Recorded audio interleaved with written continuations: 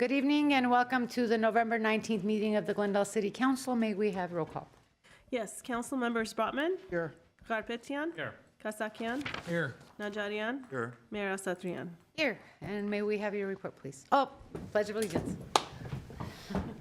Join me. I pledge allegiance to the flag of the United States of America and to the republic for which it stands, one nation, under God, indivisible, with liberty and justice for all. Please remain standing for the invocation. Let us begin by acknowledging that we are standing on the indigenous lands of the Gabrielino Tangwa people. In recognition of Hunger and Homelessness Awareness Week, let us take a moment of reflection and acknowledge the pressing reality of those who are unhoused or experiencing food insecurity and hunger, recognizing the inherent dignity of every individual irrespective of their circumstances. May we harness our collective efforts to create communities that prioritize compassion and support for those in need. Let us work towards a society where everyone has access to safe shelter, nourishing food, and the resources necessary for a dignified life. In our pursuit of justice and equality, may we be guided by empathy and solidarity as we strive to alleviate the plight of homelessness and hunger, offering hope and a sense of belonging to those who need it most. Thank you. Thank you. And may we have your report? The agenda for the November 19, 2024 regular meeting of the Glendale City Council was posted on November 14, 2024 on the bulletin board outside City Hall.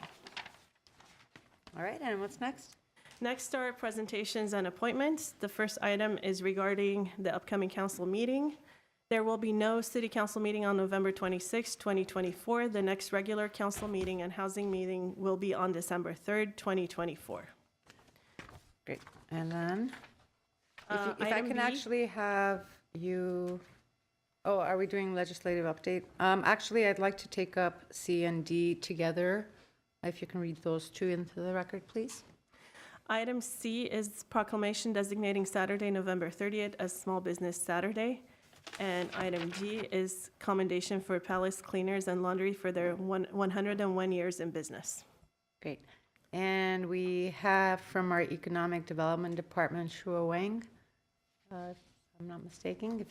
I'm going to call up your name, so if you can come up, and any economic development staff that's here. The Montrose Chamber, Glendale Town Association, Montrose Shopping Park, and Glendale Chamber of Commerce. We also have with us Arman Movsesian, who is the owner of Palace Cleaners and Laundry, celebrating 101 years. Thank you. I'll read parts of the proclamation, and then each of you can have an opportunity to say a few words. But whereas the City of Glendale celebrates our local small businesses and the contributions they make to our local economy and community, whereas small businesses are the foundation of Glendale's economy, making up over 90% of the city's businesses and playing a vital role in job creation, whereas the City of Glendale's Economic Development Division further supports small businesses through a free HR hotline, offering expert guidance to help local businesses navigate workforce-related challenges, ensuring that they have access to legal, HR, and compliance advice in real time.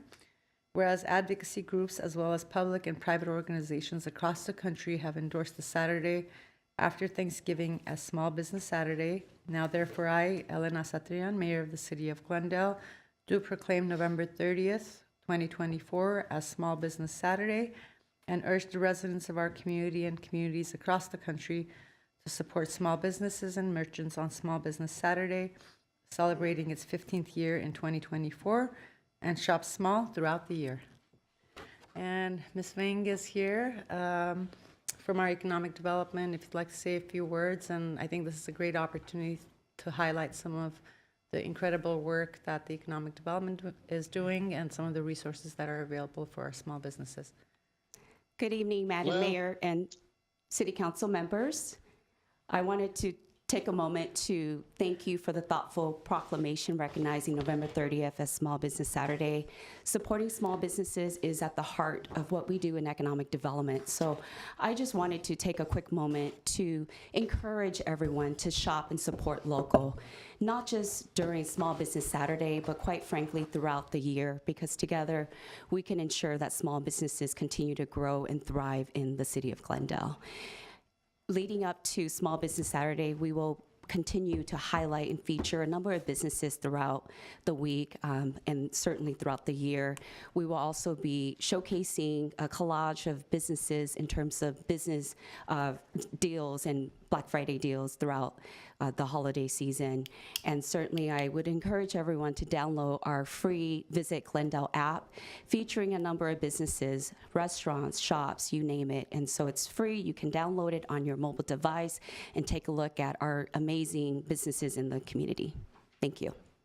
If I may ask, if someone wants to have their business spotlighted through economic development, what would be the process for that? Yeah, absolutely. Reach out to us at chooseglendaleca.com. We are happy to continue to feature additional businesses if you're not already listed in our Visit Glendale app. And we officially have our date for the Small Business Summit for next year, which is going to be May 1st. May And 1st. individuals and companies that want to sponsor that can start doing so now at chooseglendale.com. Yes, so absolutely. So please save the date, Thursday, May 1st, 2025, at the Embassy Suites by Hilton in Glendale. So we're excited. We're currently planning an exciting lineup of programming and breakout sessions. Okay. And then the HR hotline, I know, is a hot topic. So does that include just legal advice and so forth for small businesses? New labor or- laws, those are always changing, and so we actually have a number of webinars already scheduled in the beginning of the year. They're free. We encourage everyone to dial in. Not only that, it's recorded as well. So those that are unable to join, we encourage you to also visit us at our website or YouTube, Choose Glendale CA. Thank you. I know that this afternoon, we also, as part of our afternoon session, talked about the concierge services and how we continue to assist our small businesses through that. I would also like to highlight, I know I said it during the last meeting, but Glendale was also one of the finalists as top 5 business-friendly cities in LA County out of the 88 cities. And I commend the staff and the work that you guys are doing to uplift our small businesses. And I see that some of your staff is standing right behind you. And so thank you for being here. And for those that aren't here, please know that your work is valued. So thank you. Thank you. If any of the organizations would like to say a few words, you're more than welcome to do so. Hello, Madam Mayor and council members. Thank you for inviting me here. I'm Gigi Garcia. I'm the Vice President of the Montrose Shopping Park Association. We represent approximately 180 independent small businesses up in Montrose, and we promote and support them through their journeys while they're there. We do the Christmas tree lighting. We do lights on the trees. We do banners in town. We have events throughout the year to support our local businesses. Just wanted to touch on a couple of things that are coming up in regards to Small Business Saturday. The day before will be Plaid Friday, and that is in lieu of Black Friday. We want you to wear your plaid, come and enjoy all the creative, independent small businesses, and it's a nice alternative to the craziness of the big box Black Friday. So want to invite you out to that. And Small Business Saturday will be hosting a spin the wheel event. So if you shop small and show your receipt on Honolulu and Ocean View, you turn in your receipt and get to spin the wheel. We'll be giving away prizes and Montrose Shopping Park t-shirts and mugs and bags. I brought our Plaid Friday bag. I brought one for each of the council members, and nice canvas tote. That will be on Spin the Wheel too. Let's see, what else? That also is the kickoff for Old Town Christmas, and we have horse-drawn trolleys on the weekends. We have Santa, which is free of charge. You can come bring your kids, take pictures with Santa. We also have pony rides and live music throughout the town.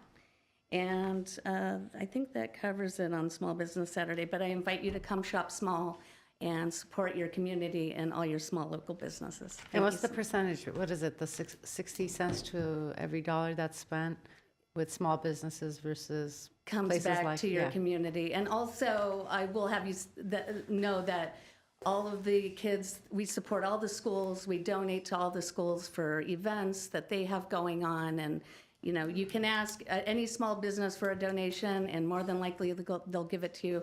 Target, Macy's, all those places. Well, it's a lot harder to get a sponsorship out of them, but we like supporting our neighborhood and community. So come shop Montrose. Thank you.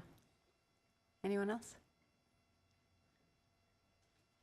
Hi, good evening, everyone. My name is Kim. I'm the Vice President for the Montrose Chamber and Montrose Verdugo City Chamber of Commerce. So on behalf of all of us there, we want to extend our heartfelt thanks to the City of Glendale for this proclamation in support of small business Saturday.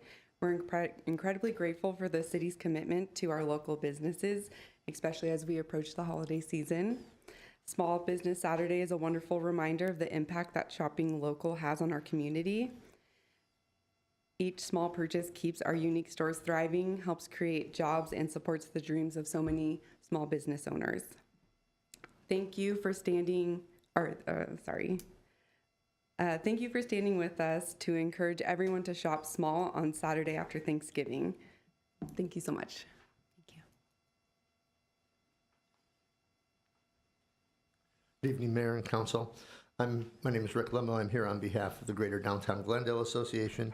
I want to thank you, as well as our city staff, especially Economic Development, Community Development, for recognizing the small businesses here in Glendale. We work to represent them every single day with a volunteer organization that carries a lot of their needs back to the city, and we appreciate you addressing those, especially some of the streamlining you're doing, and just want to say thank you for recognizing small business.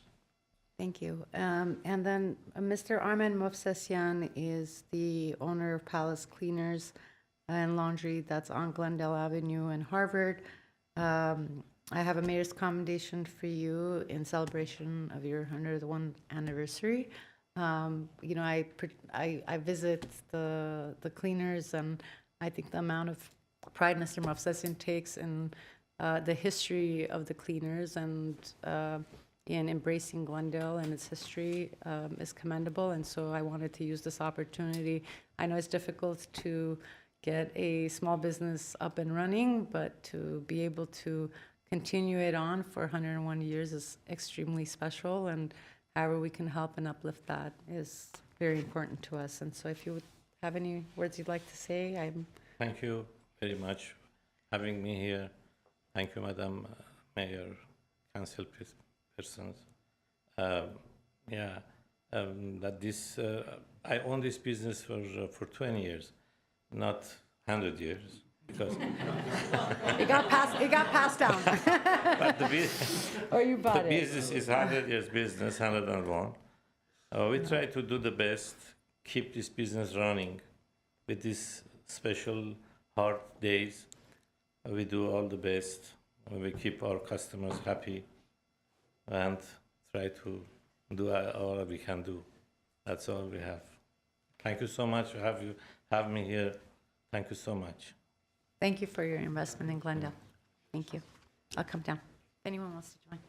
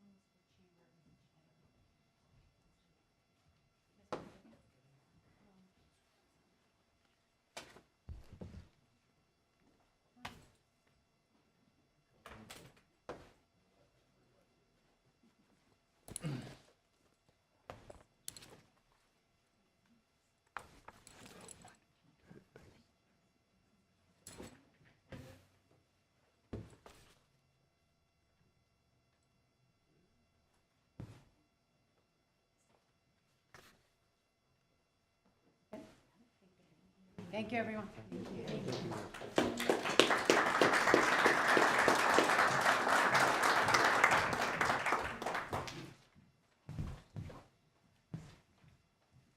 All right, what's next?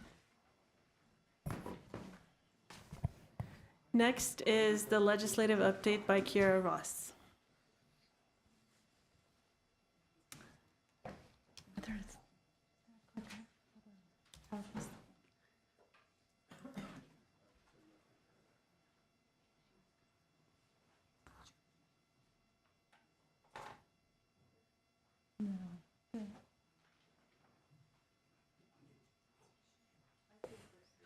Okay, that's fine. Good evening, Mayor and council members. Kiara Ross with Emmanuels Jones. So good to be back in Glendale this evening. Wanted to do a very quick overview of what happened in 2024 and talk a little bit about what we're anticipating in Sacramento in 2025. Just very quickly on the state budget, excuse me, very quickly on the state budget, we had a $47 billion deficit last year that quite literally drove just about all the decisions. It really was sort of the elephant in the room all year. However, there were some bright points. There was an emphasis on protecting programs in Sacramento that included protecting existing programs relating to housing and homelessness. So there was an additional $1 billion for the HAP funds. There was also $500 million more in low-income tax credits. And we protected active transportation, which was a really critical program. The good news, state revenues are up just over $5 billion since the June projections, which means we are trending upwards on state revenues. The cautionary note, we do have a structural deficit. LAO and other financial experts have been cautioning that over the next 2 years, we are likely to see some level of a deficit. However, it's looking like we're in much better shape than we originally anticipated. Very quickly, 2024, 2,100 bills were introduced. 1,200 went to the governor. He signed just over 1,000. He vetoed 189. And about a 15% veto rate. The number one reason, again, this year, this has been for the trending for the last several years, why a bill was vetoed, funding outside of the state budget process. So that's bills that try to spend money that was not anticipated in the state budget. Housing, wanted to touch on housing and homelessness very quickly. Housing element, 2 bills on builders' remedy projects of note. AB 1886 by Mr. Alvarez clarifies that only HCD can determine a housing element is certified, meaning cities and counties going forward, beginning in the next cycle, cannot self-certify housing elements as it relates to builders' remedy. There's also new parameters in place for the approval and when a city can approve or disapprove a builders' remedy project. On housing fees, SB 937 is a bill that for the first time is going to delay collection of very specifically some housing fees until certificate of occupancy has been issued. It applies to housing projects with substantial affordable housing component, under 10 units or under, and those projects that have been part of the streamlining bills over the last couple of years. So it's not all of them, it's some, but they will delay the collection. Also had some bills on public housing authorities. And then on homelessness, there's 2 new categories that are going to be added for purposes of RENA. They're the 0 to 30% of AMI on regional housing, dealing with extremely low and acutely low, so we'll have to work on that in the future. Climate and sustainability, Proposition 4 did pass, $10 billion climate bond. That's important. There's funding that we're talking to your staff about for recycled water, for local parks, $200 million in that category, as well as funding for climate and extreme heat mitigation and climate community centers and things like that. We're also going to see the thicker plastic bags that you see at checkouts. Those are going to go away in 2026. The bill did pass that would ban those. And there was an important bill for water and power on publicly owned EV charging stations in the future of who's going to make sure that those are correct operation and weights and measures and making sure that they're actually accurately sort of tuned to make sure that they are getting out the right amount of power. Very quickly, retail theft legislation, 13-bill package that the administration and the legislative Democrats put together. The whole number of bills, those bills were put at one point trying to keep Prop 36 from passing. Ultimately, Prop 36 did pass. The good news is we got both. We have Prop 36 changes and we have the 13-bill package. So a lot of changes going on in that space.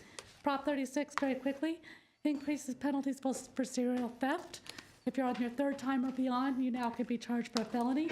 Increases penalties for certain drug crimes by increasing the sentence lengths and the level of the crime. Classifies certain drug offenses as treatment-mandated felonies. If you're in your 4th time or beyond, the judge now has the ability to say, you can have a choice. You can either go to drug court and deal with the substance use issues, or you can go to jail. If you choose not to complete your drug court time, then you'll need to go to jail and finish out your sentence. And it requires courts to provide a warning for the first time, similar to what we do for DUIs. Anybody that's dealing drugs and is convicted is going to have a warning from the judge explaining that in the future what kind of penalties they could get for drug dealing and the damage that it does. Just of note, Prop 36, there is no funding attached to it, so we will likely see in the state budget funding for the courts, for the drug court program, and they'll also be looking at things like Prop 1, mental health funding, other kinds of funding sources to make sure this gets funded in the future. So a couple of just general notes going into next year. November ballot, obviously, we had a major election. We will see coming out of that, we will see a number of impacts from the new Trump administration beginning on December 2nd with a special session that will relate to protecting California's values. We are going to also likely see legislation on a number of fronts, including creation of a new California disaster fund as it relates to wildfires and FEMA. Probably expansion of California's existing sanctuary city law that is in place today, or legislation that will try to address that. Legislation on the protection of California civil rights and protection of California gun control laws. 25% of new members, 25% of the legislature has termed out, so we'll have 36 new members. 3 of those are our own new members. We anticipate at least 1 new leader in the Senate. Continued state budget deficit, we talked a little bit about that. Climate-wise, we've got the reauthorization and updates to the cap and trade program. So a lot of discussion on what that will look like and mean going forward. Obviously, new additional legislation on homelessness and housing. And then lots of questions about the governor and where he's going in terms of pushing for potential run for a presidency, what that will mean for the state. So a lot going on in California in 2025. Got some good conversations already with your staff, and we'll continue to work with them to help get priorities in place. And with that, I'll take any questions. My colleagues have questions? No, I just want to say that I met with Karen. I gave her an earful of what I think the state should be doing. Some of it lies beyond the scope of our work as a municipality, but thank you for sitting down and hearing me out. It was a good cathartic session for me.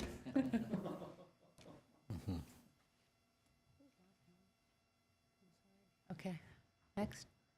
I also had an opportunity to sit down, and I think our biggest concern is where to get any extra funds from the state for some of these mandates that they impose on local municipalities and jurisdictions, that they do not offer any solution as to where the revenue or the funds to pay for them will come from. You know, whether it's housing, whether it's transportation. You know, our populations are growing. We have challenges with the homeless. We've had challenges with spikes in crime.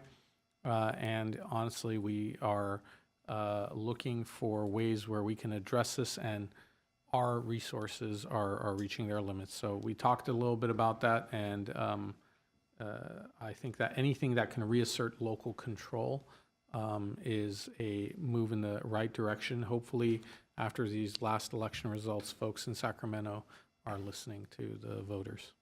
Yeah. No, we also met separately, so I shared my concerns and my hopes for the coming session. A lot will depend on whether we lose federal money, whether it's disaster relief money if we need it, or it's money for out of HUD for vouchers and housing vouchers or other low-income programs. I mean, I think we have to be prepared that some of that may get demolished, and whether the state can step in and cover that, it's going to be really tough. Yeah. So I think we just don't know, and we won't know for a little while. Great. Anything? Yeah. Thanks for being here. We also met this afternoon and had a lengthy discussion.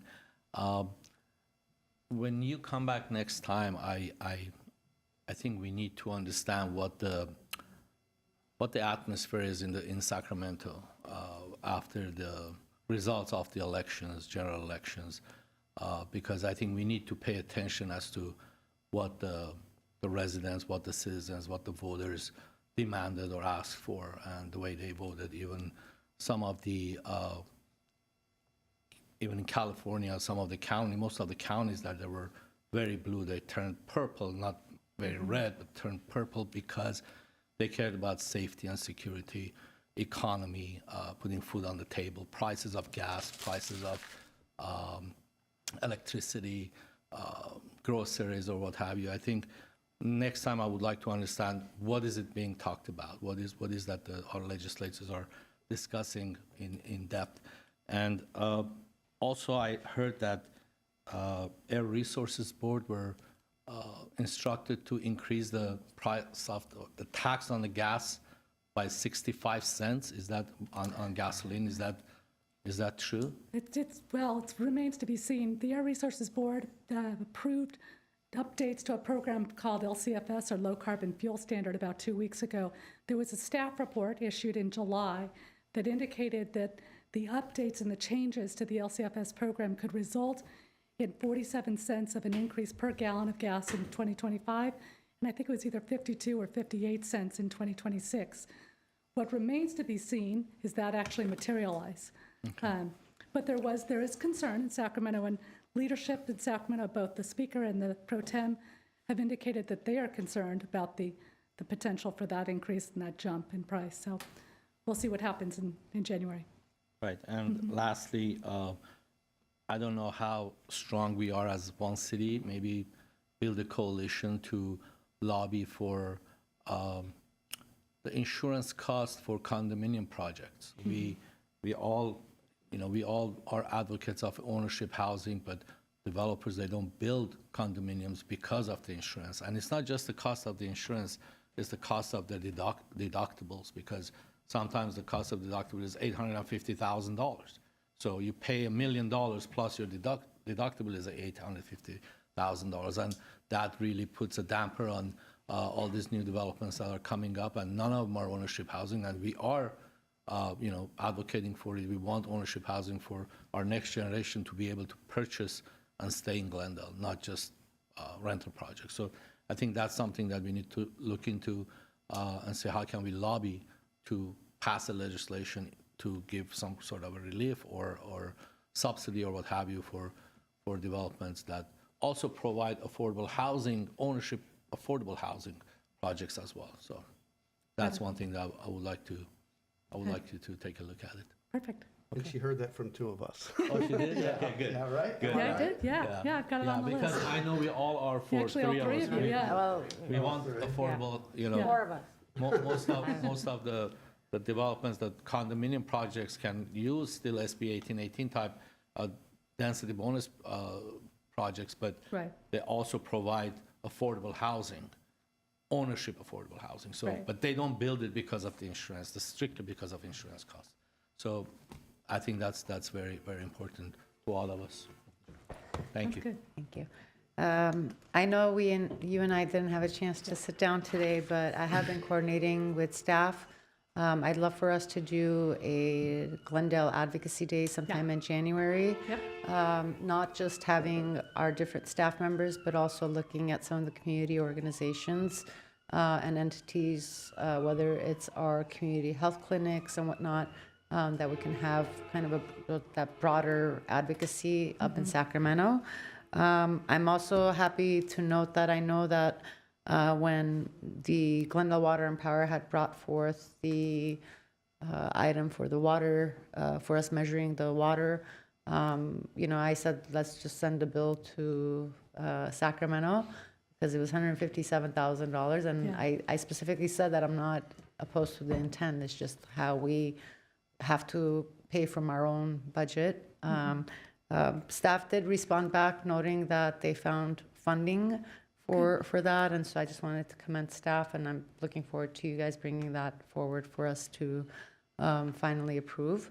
But I think it's really important in us figuring out how we're going after some of those funding opportunities that are available, especially when it comes to these consulting services that we have to prepare reports, but it's coming out of our own budget. And so I look forward to working with you and coordinating the advocacy days. And I'm also hoping that staff can just provide us a laundry list of also bills that may need like cleanups, right? I know we've had different discussions with different departments about kind of constraints that have been placed on our work or prolonging our processes here in the city when we're trying to streamline things for our residents and small businesses. So, Sure. Yeah. I think that's all I have for now for you, but Looking forward to it. So Sounds thanks for good. being here. Yeah, absolutely. Okay, all right. Anything else, anyone? No? Okay, Thank you. thank you. Thank you. All right.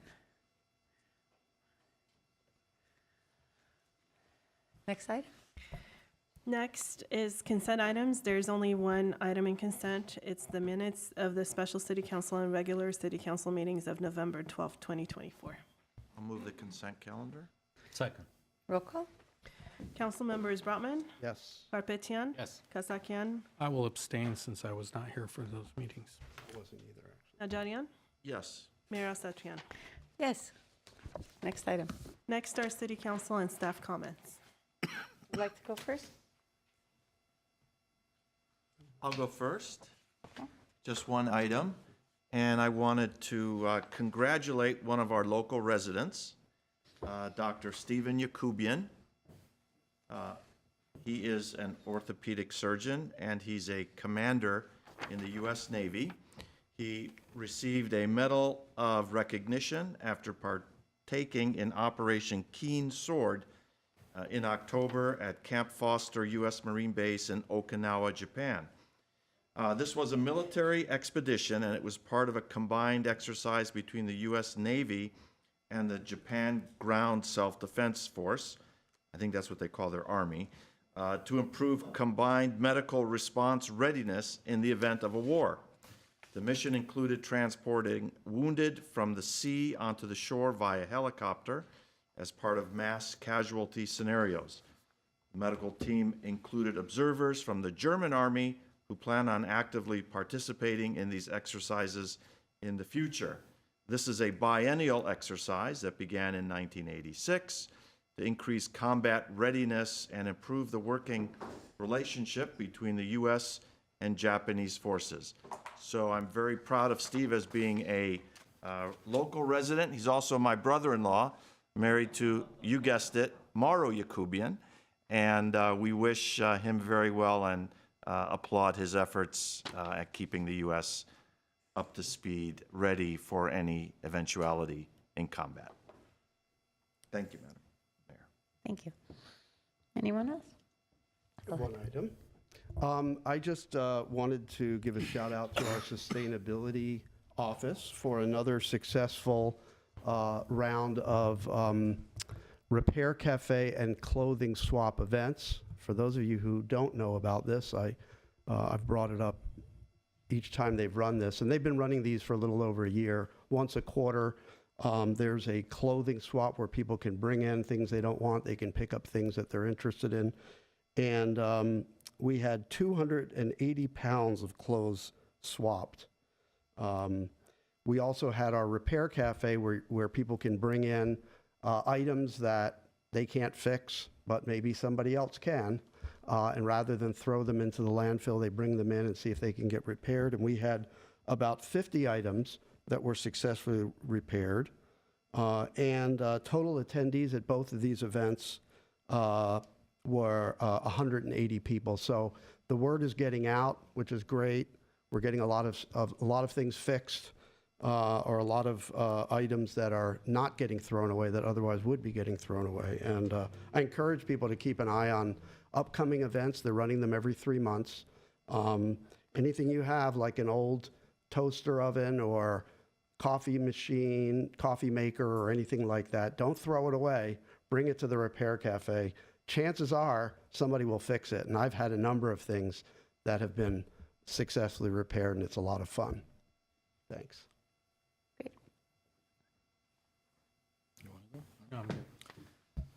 When is their next event? You'll have to ask the city manager. Okay.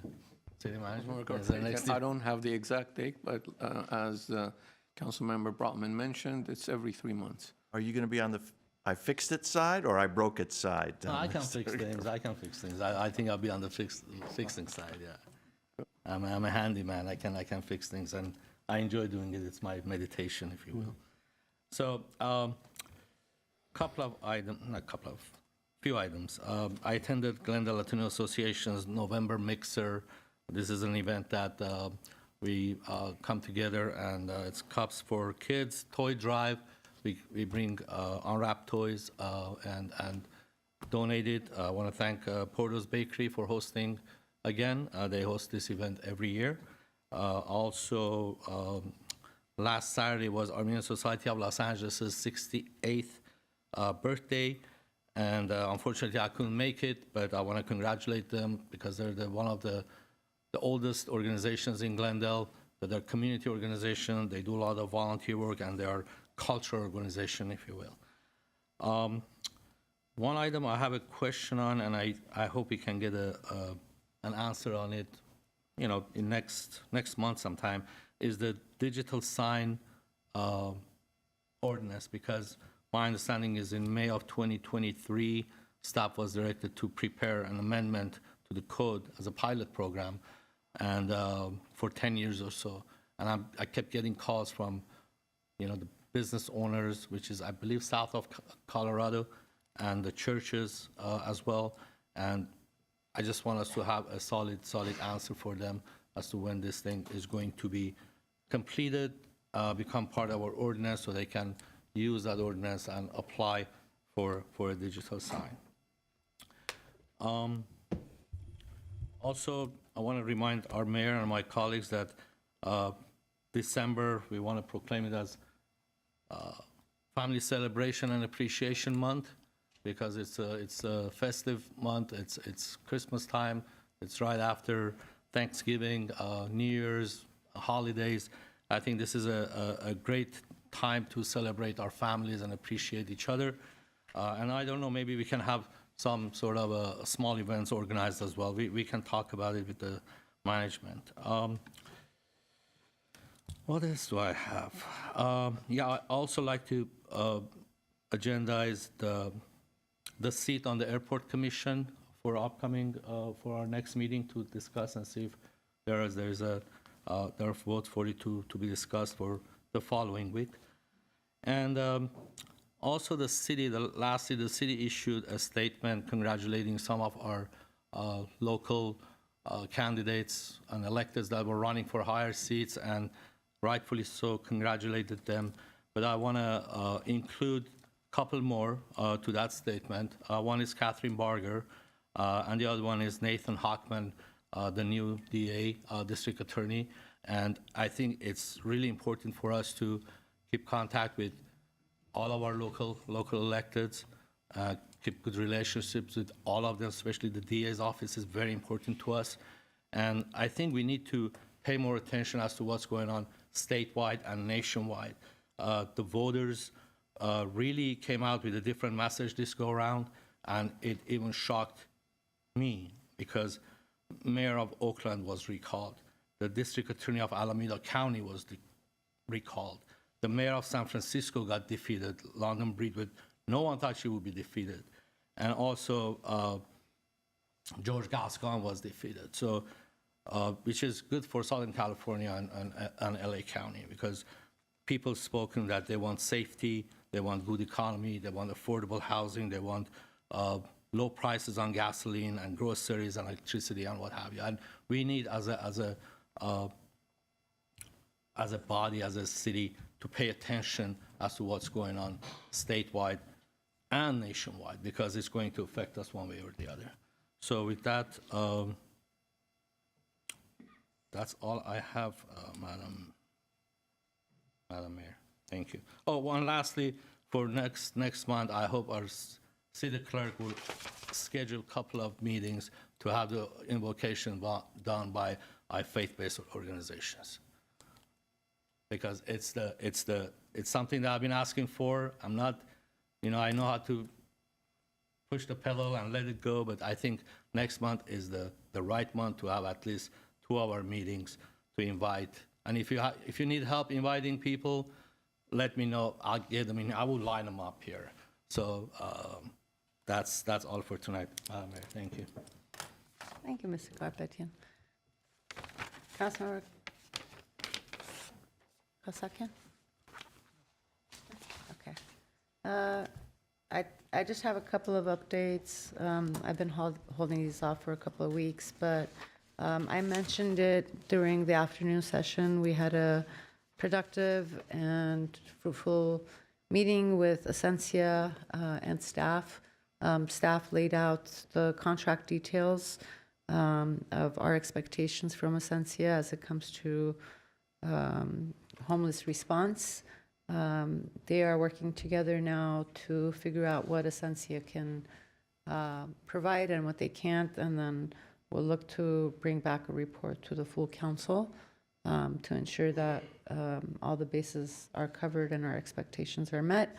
I'm confident the relationship will only get better through this process.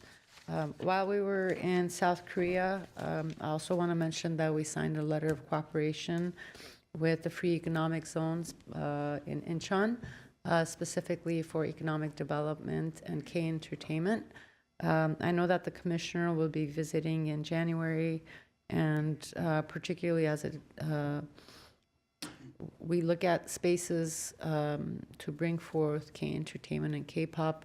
I'd like for that to be something that staff looks into. And lastly, I've been hearing a lot from our restaurants and our small businesses. It's literally like insanity is happening with the prices for rent when it comes to our small businesses, when their leases are up. I know some cities are, taking certain measures in trying to help our small businesses and restaurants, but I don't know, if you have to sell 100,000 pancakes to cover a $30,000 monthly bill for a space, but we really have to figure out how we're helping our small businesses. And so I'd like to agendize that. I know that some other cities have some programming around that, and I think it's really important for us to see how we can get ahead of this, because I know it's becoming a huge issue with restaurant after restaurant closing, and specifically because when the lease is up, the rents are going double, triple the price. So that's that. All right, next item. Next are community event announcements.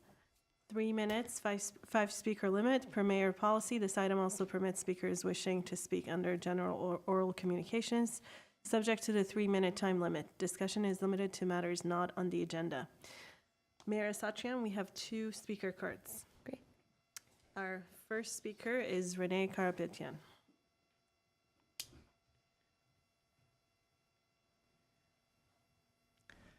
Good evening, Honorable Mayor, City Council members, and City staff. Thank you for this opportunity. My name is Renee Karapetyan. I'm here tonight on behalf of the Glendale Burbank Salvation Army to invite you and the public to our annual Kettle Kickoff event, which will be on this coming Thursday, November 21st, from 6:30 to 8 p.m. at our own Glendale Forest Lawn at the, I have to look at this one, Crucifixion Resurrection Hall. And the tickets are $125 per person. And you can purchase either through our the QR code you see on the screen at home, or call our office at 818-246-5586. Thank you. Good night. Thank you. Thank you. Our next speaker is Alan Dish. You have 3 minutes. City Council, Alan Dish. I would like to honor the memory of someone, Miss Margaret Hammond, who was a regular at City Council meetings, who passed away 1 year ago on November 21st, 2023, at the age of 94. Growing up in Glendale, I, from time to time, not all the time, would tune in to City Council and be educated by the many fine residents who would speak up, one of whom was, of course, the late Margaret Hammond, the distinguished hat lady, who herself lived in Adams Hill area, whose reputation preceded her, and who was a force to be reckoned with. And I never met her, but even if I did not always agree with her positions, I would nonetheless like to say that it is in her spirit of tenacity, resolve, perseverance, and chutzpah, that my interest in city government was piqued. And she was an inspiration, basically, to a generation of public commenters. She was provocative but absolutely respectful. To quote Arlene Vidor, quote, a most unforgettable character and outsized personality, a force of nature in Glendale, end of quote. So to conclude, I would like to nonetheless respectfully end my comments with an homage once again to Miss Margaret Hammond by stating the number for bulky item pickup, with which she often ended her speeches, her small contribution to help keep our city clean. That number is 818-550-4400. Once again, that's 818-550-4400. Thank you. Well done. Thank you.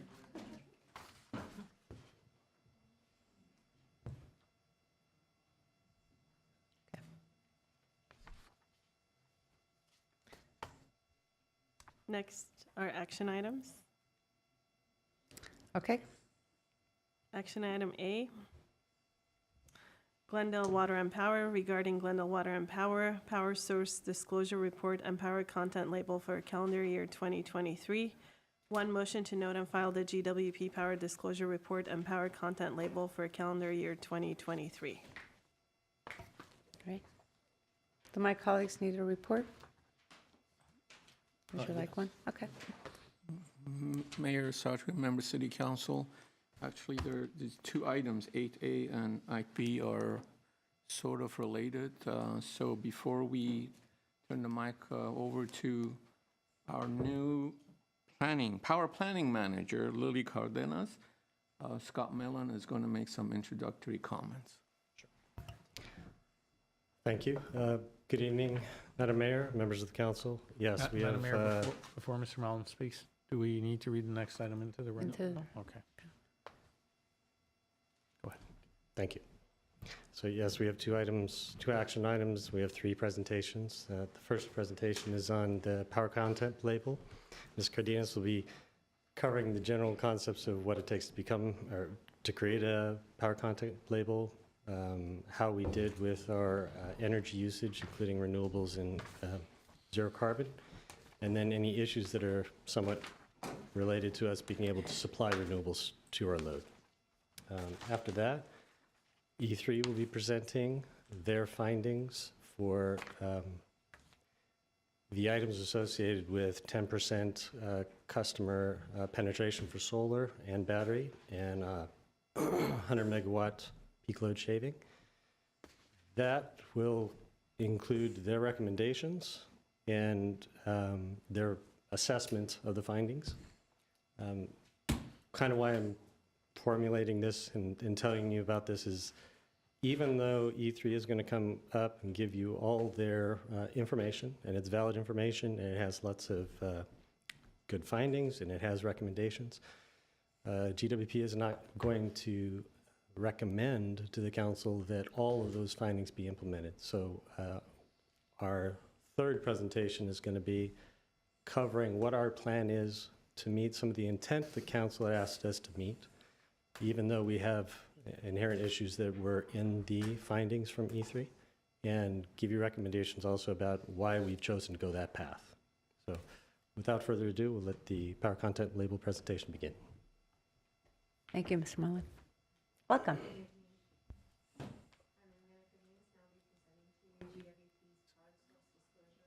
Can you speak into the microphone, please? Sorry, can you hear me? Thanks. Good evening. I am Eliana Cardenas, and I'll be presenting GWP's Power Source Disclosure Report for calendar year 2023. Next slide. Next slide, please.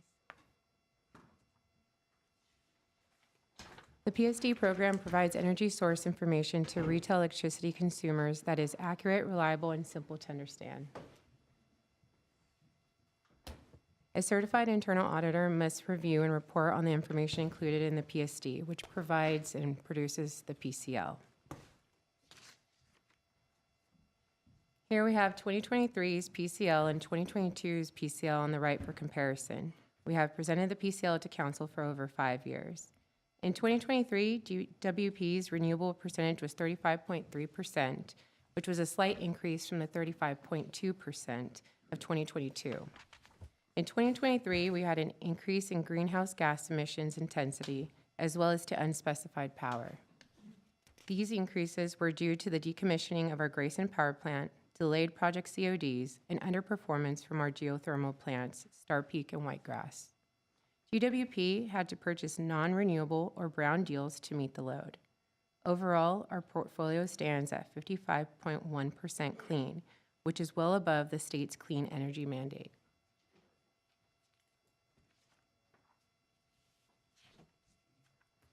The Glendale Renewable and Zero Carbon Progress Graph tracks GWP's progress on reaching our renewable portfolio standards goal.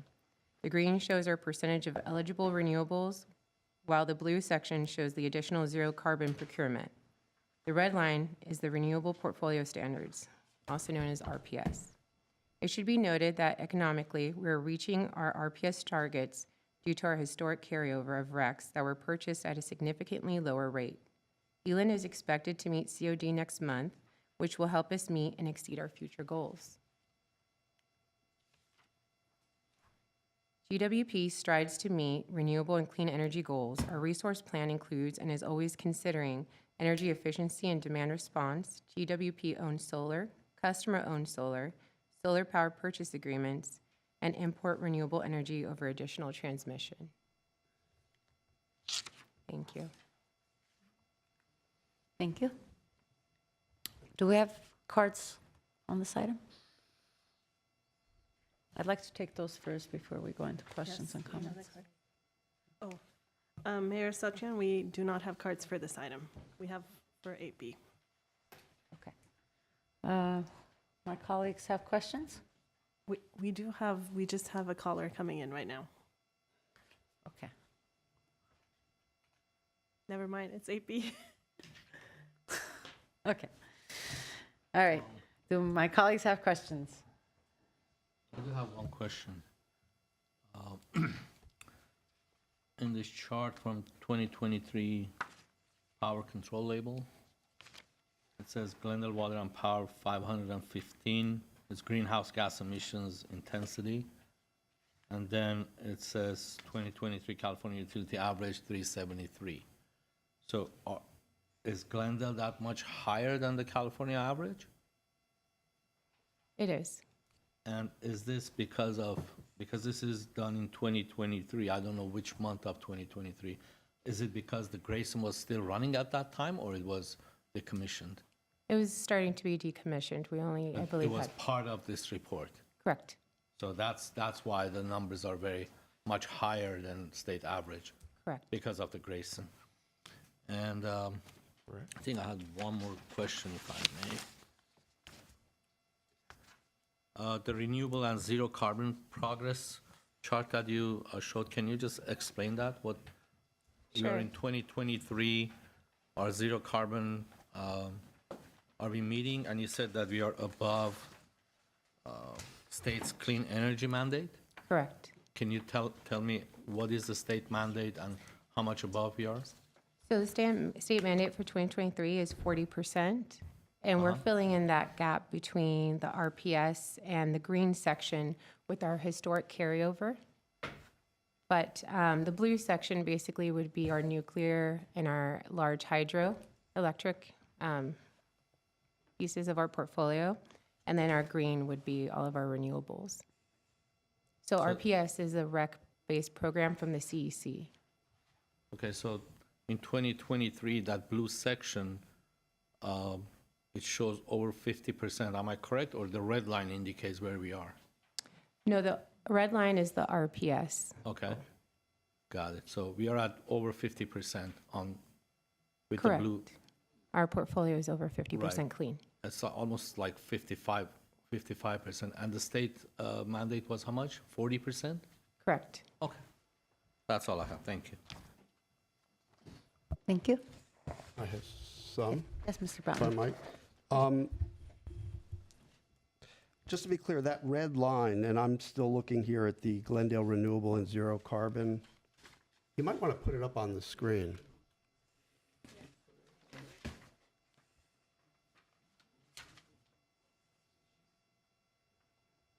out there. Yeah. Okay. So that red line is the state's requirement for renewable energy in the portfolio of the utility, Incorrect. right? RPS is a REC-based program. So just because that line is there, it does not, it's basically based on RECs. We don't get any RECs from nuclear or large hydro. Right, right. So that's basically coming from the green area in that chart. The green area in the chart are what are traditionally called renewables. Is that right? Correct. It's what produces RECs, but yes. Right. So that when we look at that red line, we're looking at it relative to the green, not to the entire green plus blue, because the RPS, the state's RPS requirement, only includes quote unquote renewables. It doesn't include large hydro and nuclear, right? So RPS is a REC-based program. We are, because of our historic carryover, and we meet our goals. Yes. The answer is yes, yes. So the renewables are primarily green, which is what the REC-based program is. The Right. blue is the zero carbon. So if we were to look at the RPS program and go out to the 100% marker, then we could include all zero emission or zero carbon resources. But in this case, yes, the green is renewables. And the state is basically saying that green needs to be at 60% by 2030. Yes. And we're at like 35, what number are we? Yeah, I believe it was 35. 35 and change, right? Yes. So we have a long way to go. We do on the renewables, yes. Okay. I mean, it's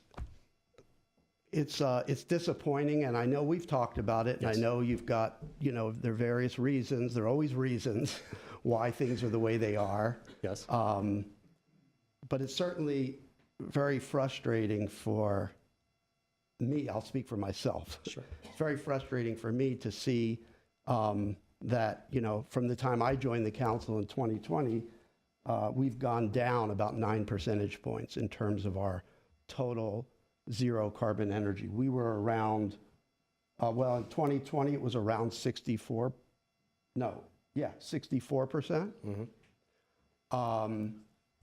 And now we're around 55%. So we've seen that decline when I would have expected that it would be growing. And we were, patting ourselves in the back. I remember in 2016, and I remember when Mr. Garpetian was on council then, I wasn't, but we were patting ourselves on the back for getting to that 60-some% number. And 2/3 of the energy you consume is zero carbon. And we were patting ourselves again on the back, in 2020 and 2021. And then we've had this fall off. And it's just really concerning. Despite, I know there are issues with our geothermal. I know there have been periodically issues with our hydro energy, right? Yes, definitely. And I know that we've had a delay in getting our large solar project in the desert up and running and getting that energy. Yes. I get all those things. I just still want to express my frustration and my disappointment and my concern and strong hope that we're going to see that rebound, because we do have big goals. We have to be at that green bit there in the chart should be around the 60% mark in 6 years. Right. So it's probably worth noting also that total energy over a year likely increasing since we first started this program. And each year we have to assess on total energy for the year. So things like electrification are going to increase our load or total energy usage, which would reduce our total renewables by comparison. So we do have that. So we're chasing two rabbits at one time. We're pushing our load up, and we're trying to get more renewable resources on the grid and sourced back to us. So that there are two problems we're trying to fix. I understand. Councilmember I just Bachmann. wanted to express my thoughts on this. Yeah, of course. Councilmember, members of the City Council, I'd like for Mr. Mellon to explain the reasons. I know you know some that are outside our control that have contributed to a reduction in our eligible renewable portfolios for the benefit of the public. So as Councilman Brotman mentioned, we did have an issue with Eland, which was a solar project that we actually had one of the lowest priced solar projects around when we got involved in that. Unfortunately, it had a lot of problems coming online in a timely manner. We just recently passed testing, and we're looking at having it go to COD, I believe, in the beginning of December. And it was originally supposed to be fully online, well, depending on which conversation. It was earlier this year we were supposed to have it fully online. We have 2 geothermal plants that are significantly underperforming. In fact, we went back and renegotiated with that provider because we didn't want them to go bankrupt from all the penalties that they owed us. Just to keep them in business, we went back, renegotiated the contract, and lowered our expected output from those units because we are in such dire need of these renewable resources. So there are significant impacts all around. Quick question. Yes. So when the Elan project come, I remember when we invested in it, was many, many years ago. And Right. so when it comes online, what would that what would that do to our the green one, the renewable one? Trying to remember what percentage Elan represents. Do you recall I think what it was percentage of our total resource?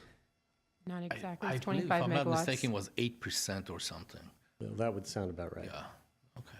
All right. Thank you. Madam Chair. Yes. I have a question, Scott.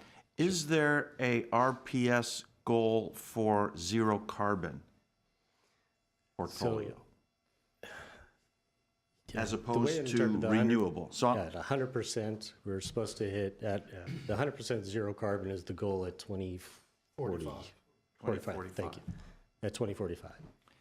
is there a line, though, as this red line is transposed on this graph? No. I mean, it have doesn't they go out set to yearly 2045. standards? If we were to take that out to 2045, it'd be representative of the total goal. No, I'm talking about non-carbon, right? Yes. Including total, including the nuclear, the large hydro, and all the other renewable. Today, as we stand, is there a target for 2023? We don't have a fixed target for it. Has the state given a target?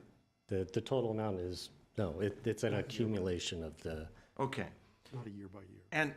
And I think that what we have here is a problem in the definition.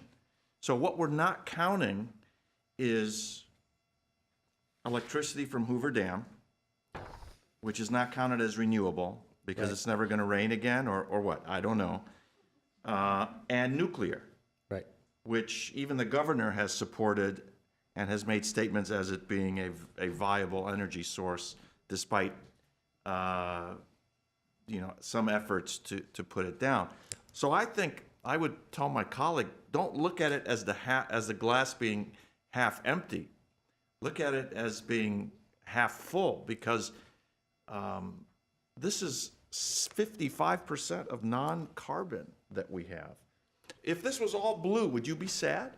If it was all hydro, let's say we had a direct line to Hoover, which we don't, and we had our own little nuclear plant, and we didn't have any solar or any of the renewable, would you be disheartened? So all our power being non-carbon but not renewable. If we had everything in 2 resources, I think that would be risky, but I know what you're getting at, if it was zero carbon. But that is included in the blue. That The is That is blue included. has Hoover, Hydro, right, Hoover and nuclear. and that. Right. So why did it start dropping? This is 20, you were talking about Grayson. What was the effect of Grayson? We had to backfill with Correct. other Because we don't- non-renewable sources? Correct. So it made us go out into the market and buy spot purchases or brown deals. Like methane generated When it's- electricity and, Correct. I don't want to say the coal word, but I mean, we have a very small part. Is that what screwed us up? Part of the problem is when you go to the market and buy, it's non-specific is what the actual qualifier is. So it's automatically assumed that there's a certain amount of it that is carbon emitting. What's our best case scenario? Elon comes online, the geothermal is percolating properly. Yeah. If everything is going as we would otherwise expect, would these graphs be significantly more green? I mean, would we have more green in that? With if geothermal were producing at the levels it was supposed to, which is every hour of the day, and if Elon was producing as it was supposed to, which represented about 8%, but in a very specific time of the day, I'd imagine at least 10% added on to this. So if you wanted to blame you, let's say I wanted to blame you for not reaching the goal, it's not for lack of trying. I mean, you've invested in these particular sources, but they're not, certain sources are more fluctuating. Yes. Solar also is fluctuating. Yes. Right? Wind. What are our other good renewable small sources? Hydro. Small hydro. I mean, you can't predict necessarily. No. Well, small hydro, it's run of the river, so we're subject to what water supply there is in the reservoirs and how it runs through it. This is Tieton in Washington. And solar has solar's profile. It's during the day only. I mean, I'm not happy that our total green and blue has dropped as far as it has. I know Steve Zern used to say, "Oh, we're 60-some% non-carbon," and whether that was patting ourselves on the back or not, it was true. True. But it is rather disappointing, and I'd like to blame it on factors beyond our control, and maybe that truly is the reason that these are factors beyond our control. But I mean, it's an interesting breakdown, and I appreciate the graph and the explanation. Thank you. And if I might, I wasn't blaming you, and I was trying to be careful not to point a finger at GWP. I understand everything. Yeah. No, I appreciate it. But it is still frustrating for all of us. It's frustrating for me also. All right. Any other comments or questions? Okay. The one thing I would want to note to staff, and I've mentioned it to some staff, but not others, and I think this is a good time to bring this up. I think as we're looking at our energy sources and whatnot, recently I had a meeting with CBRE and took our city manager. They built a platform, an online platform that also not only highlights the different sectors and our multifamilies where we're building them, and I think that data that they have, which is, I think, something I've been dreaming of having on the city level, where I, even with our economic development department, ask about like, hey, do we have this data source? Looking at ways to actually have data-driven projections of where we need to be, and I think that it just applies across the board, whether it's our public safety, our Glendale Water and Power, our planning department and building and safety. So I think one of the things that we're looking at is how we maybe have them do a presentation at council, so both like my colleagues and I are aware of what the sources are available, but along with our staff, because I think it'll help you guys also kind of plan for the future of not just where we are, where our growth has been, but the projections for the future and how we need to strategically plan for that in all areas. And so I think in the meantime, I'd love to connect you guys and see whatever and the platform that they have is, the data nerd in me gets super excited because they have all these layers. Whatever you ask for, they can just add on. Right. And they're offering that for free to us. So I'm happy to connect you guys to start those discussions, but I'm hoping to also bring them to council so everybody can be aware of what's available to us. I appreciate that. Thank you. Okay, thank you. So I'll move to note and file. Right. Second. Roll call. Council members Brotman, Yes. Harpetian, Yes. Kasakian, Yes. Najarian, Yes. Mayor Asatryan. Yes. Next item? Next item is action item B, Glendale Water and Power regarding plan to increase Glendale Water and Power customer solar adoption and develop additional distributed energy resources.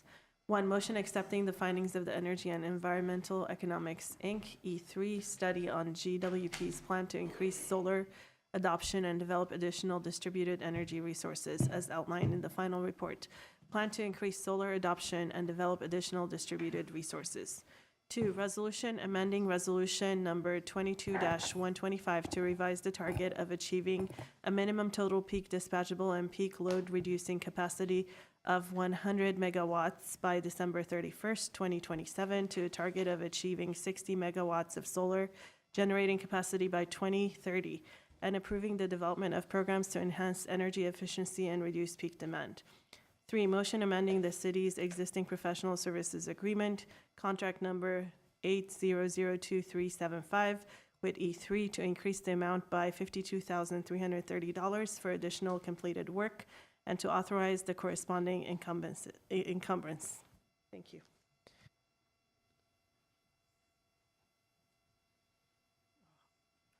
Mayor Satrian, do you have any comments to make, introduce the presenters, Mr. Mott? Good evening. Well, hello there. Yes, so kind of already introduced him, but I'll introduce him again. So first, from E3, we have, Madam Mayor, members of the council. Eric Cutter from E3 will be presenting the first slides, basically giving all the details about the study. And that'll be followed by Ms. Soloyan for Glendale Water Power's assessment of what we're planning on doing now that we have this information. So take it away. Thank you.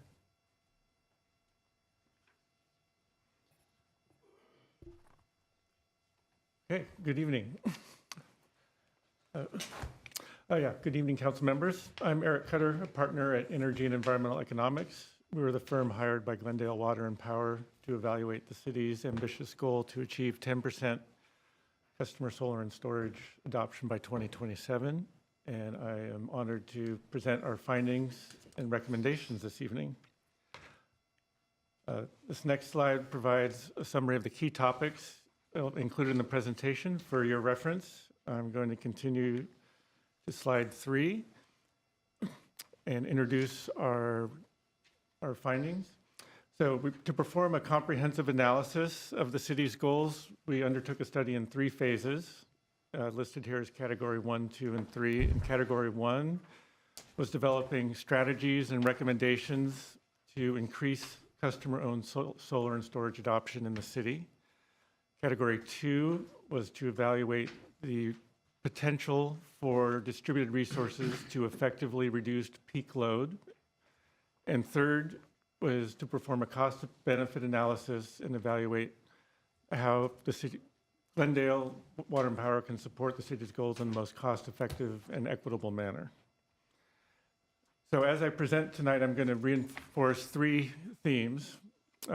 First is that I know this is not what many members of the community want to hear, but we performed a detailed, robust, data-driven analysis and find that the goals as stated are not feasible to be achieved. Second, that increasing solar adoption unambiguously comes with a cost shift and a rate increase that is borne predominantly by customers who are unable or unwilling to adopt solar. And we therefore recommend GWP have the opportunity to come back with a recommendation expressed in megawatts and including community solar in supporting or meeting the city's goals for local clean energy. The City Council's goals were expressed primarily in the context of encouraging customer adoption. It is the mandate of a municipal utility to balance that with 2 other goals, namely ensuring that those resources provide benefits to the grid and the community, not only to the customers that are installing solar. And second, ensuring that the program does not unreasonably shift costs to other customers or burden predominantly, most importantly, low-income customers who are already struggling with energy affordability. The context of Glendale presents both challenges and opportunities. Like other cities in the LA Basin, you're facing transmission constraints that limits how much energy you can bring in from outside the county, and you have limited available land to deploy new local resources. However, this also presents an opportunity in that if there's any place a local resource is going to make sense, it will be in a city like Glendale that has those constraints, and it can play an important role in meeting your clean energy goals and reducing your reliance on fossil fuels. So this is the status of solar adoption in Glendale so far. You can see that even with the phase out of the upfront incentive shown there in yellow, the last 3 years have shown a pretty steep increase in the annual adoption of solar by customers in the city of Glendale. I want to emphasize 2 points. One is that more than 85% of that adoption is with customers that own single-family homes and that are above the median income. And two, in context, to meet the city's goal of 10% solar and storage adoption by 2027, the pace of adoption would have to increase by 4 times to over 2,000 customers per year for the next 3 years. The current penetration of solar in the city of Glendale is 3.4%, which puts you right in good stead with a number of your neighboring cities in Southern California. You will see a few communities there on the left that are well above 10%, but note that 3 of those are experiencing significant new growth, and new construction is required to have solar installed by the building codes recently adopted in California. And PG&E and other investor-owned utilities also have high adoption, but they also have much higher rates. So the payback to those customers is stronger in PG&E than it is for Glendale. The economics for storage are not nearly so compelling as for solar, and the adoption in Glendale and indeed in almost all communities in California is well below 1%. And this is one of the reasons we're find that it's not feasible to achieve a 100 megawatt peak load reduction with distributed resources in the near term. So you've undoubtedly read, and will probably hear tonight, many differing opinions about the benefits of rooftop solar and whether it causes a cost shift or rate increase. And unfortunately, any reputable study that follows the laws of physics or the rules of economics is going to find that rooftop solar poses a cost shift and an increase in rates.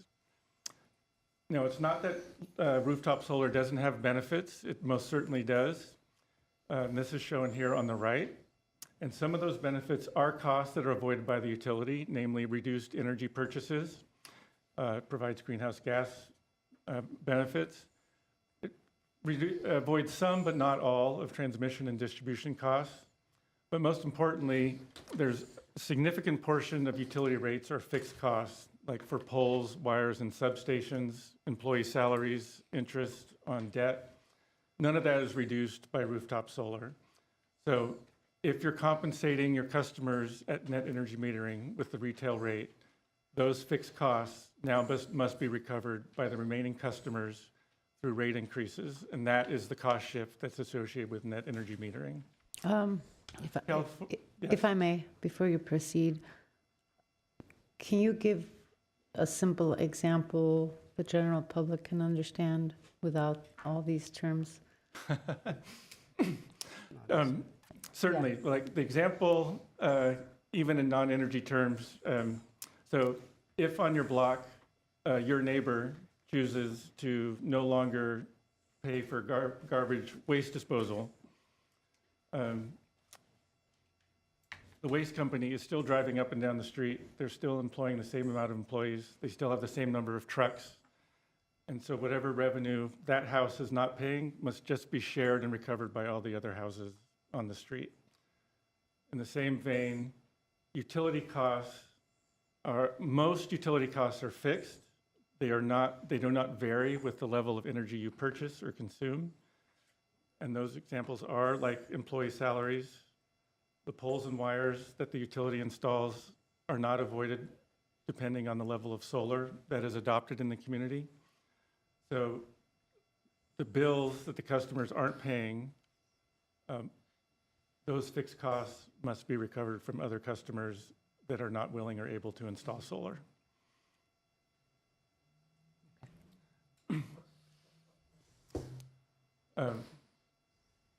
Hopefully I can provide simple examples in further questions if that's helpful. California recently shifted from the net energy metering 1.0, as it was called, to a net billing tariff, or also called NEM 3.0. This effectively reduces the compensation to customers for exports to the grid. This reduces the compensation and reduces the cost shift, but it does not eliminate the cost shift. So you can see in this bar, it's lower, but there's still a shift to other customers. Now the status for California's investor-owned utilities are shown here. In 2021, there was a cost shift from net energy metering of $3.4 billion. That is going to more than double in 2024 to $8.5 billion. I want to note this is an analysis performed by the Public Advocate's Office. Those are people employed by the Public Utilities Commission to represent ratepayers. They do not agree with utilities on anything. They're the mortal foes of utilities. So when the ratepayer advocates are saying that there's a cost shift, it's not because they're pro-utility or pro-utility profits. They're an independent public servant that is finding an $8.5 billion rate increase. You can quibble about some of the assumptions. It might be a little higher, a little lower, but it is a cost shift and it does increase rates. On the right, California shifted to the net billing tariff in April of 2023. And you can see that the pace of solar adoption may have slowed, but it is still growing. The total solar adoption in the state is still growing substantially each month. And the rate of storage adoption actually increased slightly. That is, the pace of storage adoption increased slightly with the transition to net billing tariff. I'm going to present numbers tonight on the potential for solar adoption. These types of studies will typically present three categories of potential. The first is the technical potential, and that is just a pure physical rooftops that are able to support solar. Second is not all of those rooftops will have enough space or be oriented in the right direction for that solar to be economic. So there's a haircut to calculate how much of that potential is economically viable, that is, provides a payback to the customer. These are the two metrics that our study focused on. We did not go to the third step of quantifying how much of that economic potential is realistically achievable given real-world constraints for solar adoption. We will note that other studies have found roughly that realistically achievable potential is roughly 20 to 40% of the technical potential. So it was significantly less than the numbers we'll be presenting tonight.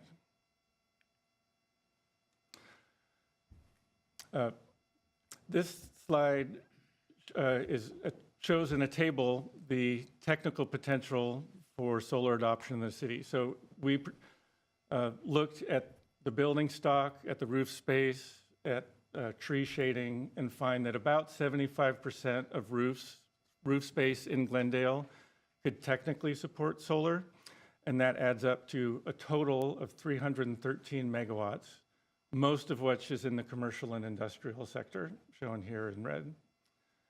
In contrast, because large solar and battery installations are limited to 110% of historical energy consumption, the vast majority of the potential for energy storage is in the smaller systems that would be adopted by single-family homes. That's shown in the red numbers there for battery capacity.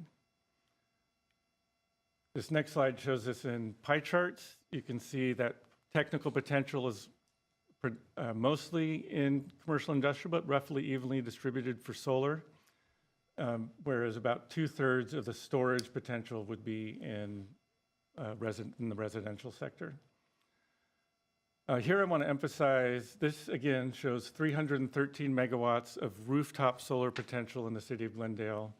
We also found 327 megawatts of potential for community solar in the form of ground mount solar or parking lot canopy solar. And this is important because rooftop solar is 60% more expensive than community solar. This is one of the reasons we're recommending that the city consider including community solar in all its forms in setting the target for local clean energy, again, as megawatts rather than a percent of customers adopting. So to summarize our findings, we developed four I'm sorry, portfolios. I Yes, have go a ahead. quick question. If you go back one slide on page Yes. 13, one more. Yes. You mentioned 330 or 13 megawatt. The 313 megawatts is the total in rooftop solar potential shown on the left-hand side. So this is if all the rooftops in Glendale, the commercial ones, how many rooftops they have to install solar system to get that to that 313 megawatt? That would be this number here.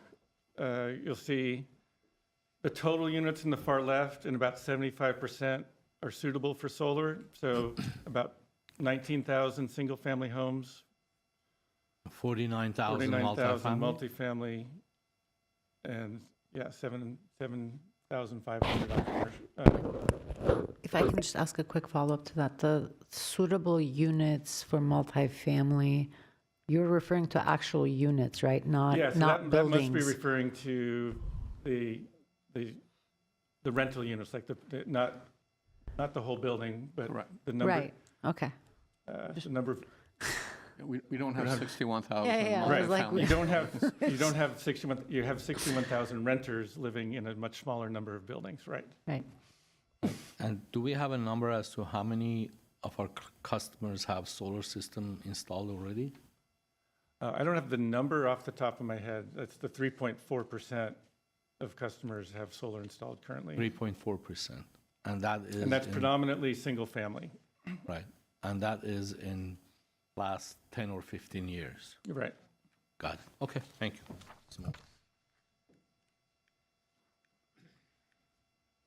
Okay. Yeah, and yeah, please feel free to stop me with clarifying questions.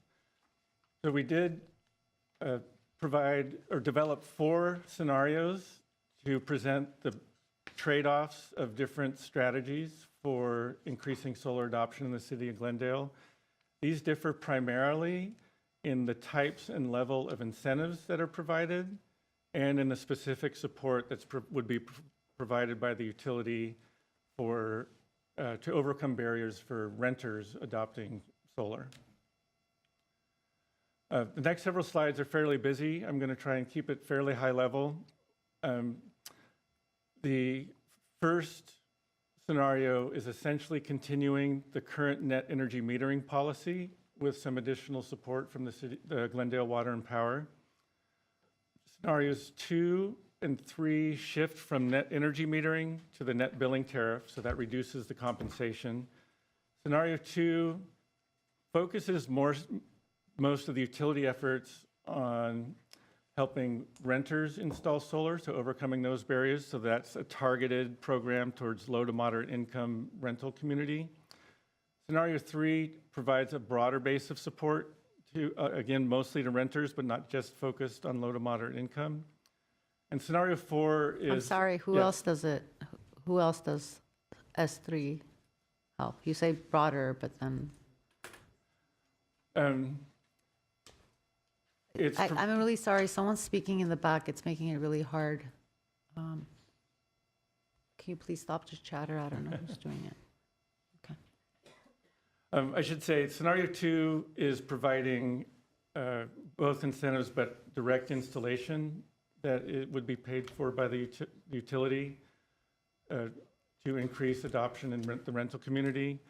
Scenario 3 is not providing the direct installation, but is providing incentives targeted at low to moderate income rental citizens. And then scenario 4 is essentially pushing the pedal to the metal as much as we can to increase adoption as much as we think is possible, retaining the net energy metering compensation, and providing a higher level of incentives to all multifamily renters, not just to low to moderate income renters. So in the next slides, I'm going to present the results of these different scenarios and how they differ. The primary results are in terms of how successful they are in achieving adoption, the impact of the programs on rates and customer bills, and how equitable or how that adoption is spread across different communities in Glendale. Again, a busy slide. I'm going to keep it high level. Recall scenario 1 is retaining net energy metering, and you can see it's compensating solar at between 13 to 28 cents, depending on the customer's rates. I'm sorry I keep interrupting you. I Yes. can't seem to find that in my packet. Slide 18. Oh, here we go, sorry, okay, go ahead. Yes, no, I want to make sure you're able to follow along.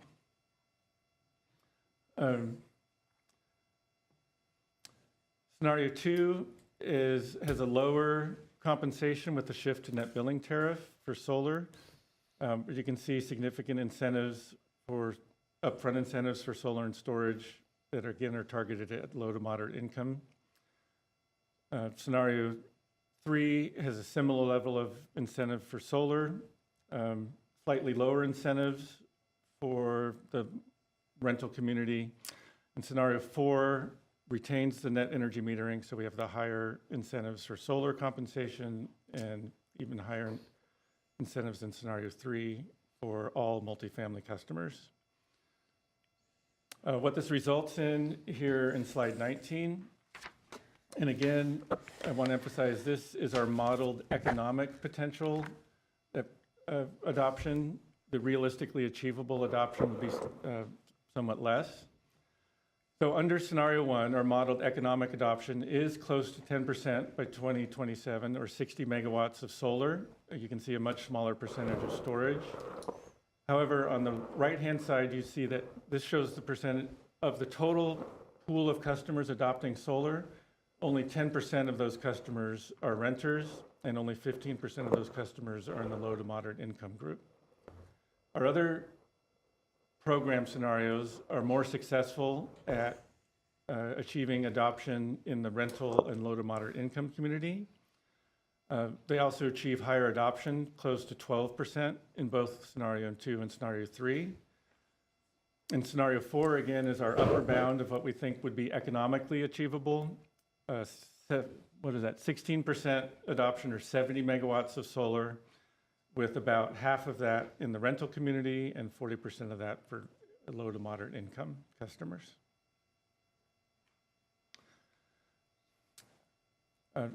Finally, I'm going to present the cost benefit results in the form of cost tests. These are standard cost tests that were developed in California 20 years ago. They're used around the country to evaluate distributed energy programs. I actually, may I? Yes. I'd like to go back. So of the cities that you had earlier shown us on the chart, comparing Glendale in terms of solar adoption, of those cities that have higher than Glendale in terms of penetration of solar, who has success in implementing it among low and moderate income households and renters? I don't have that information off the top of my head. Okay. What I can say is there are several utilities that have, like SMUD and others that have implemented what they call virtual solar programs. Those have been the most successful at allowing low to moderate income and rental customers. If you don't have the information, that's fine. I don't want speculation. Thank you. How are you defining low and moderate? I will have to get back to an exact definition. It's some percentile of median income. I think it would be helpful. I think it would be helpful, for at least for me, I'd like to know. Yeah, I what might be we're able to find it in the talking about here. report. I don't have that off the top of my head. Okay. So while we're presenting the cost effectiveness results in the form of cost tests, these are used around the country to evaluate whether programs promoting energy efficiency, demand response, or distributed generation like solar are a wise use of ratepayer dollars. The societal cost test includes environmental and societal benefits and really from the perspective of the state or society as a whole, and that's what I'll be showing. There's a total resource cost test, which is more narrowly focused on the monetary benefits that are realized by the city of Glendale. And then the other three tests are perspective tests to show whether there's a positive payback for the customer who's adopting solar. That is, are they going to have an economic incentive? The utility cost test, which shows whether the utility costs increase or decrease. And finally, the ratepayer impact measure, which shows whether utility rates will increase or decrease. So this will be more clear in the next slide. These are expressed as ratios of benefits over costs. So a cost test that's above 1 is considered positive or passing, and below 1 is considered negative or failing. So you can see on the on the left, we have under scenario 1 and scenario 4, we're continuing net energy metering, so that's a higher level of compensation. The participant cost test is 3, so that means the benefits to the customer are 3 times greater than the cost. That's equivalent to roughly to a simple payback of 5 years. So a customer under NEM will fully pay for the system in bill savings over 5 years. Shifting to the net billing tariff, which lowers the compensation in scenario 2 and 3, reduces that ratio from 3 to 2. That is roughly equivalent to a payback of around 7 years. So it's slightly longer, but still quite positive for the customer. You'll see that across all our scenarios, the societal cost test is positive, but it is more positive. That is, you're getting more benefits per dollar spent for these programs that are scenarios 2, 3, and 4 that are helping increase adoption in rental communities. And then finally, on the far right is the ratepayer impact measure. So these are all below 1, which means there is an increase in rates and a cost shift. Looking at the NEM program, scenario 1 and 4, they're about 2.5, so that means the costs are about 4 times greater than the benefits. Under scenarios with the net billing tariff, that's slightly better. The costs are about 2 times greater than the benefits.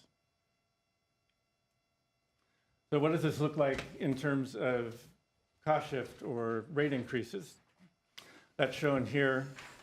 I want to really emphasize 2 points here. One is this is not cumulative. This is showing each year what the annual cost shift will be.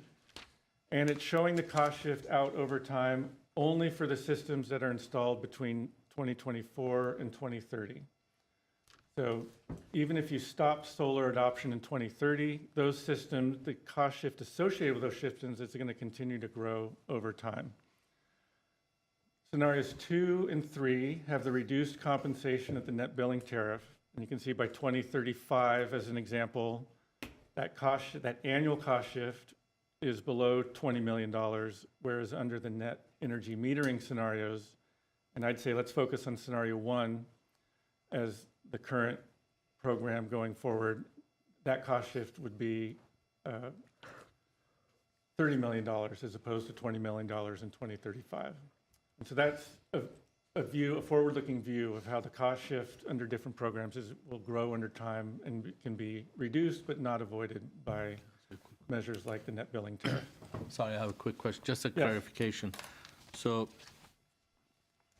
you mentioned in 2030, it will be $20 million increase in ratepayers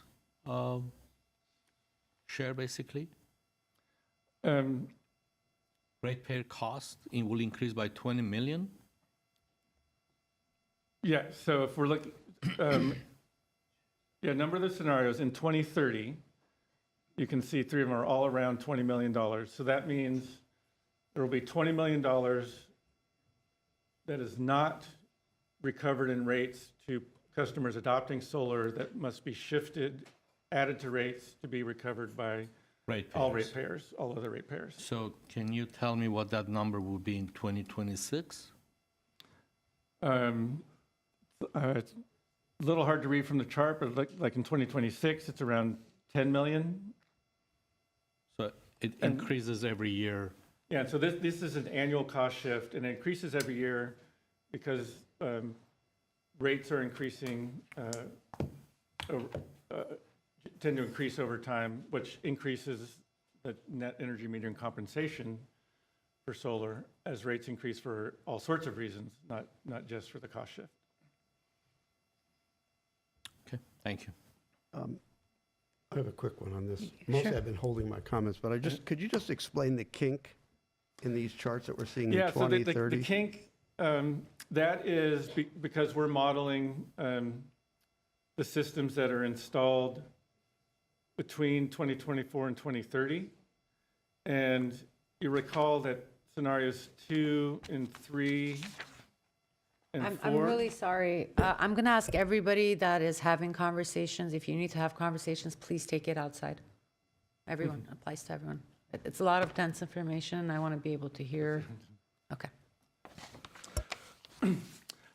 So we were modeling programs in which the utility was providing either direct installer incentives to to renters. So those incentives would stop in 2030 and would no longer be an expense for the utility in 2031. So that's why there's that kink.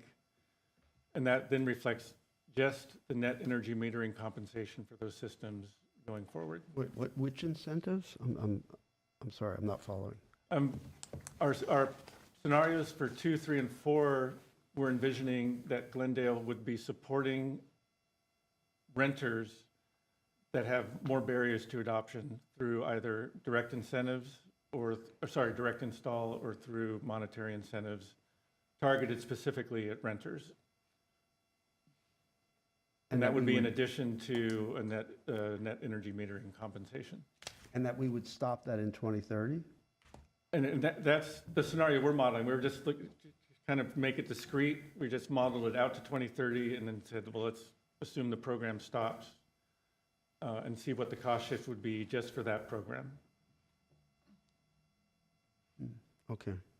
Of course, if you're continuing that program, then those costs would continue and these charts would be even higher. Okay.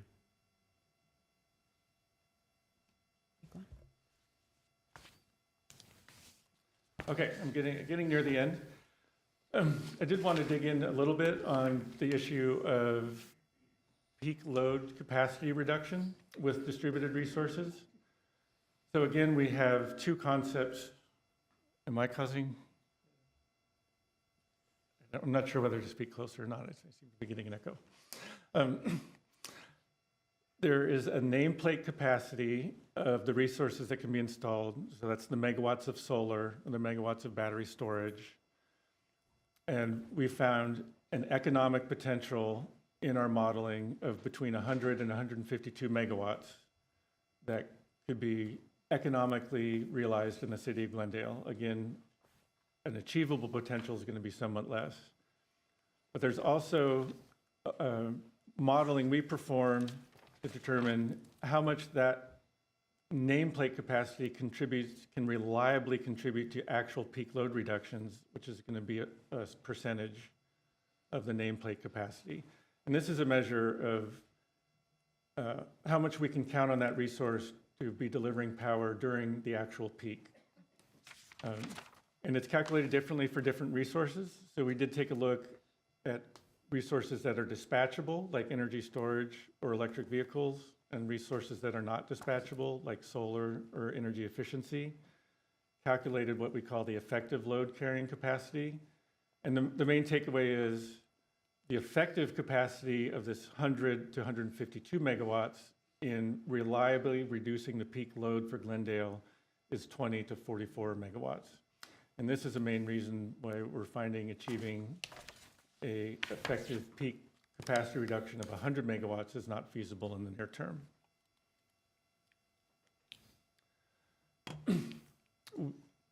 In response to requests from the City Council, when we were finalizing the scope and budget with Glendale and E3 shifted our effort and our scope to accommodate more community meetings, which are shown here.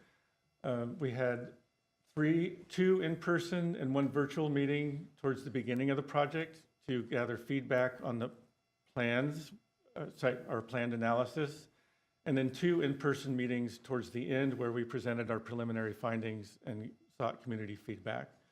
This was accompanied by a number of community outreach efforts, both by Glendale Water and Power and by our partner on the project, Dakota Communications. This slide shows an example of two poster boards that we used to facilitate breakout meetings or discussions on particular topics at the in-person meetings. And this next slide shows pictures of the community meetings, including press coverage in the local Glendale News Press. Okay, so now I'm closing out on two slides presenting our findings and recommendations. So as I've emphasized throughout the presentation, I again understand it's disappointing for some in the community here, but our detailed look at the roof space and the potential in the city of Glendale finds that achieving 10% solar adoption is not feasible by 2027. It is theoretically feasible by 2030, but only with a significant increase in cost and effort. And there still would be significant real-world barriers to overcome, particularly because storage is adopted at a much lower rate currently, and because of that effective load carrying capacity for resources that could be economically deployed in the basin, we do not find it feasible to achieve 100 megawatts of peak load reduction in the near term. So our recommendations is that Glendale Water and Power be given the opportunity to come back with recommendations, both describing the goals in terms of megawatts of capacity as opposed to percentage of customers, and including community solar, like that the parking lot canopy, that can be a local resource at a somewhat lower cost than rooftop solar. And then develop a comprehensive plan that looks at the realistically achievable rooftop solar, community solar, and utility scale solar that will best achieve the city goals at the most, in the most equitable and cost-effective manner. And then I'm going to conclude. This is the most important slide of the night. Again, you will find studies that claim to show that rooftop solar provides net benefits and does not increase costs. You will find that studies that obey the laws of physics and the rules of economics unequivocally show that any increase in solar adoption by customers compensated at retail rates is going to come with a cost shift, or an increase in rates and a cost shift to other customers, full stop. That does not mean that rooftop solar should not be an important part of the portfolio of the community. It does mean that in recommending how much rooftop solar to adopt, you want to go in with a clear understanding of the rate increase and the cost shift that you feel is appropriate to support that rooftop solar adoption for the community. We provide 2 recommendations. Both of these would entail some enhancements to the Glendale Water and Power billing and metering system. So there's some cost there, which we have not determined what that would be. But 2 measures that would help reduce but not eliminate that cost shift is shifting to a net billing tariff that is reducing the compensation to solar that is exported to the grid, and implementing non-bypassable or fixed charges for all customers that help recover those fixed costs that are not avoided by reduced consumption from solar generation. And with that is the conclusion of my portion of the presentation, and I'm going to pass it on to Ms. Solian.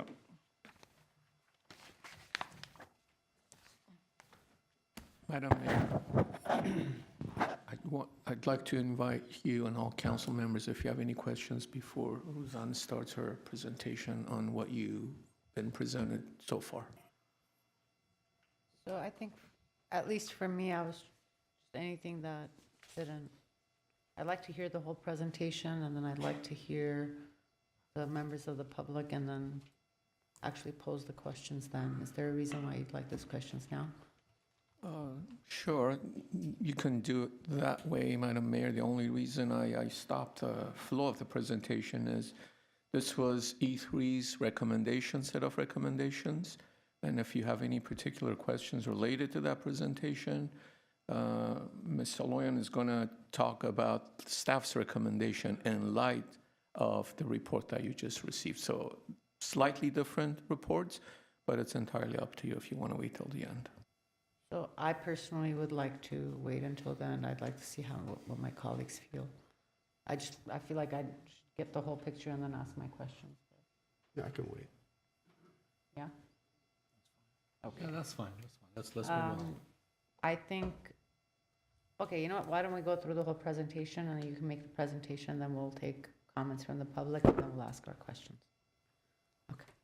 Good evening, Madam Mayor and council members. My name is Roseanne Soloyan, Clean Energy Officer at Glendale Water and Power. During my part of the presentation, I will walk through community insights we gathered through community survey and discuss how these insights inform GWP to make decisions towards clean energy goals and future. From the E3 analysis, it became clear that we face significant challenges in meeting the City Council's goal of adopting 10% solar by 2027. It was also crucial for GWP to understand the broader community's perspective, and for that reason, GWP conducted a community survey and gathered over 2,000 responses, with over 1,500 customers providing detailed feedback through open-ended questions. One of the key takeaways of the survey is that affordability is a top priority for our community and for our customers. Additionally, we heard some strong concerns through open-ended questions about potential rate increases. This is valuable information, and GWP will rely on this information as we design and implement new programs and initiatives for Glendale community. These insights also align closely with GWP's vision, which is providing affordable, reliable, and sustainable services to all Glendale ratepayers.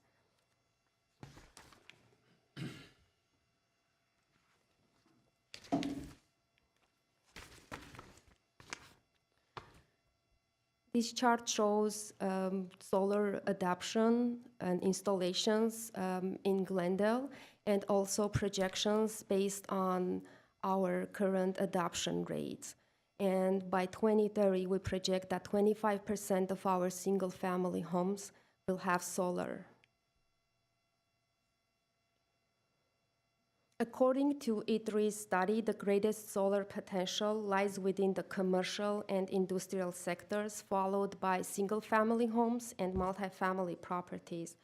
GWP is already making a significant progress in bringing more city-owned projects to Glendale.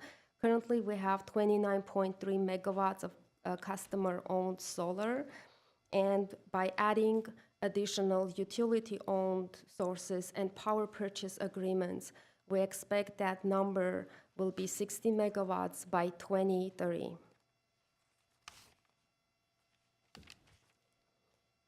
With clear understanding of E3's findings and also community feedback we gathered, we will be focusing on increasing distributed generation and developing additional demand management measures.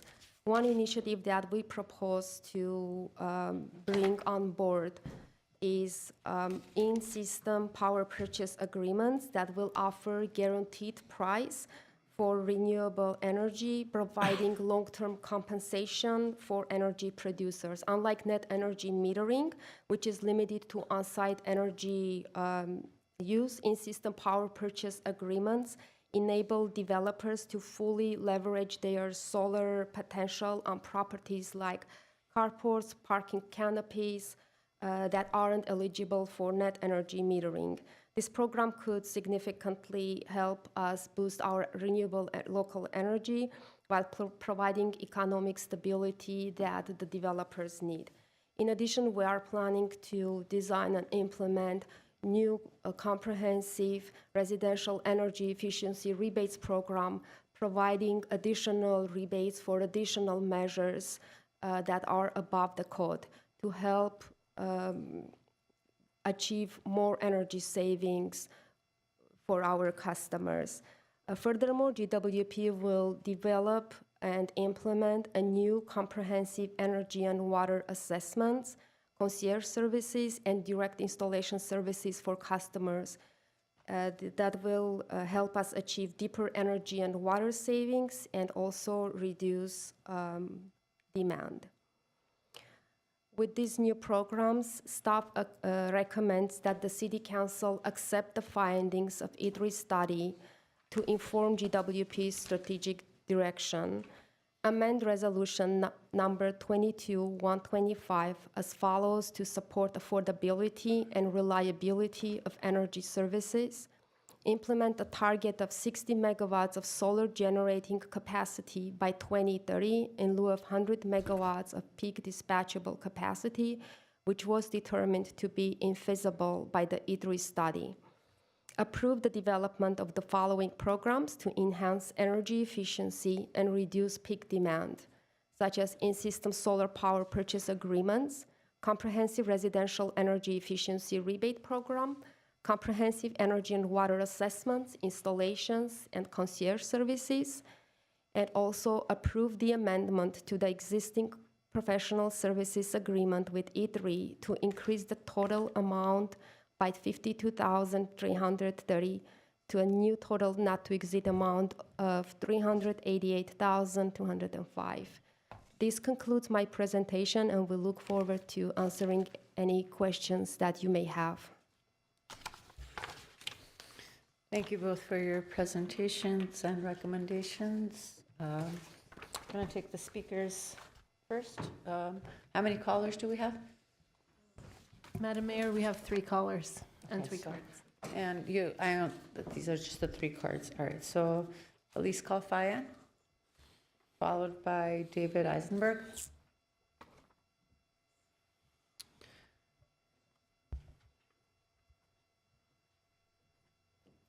Hi, good evening. Mayor Asatrian, City Council members and staff. I'm Elise Kalfayan. I attended community meetings over the past year held by E3 and GWP. They were, for the most part, one-way communications with no creative ideas and little time for input or questions. I do remember one long answer to a question, an audience question at the end of a meeting in Spar Heights. The main point of that answer was that we have a transmission system that is a century old and we have a lot of work to do to upgrade it. I'm sure that's true. What's also true is that E3 put itself forward and signed a contract to create a plan for adding a certain amount of rooftop solar, battery storage, and peak load management into Glendale's energy system. And they say that they cannot do that work that they signed up to do. I know that one of our Glendale Environmental Coalition board members sent council members a link about a new study that, as was mentioned, challenges the cost shift argument used in California, says that it's bad math and there are different ways to calculate it. Utilities are claiming more rooftop solar installations harm low-income ratepayers by shifting more costs to them. Meanwhile, we are told, and it's a general understanding, that we not only need a lot of utility level solar, but we also need a lot more rooftop solar to meet our energy needs going forward. And E3 took on a contract which requires solving this problem. So we shouldn't accept watered down goals, and we shouldn't accept that this can't be done. We should have a path forward that is aggressive and creative and workable. We need creative solutions. We need to pay for urgent upgrades to our century-old transmission system also. So I ask you to reject the findings of this report, and I ask that you ask GWP to quickly expand solar on customer properties and provide battery incentives, to greatly expand solar installations on city properties, to come up with battery installation plans for city-owned properties so we can store solar energy we can't use right away, and to work urgently on any necessary system upgrades we need to accommodate all of this. I want to thank GWP for all of their work, and thank you for your commitment to getting to clean energy as soon as possible. Thanks. Thank you.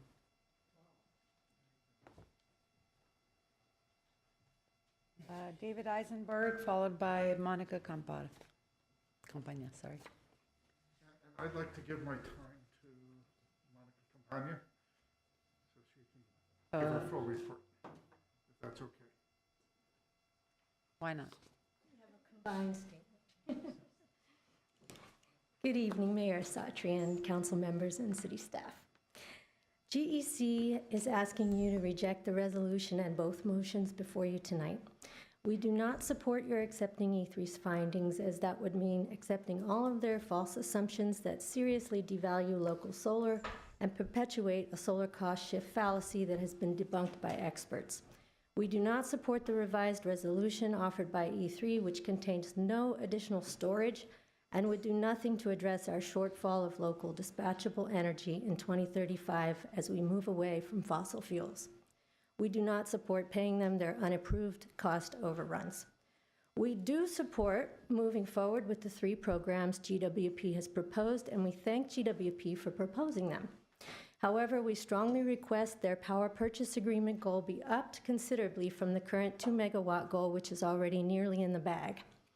We sincerely thank GWP for supporting the continuation of net metering here in Glendale, and we do appreciate they recognize this policy is needed to continue our upward trajectory of encouraging property owners to invest in their own systems that they are paying for. We thank project manager Brian Salazar for his work on the city-sited solar, and we ask that GWP increase their installation goal from 8 megawatts to 14.1 to match the good site options identified by consultant Black & Veatch. I'd like to briefly speak on the value of solar to all ratepayers. It helps our entire community by reducing our overall load as we electrify our lives. Large installs like at the Galleria, Disney's campus, GUSD school sites, and other commercial sites currently amount to 11.2 megawatts, with more in the works, such as a very large system at GCC. All of those places use the most solar during the day when it's produced, thus effectively keeping load down for everyone. Single-family homeowners in Glendale have invested their own money in 18.1 megawatts of rooftop solar to date. Electrons that can be used to pre-cool a home or charge a car. The key is encouraging using that when the sun is shining and adding batteries for the extra electrons to use at peak times of day to serve everyone. All of these solar installs should be looked at as big energy efficiency measures that help keep our rising electrification load flat, thus helping all ratepayers. They reduce the load GWP must serve, thus reducing wear and tear on the grid and related maintenance costs. They reduce gas purchases, the costs of which are projected by our IRP to rise. They reduce the need for new infrastructure, which is the main driver of rate increases. The lower we can keep our load as we electrify, the less we have to build. If the Tropico substation, then of course there are the fossil fuels not burned and the resiliency that's provided. And I was thinking of the Tropico substation that overheated this summer and shut down. What if the utility had a longer duration battery there that could have protected that area and kept the power on longer for those residents in South Glendale? I'd like to remind us all why we need not just more solar, but also more storage. In 2035, when we set a goal to stop burning gas at Grayson and Magnolia, we will need local dispatchable capacity to meet our summer peak loads and to fulfill the utilities N-1/1 obligations. Our peak load, I'm sure none of you can forget the battle we had over that number. It was set at 395 megawatts, which was quite high, but we thought that's what it might be with the electrification load. In the report I saw, it was forecasted at 380 megawatts, 15 megawatts less 3 years later in 2030. Maybe that's due to the effect of increased solar installations. Still, by my layperson estimates, adding up all of our peak load dispatchable resources, including a full Grayson battery and all we can bring in over transmission with no new storage and N-1/1 scenario, we come up about 146 megawatts short. E3's 60 megawatt solar without storage target doesn't do anything to help us address that need. And this is the point we need to focus on. Some of the recommendations given on how we most cost effectively could install more solar and storage, we do agree with. We think it's fine to fine-tune the resolution to focus on meeting the goal and not how we get there. So where the solar is located, who owns it, where the batteries are located, and who owns them should all be determined by what is most economical, what will cause rates to go up the least, and what will be most beneficial to all of Glendale's multifamily and lower-income residents. We agree that time-of-use rates might be helpful to encourage the most beneficial use of solar and reduce load, peak load. We must leave net energy metering in place, though, to encourage the continual growth of rooftop solar. But we can also focus on maximizing those city-owned sites, those parking lot spaces, and the commercial power purchase agreements. We need to add strategic storage around the city beyond the 75 megawatt battery at Grayson. That won't be enough to see us through. And the city could own that. It could be longer duration storage. It could be put strategically in places where it could help for resiliency. We have lots of studies now from Ascend Analytics, Black & Veatch, EcoMotion, and now E3, and GWP should be able to chart a course. But make no mistake, we have a gap that has to be filled, and we need to start thinking 10 years out. Thank you so much for your leadership on this issue, and I hope to see a cleaner Glendale in 10 years. Thank you. Ms. Campagna? Yes, ma'am. Would you mind, I'm more visual, do you mind if the clerk took your statement so I can kind of mark and ask questions off of Of course, that? it's got a lot of scratches on it. Is that, if you're comfortable with it, if you're okay with it? Thank you. There's more on there. Okay. I appreciate you. Shall I Thank you. sit? Yeah, thank you. All right, let's take the callers. Our first caller is Danielle Limon. Danielle, you're on air. You have 3 minutes. Yes, hi. Good evening, Mayor and council members. I am calling to say that after listening to the presentation that was given in 8A, in which we were discussing how we are not meeting our goals for renewable energy, and in fact, the amount of renewable energy that we are using has actually decreased, it seems to me that we really need to be focusing on increasing the amount of solar and sticking to our original goal that was set out for the amount of solar, if not increasing it. And rather than thinking about all the reasons that we can't achieve those goals, we need to think creatively on how we can achieve those goals. And going back to part of what was discussed at the beginning of the meeting, now more than ever, when the federal government is likely to be walking back measures to combat climate change, we should be stepping up our efforts locally. And I have faith that if Council and GWP really put their minds to it and take into account some of the information that people who are a lot smarter than me have offered, that it can be done. Thank you.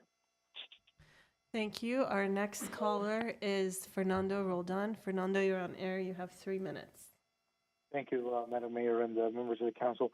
So I've been hearing these reports also. It's kind of a disappointment, only because with 8B, I like the report. However, there are other ways than solar that we can have clean energy. As an example, we should use our mountains, the San Gabriel Mountains and the Verdugo Mountains, to maybe build wind turbines and all. Because we, as you can see, a lot of times we do get a lot of winds from the Santa Anas and all. So we not just use solar energy, solar panels, but also how about wind turbines in the mountains? Also, bear in mind that unfortunately, you're also missing a lot of people who live in apartments, especially older apartments.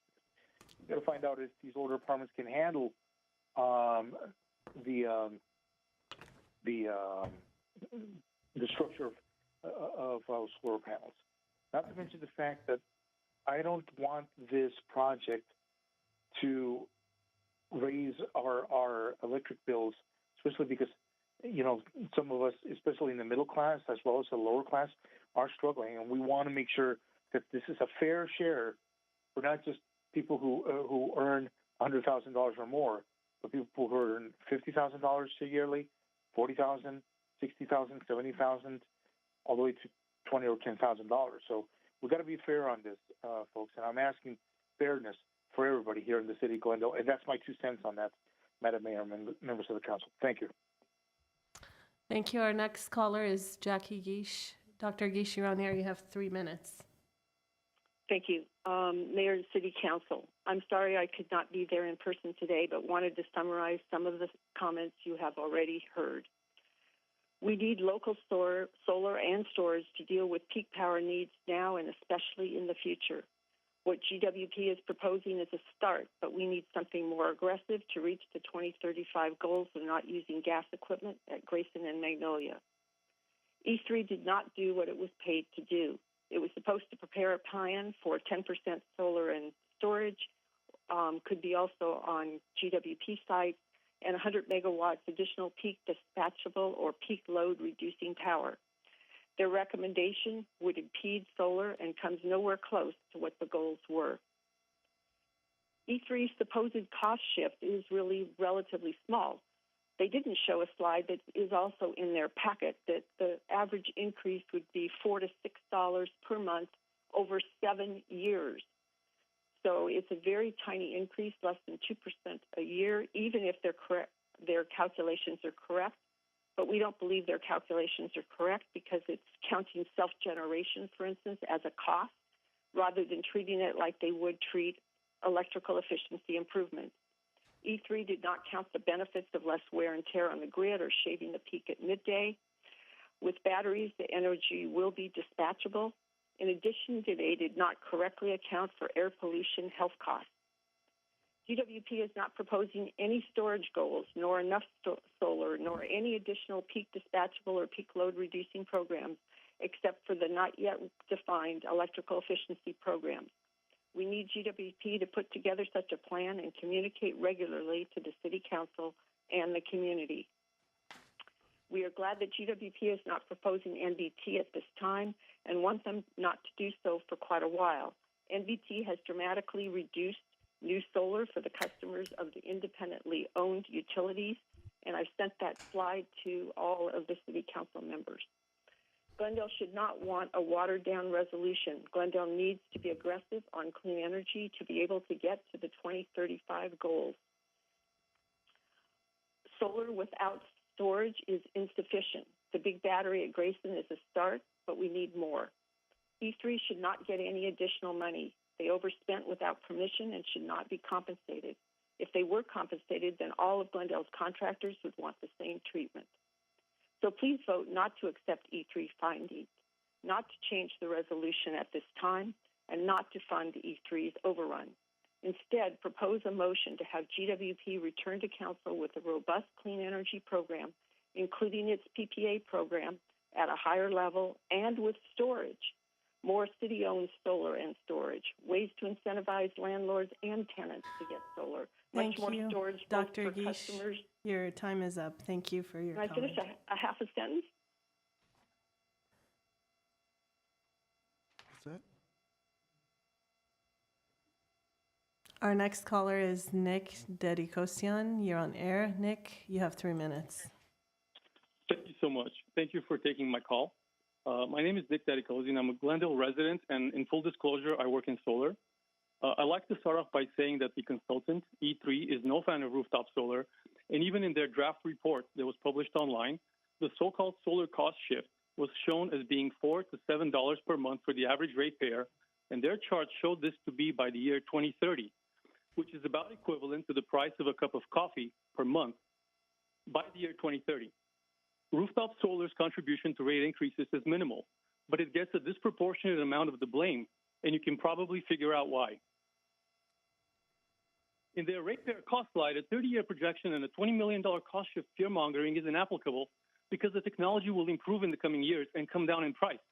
And today's numbers won't apply to that kind of long-term forecast. The solar cost shift is part of a long-standing PR campaign against rooftop solar.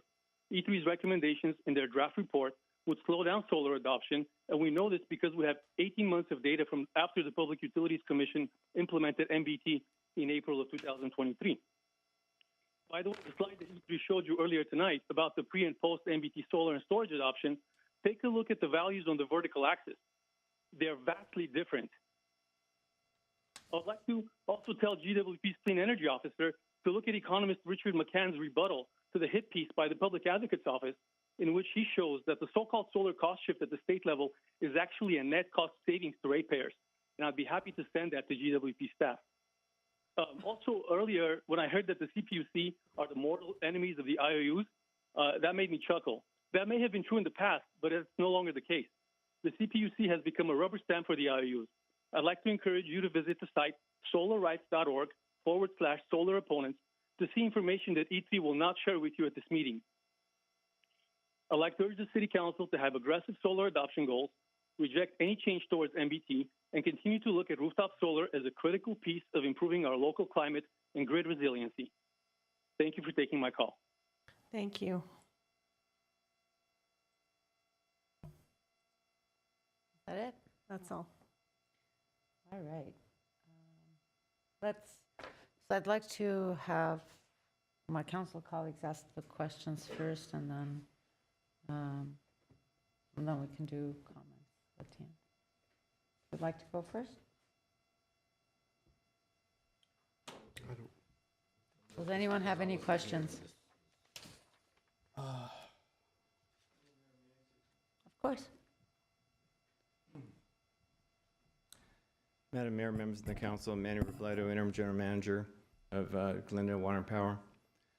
I just want to say a few words about the storage. The storage is helpful. It is going to help us meet our peak load. Peak load occurs about 4 p.m. during the day. But the thing about storage is it needs to be charged. And if we're going to charge it with renewable energy, you have to do it at a time when it's not needed, so it'd be at night. One of the problems with solar is the sun doesn't shine at night, so you have to charge it with something else from the grid. You can use it, the morning sun, you can charge it with that, but that's insufficient to fully charge it, to use it. So I think there is a place for it. We support the Grayson battery. We're going to fully utilize it. It's going to help us balance our load. But to this resolution, one of the reasons staff is recommending removing the 100 megawatts of storage is it takes the focus off the procurement of the resources. So we are still committed to the goal of 60% renewable by 2030 and 100%, an aspirational goal of 100% by 2045 of... 35. No, 2045 is 100%.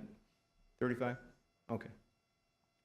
So we still support that. No one's talking about new gas resources, but we need to focus on resources that are going to serve all of our load. Solar will help during the summer, but the winter, the amount generated with solar in winter is not sufficient to serve our needs. You know, in winter, we still have lighting, you still have heat, especially with electrification, you have heat load that requires energy, not just the capacity. So if you were to take, and I think one of the charts in E3 showed that the effective capacity of solar is a fraction of what, so if you say 60 megawatts, the effective capacity would be what, of 60 megawatts, what is it, like 20 or 10? Solar in particular, the peak capacity reduction is on the order of 10% or lower. So you put in 60, and during your peak, you get 10, because the heat of the day is the middle of the day, and you get the 10%. You do, solar is great, solar is good, but it's not going to, can't run our system on all solar.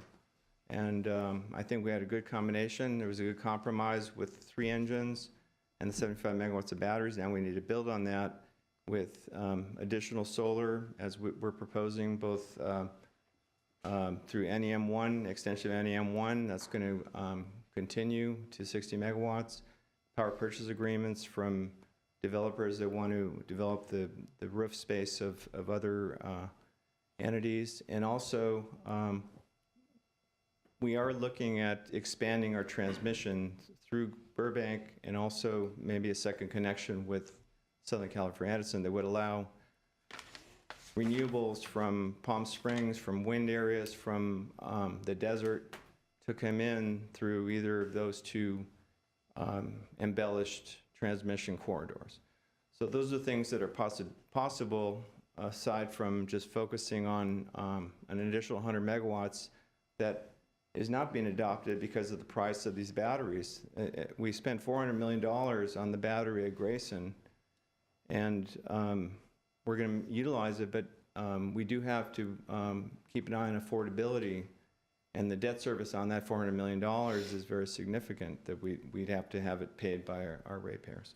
So with that, staff is available for questions, and you know, we're here to serve you. Thank you.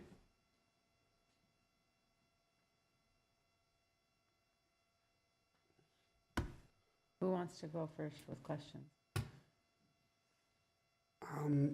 Not I everyone. really have comments, not, I mean, I have lots of little questions, but I'm not gonna, I don't think there's a lot of purpose in asking them. I think we get the big picture, and I'm ready to make some general comments when the time is right. Okay. Does anyone have any questions? A couple of quick questions. The residential rooftop solars, do we get credit from the state on our renewables, on residential rooftop solars? Because we have renewable, right? We have to meet some threshold, but the residential rooftop, so my understanding was everything that's been installed so far, it doesn't give us the credit that we need as far as. That's right. It's low displacement, or yes, it's low displacement. We don't get RECs for that. We don't get a REC value for it. Right. And also, it was mentioned April of 2023, because I was looking into, I brought Tesla to evaluate my house and see if we can put solar on it. They said if you apply until April of 2023, you still will get, if you generate 1 kilowatt, you get 1 kilowatt credit. But after that, it will be, I think this is the state law or what have you, for every 4 kilowatt, you get 1 kilowatt credit. So, but my understanding is Glendale is still 1-to-1. If you, people who are in county side or state program side, if they are getting credit for every 4 kilowatt that they generate, they get 1 kilowatt credit. The time that it needs to pay off your solar system almost quadruples. And I don't know if that's why you see a big drop in installation in some of the areas. I like to understand how that works. Okay, so Councilman Garapetian, there's quite a few things you mentioned there. One is the 1-for-1 is kind of a common way to refer to as the NEM 1.0 methodology, where it's a megawatt for a megawatt, but there's not a lot of consideration for cost and the times that the energy is supplied into the system or resupplied back. The 4-to-1 is also a common calculation in reference to NBT or NEM 3.0, which E3 has mentioned several times tonight. That's the plan we're not moving to agree to right now because many reasons we're not ready to shift. But yes, the state has moved to that. With reference to cost for return on investment, essentially, when you build solar on a house, yes, the return on investment was much faster in NEM 1.0. In fact, if I recall off the top of my head, I think it was between 5 and 7 years was your return on investment. Moving to NEM 2 and then NEM 3, it would definitely take longer for that return on investment to manifest.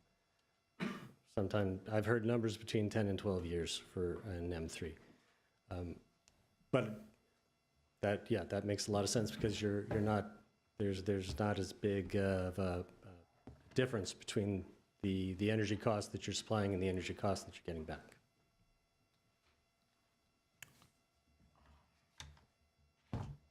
Okay, that's all I have right now. Thank you. Well, while Mr. Mallon's up here, let me ask this question. So in previous presentations, GWP has told us that our overall demand for electricity is going to increase, right? Our peak load right now is what, around 350? It's 349, but we also had sustained outages. And in what year do you project that we'll be at 700 in terms of our demand? 700, I don't even think that's in any of our studies right now. I think the IRP projected 416 at 2040, I think. It's right off the top of my head, so I apologize for not knowing that right off the top of my head. But Okay. We were looking at like 416 as a peak, somewhere around about 2040, I believe. 2040 will be at what? For 416 is what we had for models. Okay.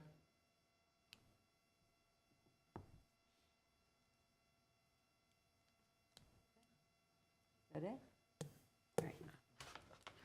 All right. Can you walk me through why you're not recommending for us to move forward now to the NBT. NEM 3 or whatever, yeah? Apologize for all the acronyms. There's a couple of reasons. One is we have to have the system in place to support it. We have to make modifications, customer service billing. Mm-hmm. We have to make sure that we have a good understanding of what's going to happen in the system. We also realize that Council's asking for us to continue to implement solar within our system. We are looking at all the possible tools we have at our avail. One of those is putting it on city-owned properties wherever we can. The other is relying on the organic growth of single-family home installations. So we don't want to lose that if our goal is to increase our penetration. So it doesn't mean that we aren't going to have to look at NBT. We are, because the cost shifts exist. They are real. The question is how long we can wait to do that. So why are we choosing to wait?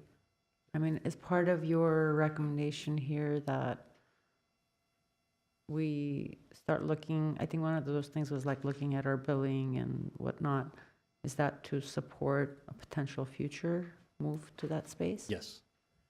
Okay. All right. So I heard loud and clear about storage, both from our director, but also from the public. And I think some of the conversations I had with members of the public was their inability to purchase storage themselves. And as we are talking about community solar and just kind of community projects and the need for this additional battery, could there be a system that where we purchase the battery, but those who are getting solar have to buy in to the battery? So do you see what I'm saying? Like you're talking about, the shifts and certain things that we need to put in place in order for that shift not to happen to the renters, right? And then I'm also looking at the fact that, okay, folks that want to put solar also can't seem to afford storage. So would it be cheaper for us to buy the storage and have them just purchase it or basically make the monthly payments to us for that storage? Yeah, Would it be cheaper for them? well, if we're talking cheaper, the cheapest thing is for us to continue to do what we're doing with our storage. For the customer base, it'd be far less expensive for us to use what open space we have and do large-scale battery storage like we're doing at Grayson. But when you are purchasing that storage, as we have been, you're creating a cost that goes across the board to everyone, including renters. Am I correct? Someone's paying for that storage, right? We're all paying. We're all paying for that storage that you're going to purchase and place there. And part of the group of people that are paying for that storage and not being able to use it are the renters, right? Yes. Okay. In the sense that, well, a point of clarification. So GWP is the community utility. Everything we do supports the community. So in the sense that if we're building out storage, we're building out generation, we're putting solar someplace, we're putting wind someplace, hydro someplace, wherever we put it, it's to reduce the overall impact to customer base and still supply energy at a reliable, in a reliable way. So I understand what you're saying.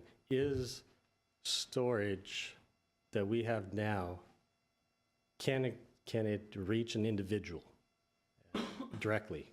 No, not in the sense that they own it or lease it or it's offsetting some part of their bill. Our installation is already driving the cost as much as possible down because it costs us much less to do something on this scale than it would be to do an installation on a smaller scale. Right. So, but you still have a cost. Yes, for building this. For buildings. Would you have them for residential, single family? I guess we need to talk a little bit more about what it is you're proposing. Maybe I'm missing the conversation here. Yeah, I think, Manny, do you want to try? So as I understand it, you've heard from residents that have solar but want storage. I would ask why that is, because right now they use the utility as storage. We don't have time use rates.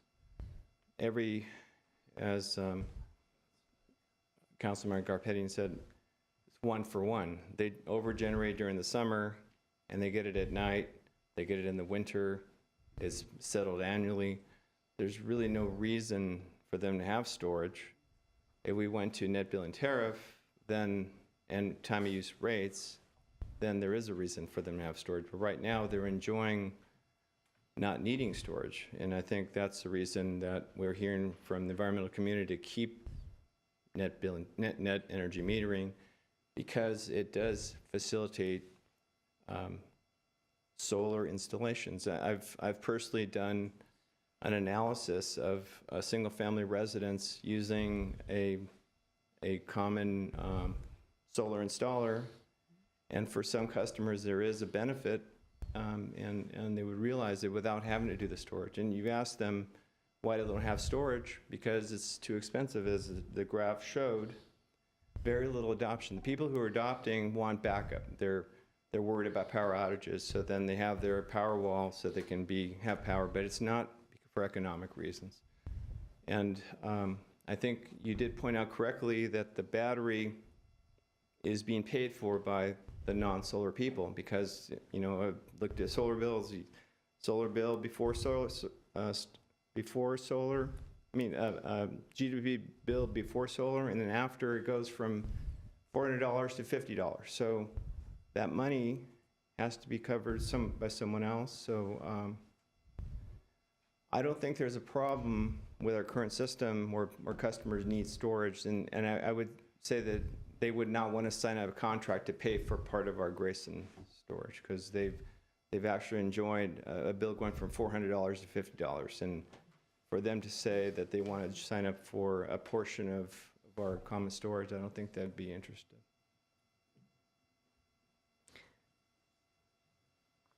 So perhaps I can have a longer conversation with staff as you guys. I think my concern is, again, similar to how we talked about maybe bulk buying for biodegradable items for our restaurants, right? It would be cheaper if we created a bulk buying program versus, and for me, the concept's the same for storage. If we are looking to, at some point, move to change our billing system in the future, right? So I understand that as it currently stands, it's okay.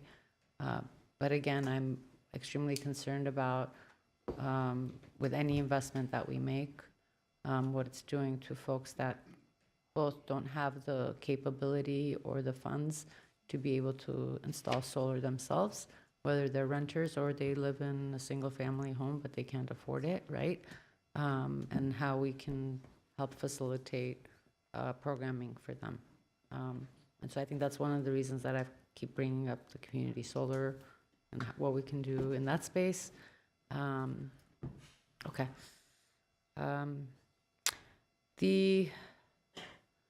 Since no one else has asked or broached this, because this was very concerning to me, I have serious concerns about this $52,330. With all due respect, I need clarification on what was in the contract and what ended up happening that has led to this, because this is this is more money than this council has allocated to our small business summit on an annual basis. Okay? So I'm pointing this out because when I saw this, the first thing that popped in my head was that the first time around we were doing the small business summit, it was $50K, and then we had to go find money from elsewhere to be able to make it successful. So I'm just giving a reality check of what this means for me and for our small business community. So I'm trying to understand what happened here. What was in the contract? What do we agree with? Because you can't do work and then ask for money later. So walk me through it. So Mayor Satran, I appreciate exactly what you're saying. Yes, you would not normally do work and then get paid extra later if that's what happens. Unfortunately, what occurred here is the work that was done was within scope. It just required additional hours. Now, should we have done a better job of tracking the hours, and could we have come to the council at some point? Yes. I think one of the problems was the pace of the project and how we were tracking those hours kind of after the fact. And the opportunity for us to come to council to request that type of thing takes on the order of a month to get to council in a lot of cases. So in this instance, it was work that was done within scope. It was additional hours beyond what they anticipated. And that's why we're still recommending that council allow us to pay them those additional fees. Did the company ping staff saying we're now over those hours? Because my understanding was that when this item or the contract first came, there was 3 community meetings. Originally, yes. Originally. The council asked for 5, and then we asked for additional community outreach. Our staff went and got another company. Am I missing something? Okay. Another company to cover the community outreach. So we coughed up additional money to do the community outreach and agreed to 5 with them. Did it say 5, or did it say, did the contract say hours in there? Did they come back and say hey, we had agreed to 100 hours and now we're at 102. What do you want us to do? Yeah, there was definitely a fee schedule, and there were hours associated. Well, there was estimates for hours associated. The Dakota was the company that was hired. They were hired as a subcontractor as a request for council's, and meeting council's request that we have a more in-depth customer engagement program. You're right, it did go from 3 to 5, and then there was additional things that we did beyond that. What it turned out, there was an underestimation of how much effort it was taking E3 to stay engaged in the customer engagement. Who underestimated that? Well, it was E3's underestimation, yes. I will say that the original accurate estimation they came back to us with from their perspective was much larger, and we negotiated with them and said, you know, that price was not sufficient. And we knocked it down to 50. Right. So just for the record, as I stand on this, I would not be supporting that additional pay because I have for many years done consulting work. I know if I know my work, then I know what labor is required, how many staff members I have to hire for it, what team I need to build. And if I feel like I'm not moving in that direction, then I would notify my client immediately on that. But I would also not underestimate the kind of work that I need to do to reach a goal that is expected of me. And so I'm just going to lay that out with all due respect. That's not the model I would build for my own business. And I have the same expectation of anybody doing business with our city. These are our tax dollars. All right, who wants to go with comments? If you'd like, I can Sure, kick it take off. a shot at it. Let's do it. I don't know if you need to stand here, but if you want to, you can. Either way. Yeah, there's a lot here, and it's extremely complicated. We've spent hours, I've spent hours, I know, with GWP, kicking a lot of this stuff back and forth. I'm going to try to summarize my thinking on this. So let me start with my thoughts on the E3 work. What's going on? What's going on? I'm sorry, you can't speak out of turn, sir. Okay, please. Sir, please stop engaging. We're trying to have a meeting. I would appreciate it if you could. I would please, sir, I don't want to. Your item is up. Sir, this is the last time I'm going to ask you to please stop. Please, thank you. I appreciate you. I appreciate you. Can we have, please, I don't. Leaving. Yes, thank you.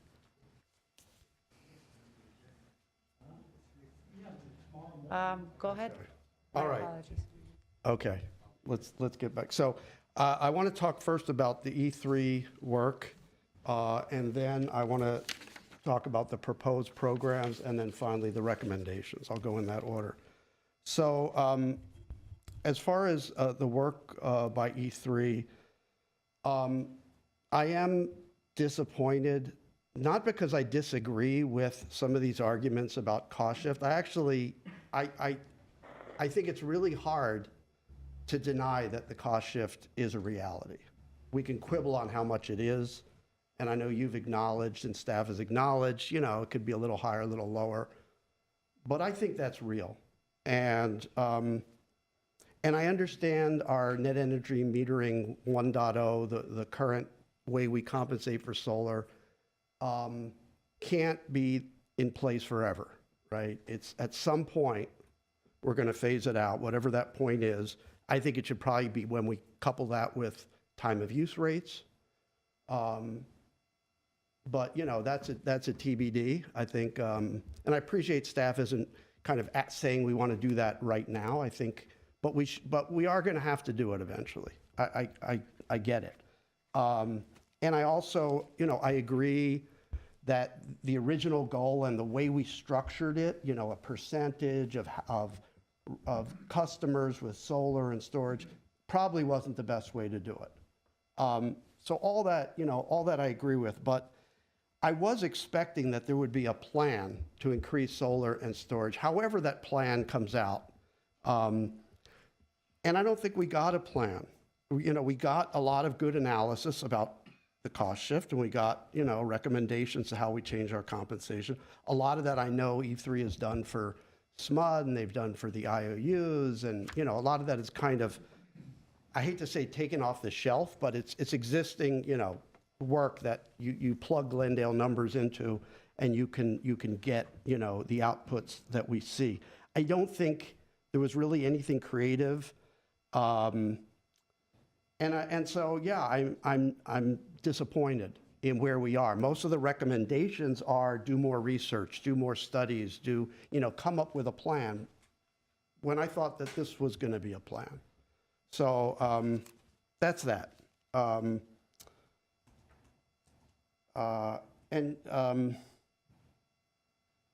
me just look at my notes here.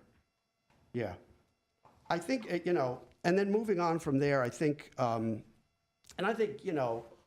know that GWP and my views are not that different. I think we know that we have limited transmission. I'm starting to hear this idea that maybe the transmission issue isn't as hard and fast as we were led to believe all these years. Maybe there are some opportunities.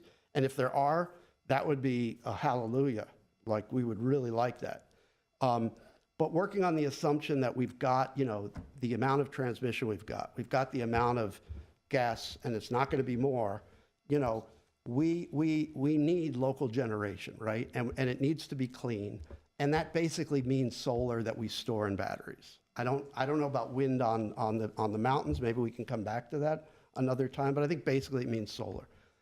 And I think we want solar at the lowest cost. I personally don't care whether it's on somebody's rooftop or it's somewhere else. As long as it's in Glendale and it's at the lowest possible cost, that has to be our objective, because we see what our rates have, gone up to. We know the pain people are experiencing. We can't ignore the impact on rates. As much as I would like us to be 100% clean energy tomorrow, I mean, we cannot ignore the impact on rates. So I do think it makes sense to be thinking about a goal that's in terms of megawatts. I think that makes sense.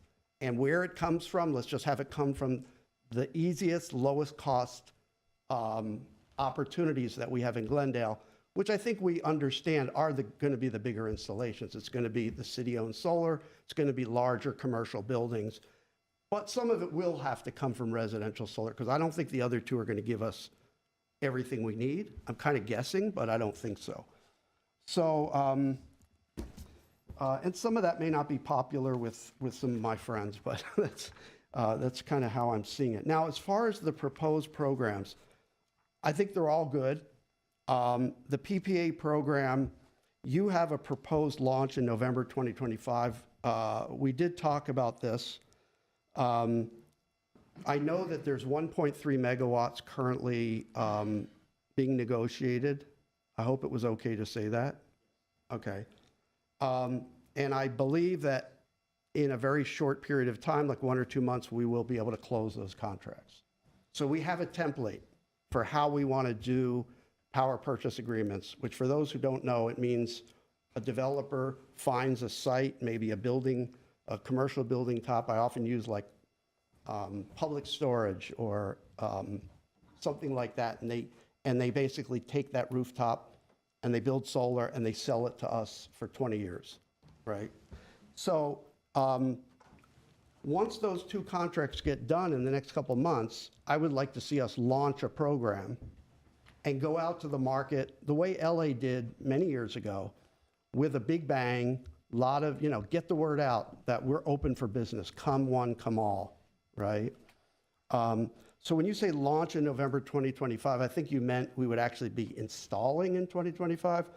I'd like to think about launching being like March, which would be we issue that solicitation, whether it's an RFP or whatever, and we say, come on, and we've launched that program.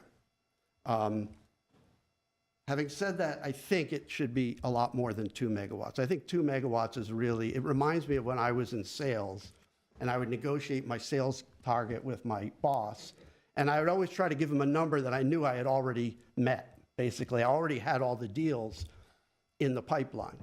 And then he would laugh at me and he would say, no, it doesn't work that way, and I'm going to triple it or double it or whatever. And we would go back and forth. And I don't blame you for putting a 2 megawatt number out there when you already have 1.3 in the bag, but 2 megawatts, come on, you can definitely do more than that. So I'll come back to that in a second.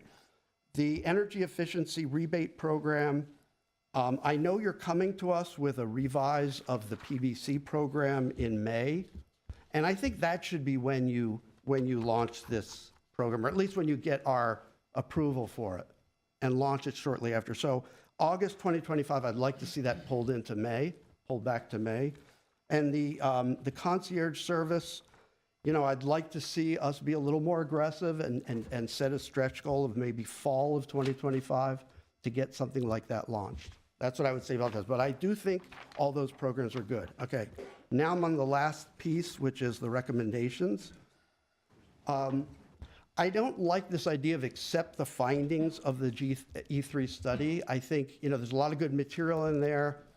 I can accept a note and file of the E3 study, but if I'm like endorsing that everything in there is true and correct and accurate, and I stand behind it and I agree with it, I'm not prepared to do that, certainly not today. So I would not be willing to accept the findings using that terminology. Again, I'd be willing to do a note and file. Amend the resolution. I think amending the resolution is the right thing to do. I would not agree to 60 megawatts of solar by 2030. I think we can do like 70, because I'm looking at some of the city solar. You've put in 5 megawatts for that. Or no, you've put in 8 for that. The Black and Veatch study, which filtered everything down, told us, 14.1. Let's split the difference. I think you could probably do at least 10 there. And then on the PPA program, I think you can do more. I'd like to see you stretch to something like 70 megawatts by 2030, and go all in.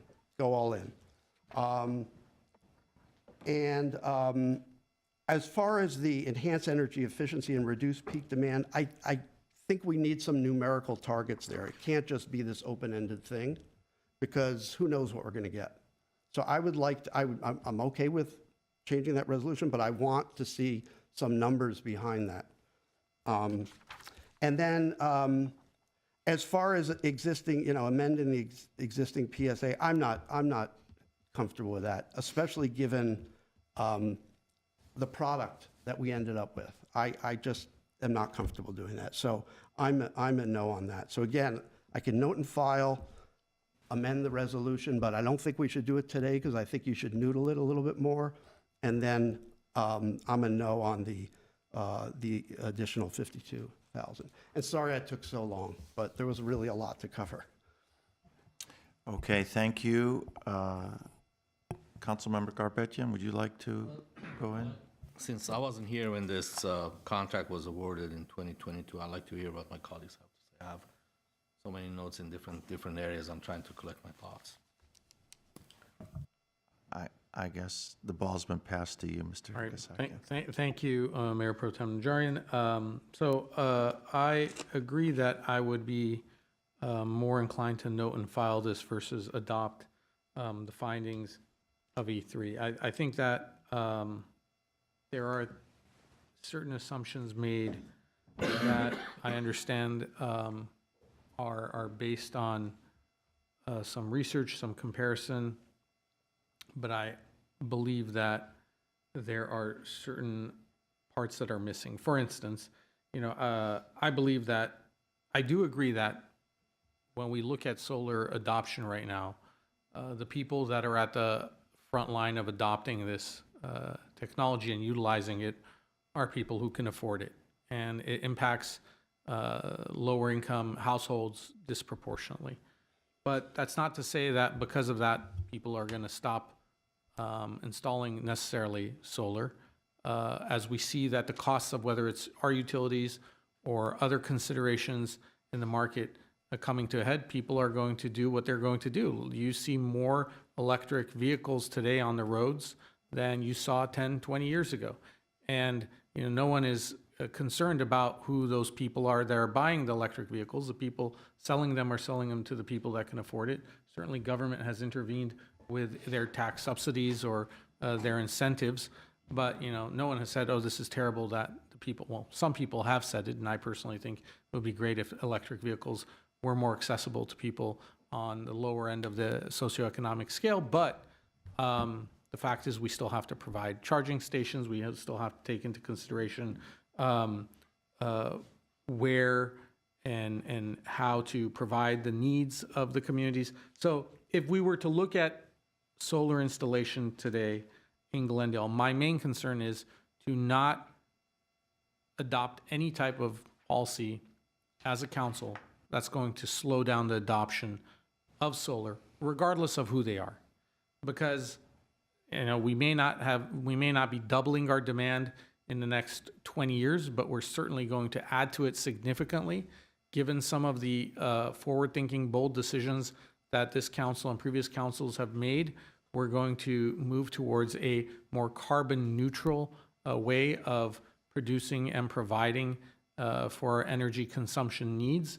So it's not necessarily a bad thing. And we also realize that this is not going to be easy. Look, there are 3 ways of doing things: good, cheap, and quickly. And you only get 2 out of those 3 at the expense of the 3rd, right? If you want it done good and cheap, it's not going to be easy. And if you want it done easy and quick, it's not going to be cheap, right? So, or good and cheap. So the point is, we know that this is going to cost us. The costs of not doing solar adoption as on large of a scale as possible are going to be far greater. I think that we do need to consider, and I understand also what you said about battery installation, who's installing it, who's not, people who are doing it more because they want it as a backup in case of outages. But I think that's going to be something we have to consider as to how we incentivize battery incentives or installation for households, businesses, et cetera. I did like the recommendations that our staff at GWP made in terms of what you want to roll out. I agree with Councilmember Brotman. Let's try to be more aggressive in when we roll them out. I mean, a concierge rollout should not take a year and a half or so to roll out. We can, I'm sure, do that sooner. In fact, we already do some of that, I feel like, currently. So I don't know why that was listed as it'll take until 2026, was it, in the report? Whatever it was, 2026. Sorry, my notes are all over, so I don't want to flip through the presentation to find it. And lastly, in terms of the cost overrun, I do have to say that this was a real fumble of the ball on the you know, as you get to the end zone. You know, again, I want to give staff the credit for working hard. I think you guys do a great job. You try your best, but this was not a shining moment in terms of coming to us not only with news that wasn't great, but then saying we're asking you for more money to provide you this news that was, in view of myself and some of my colleagues, only half-baked. So those are my thoughts on that right now. And again, I would support note and file. I would be reluctant to support the increase in the costs of providing this report and the outreach. Thank you. I'll go next. Okay. Mr. Garbettian is deferring to the ones that got us in this position. I was listening in the back. I needed to put up my feet for That's fine. So I'm going to be brief, if that's okay with everyone else. This is a very complicated issue, and you could look at this and study this and really dig into this quite extensively. I think my colleague really has spent a lot of time looking into this and having meetings with staff. I pretty much limited my my review based on the staff report and some of the articles that were sent by Jackie Gish to me. I was not able to meet with them directly.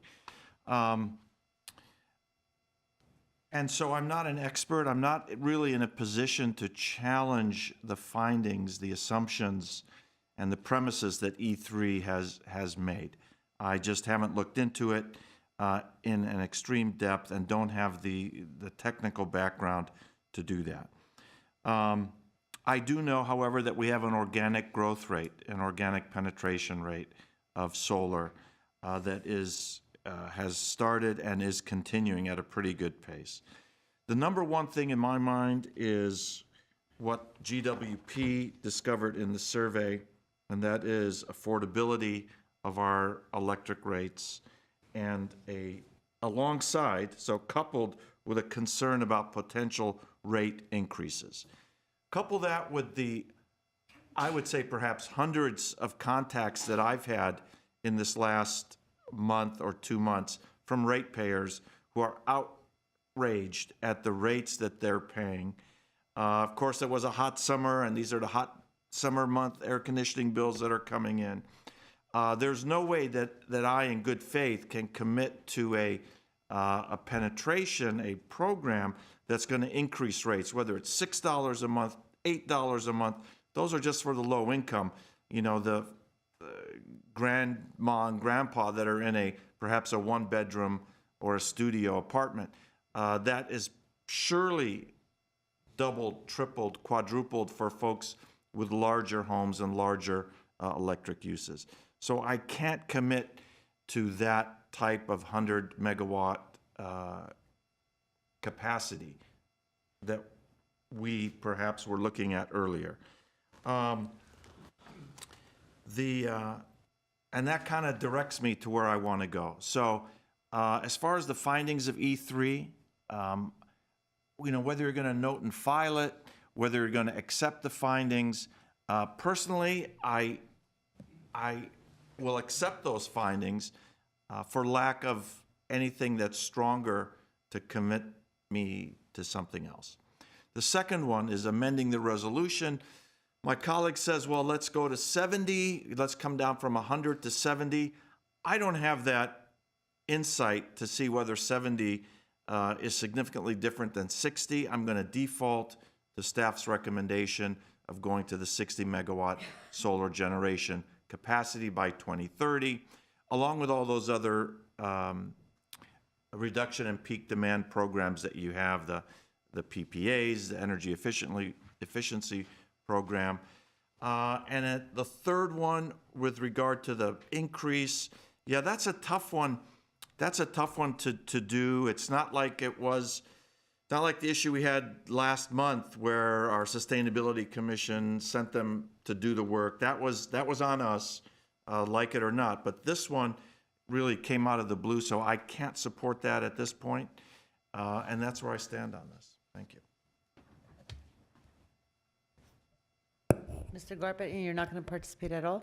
No, I'm going to participate. I just wanted to. He was drawing from our wisdom. No, I just wanted to hear what my colleagues have to say. Do you care about what I say, or do you want me to just? Sorry? Go ahead. No, it's okay. Well, maybe you should go next. no, That's fine. because Go ahead. no, I you know, usually mayor goes last, but it's fine. I don't know how we got in here. I think this whole thing is a little bit of a mess, like my notes in here in front of me, because I wrote different notes when people were speaking, when the GWP or the consultant was speaking. In 2022, did we have an RFP for this contract? I'm sure we did, right? Yeah.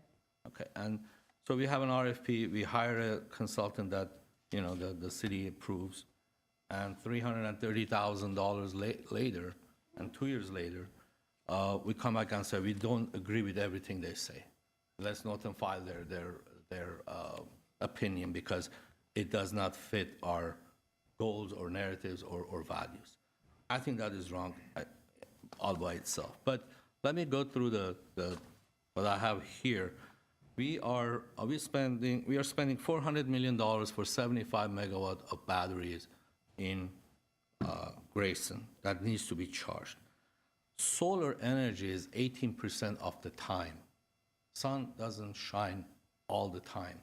Winter time, fall, even springtime, you don't have that energy that you need to charge all of your batteries. I think it's very unfair if someone puts a installed solar panel on their roof and my rate goes up. And we're trying to protect some segment of our community that are financially disadvantaged, but their rates go up because they live in apartments. So I think it's very unfair. And I think if we follow the state's rules, 4 kilowatt, you get credit for 1 kilowatt if you generate 4, the numbers will go down in installing solars. And I think people who install solar, most of it is people who can afford it, and also they want the financial benefit of it. It's not the only saving the environment. 98% of the time, financial comes first. So I think we went through all these exercises in the last 10 years.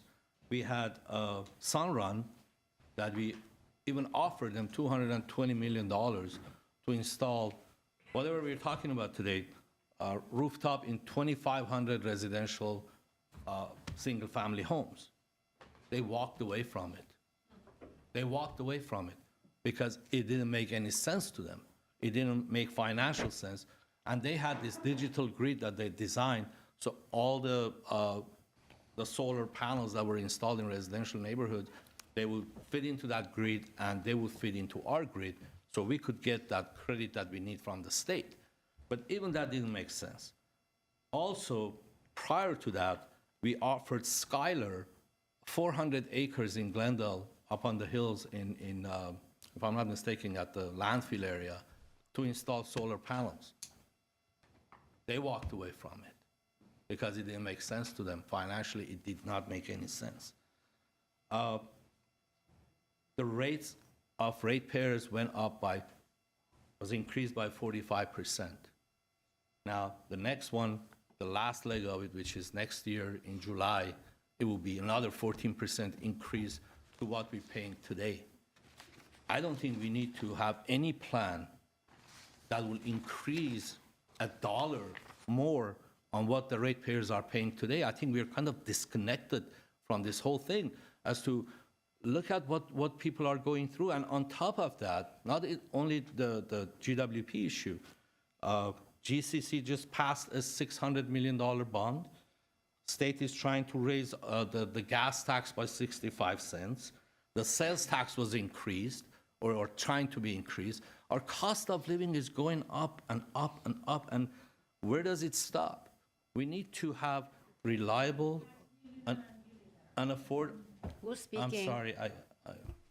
As it is, my notes are all over the place, so please let me collect my thoughts and finish. When I went through this report, in 10 different ways, it told me the goals that we had. I'm really sorry, Mr. Garpetian. Yes. I'm asking our city clerk and our officers to please keep an eye out. Can you point to who was speaking? I can't see. Okay. I will. You cannot speak out of turn. This is your warning, ma'am. Thank you. Okay. Thank you. Thank you.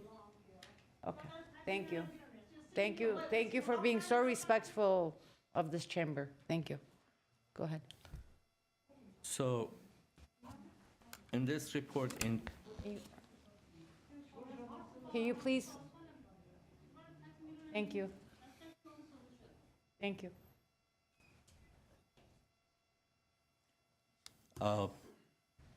In this report, in 5 or 8 different places, it mentions that 100 megawatt or 10% rooftop. And it tells us that it's a goal that it's not achievable. And we are trying to say, okay, no, that we don't accept that, and we're going around and say, okay, let's do 60, and we're just taking numbers from the air and not knowing how many people are going to install solar on their rooftops if there are no incentives. If you take incentives away, are they going to install more rooftops? If you have that time of use situation, because with solar, you generate when sun is shining, when everybody's generating, and you use that benefit at night when there is no sun. So you feed to the grid and connect to the grid and take utilities or power from the grid. but my utility rate goes up. So I think it's grossly unfair when we have all these plans in place and $8.5 billion, $8.5 billion. I know, but if you want to do that, I'm going to start taking, I've been doing that for everyone. well, Okay. so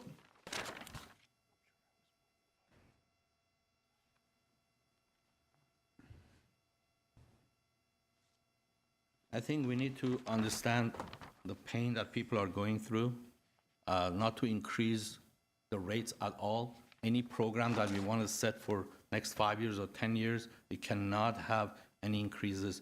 We have a power plant that's coming, it's $670 million, and the way that it's being talked about is we're going to retire that in 8 years or 10 years.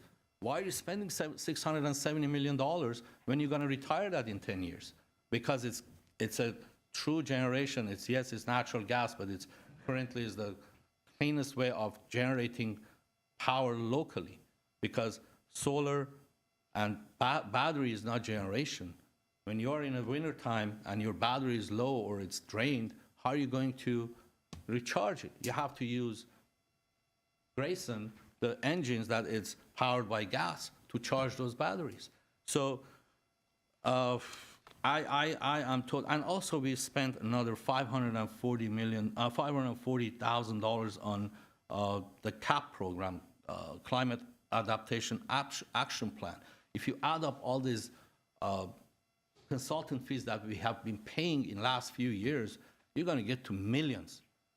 And on the other hand, we're increasing the ratepayers' fees, and I don't think it's fair.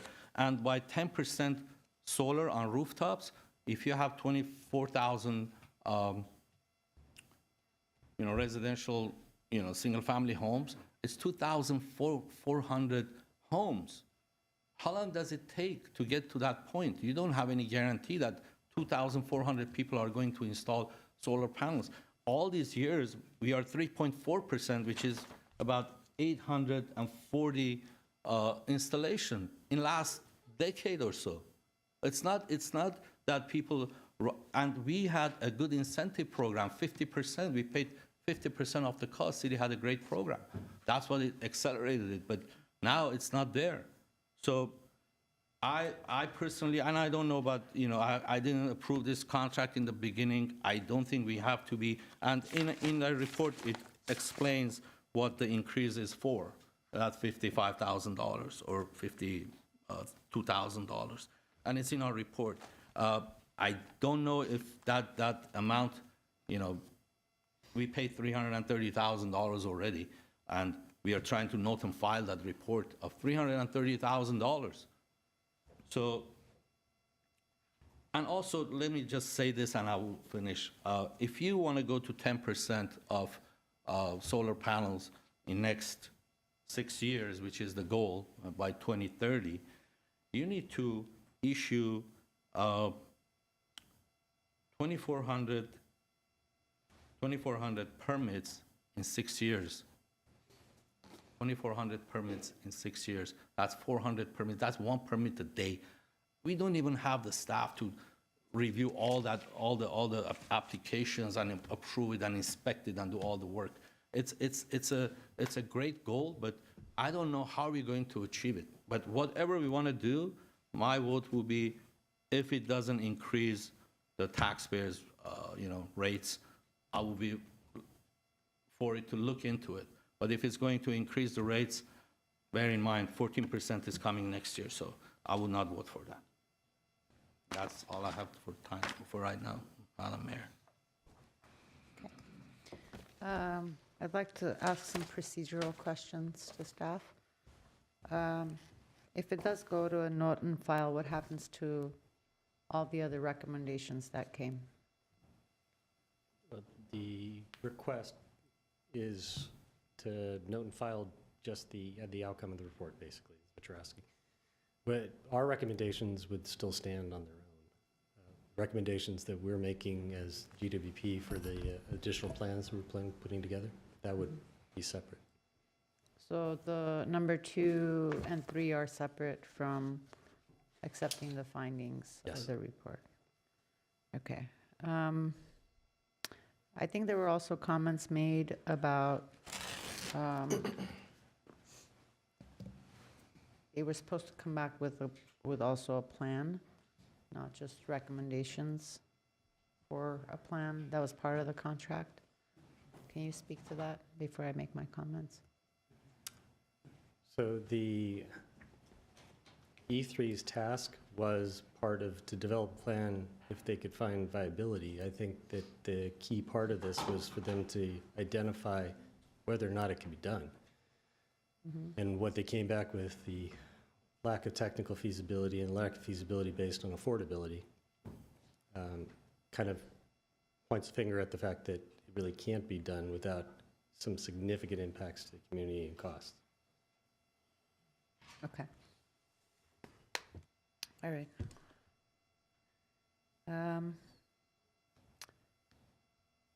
I think I raised this, and again, you know, I think this might be an opportunity to revisit it again. But when we were talking about the IRP that needed to be developed, there were 5 different scenarios that were created. And my argument was that we can't have a policy in place that recommends that we are reaching 100% clean energy by 2035, yet give staff direction to develop scenarios for 2045. I think during that meeting, I had noted that I can't work off of unicorns, and that when we are talking about setting goals, you can have a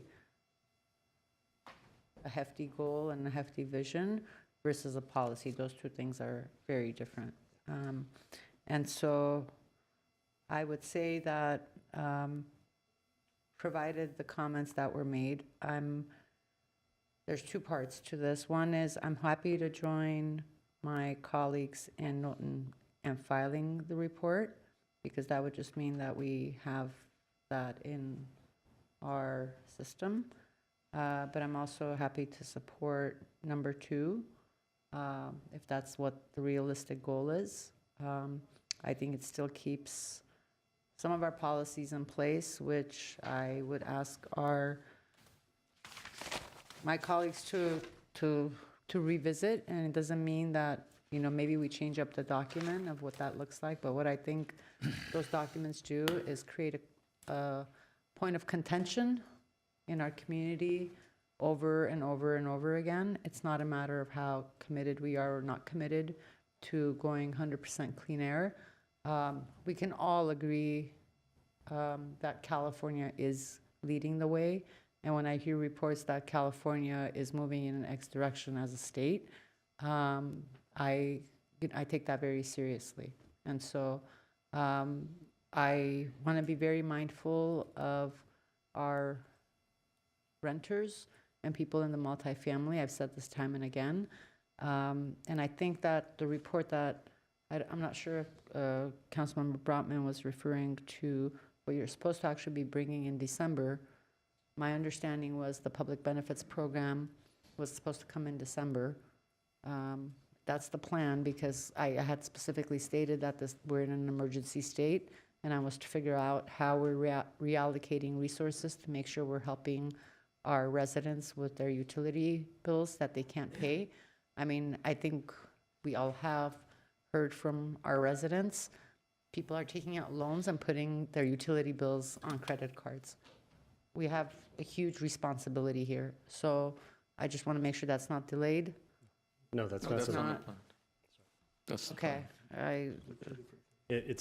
I will clarify that that's a very specific element of the total PBC plan. That Okay. was Glendale Cares program, I Yes. believe. Yes. Okay. So Okay. we will be coming back in December with an update to that plan. Okay.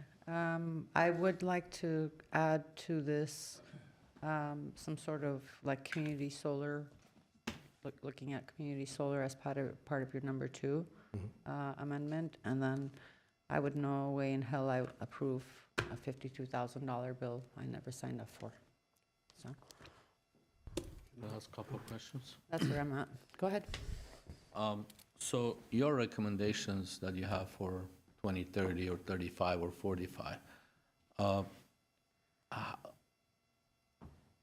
does it include tax, ratepayers increasing rates?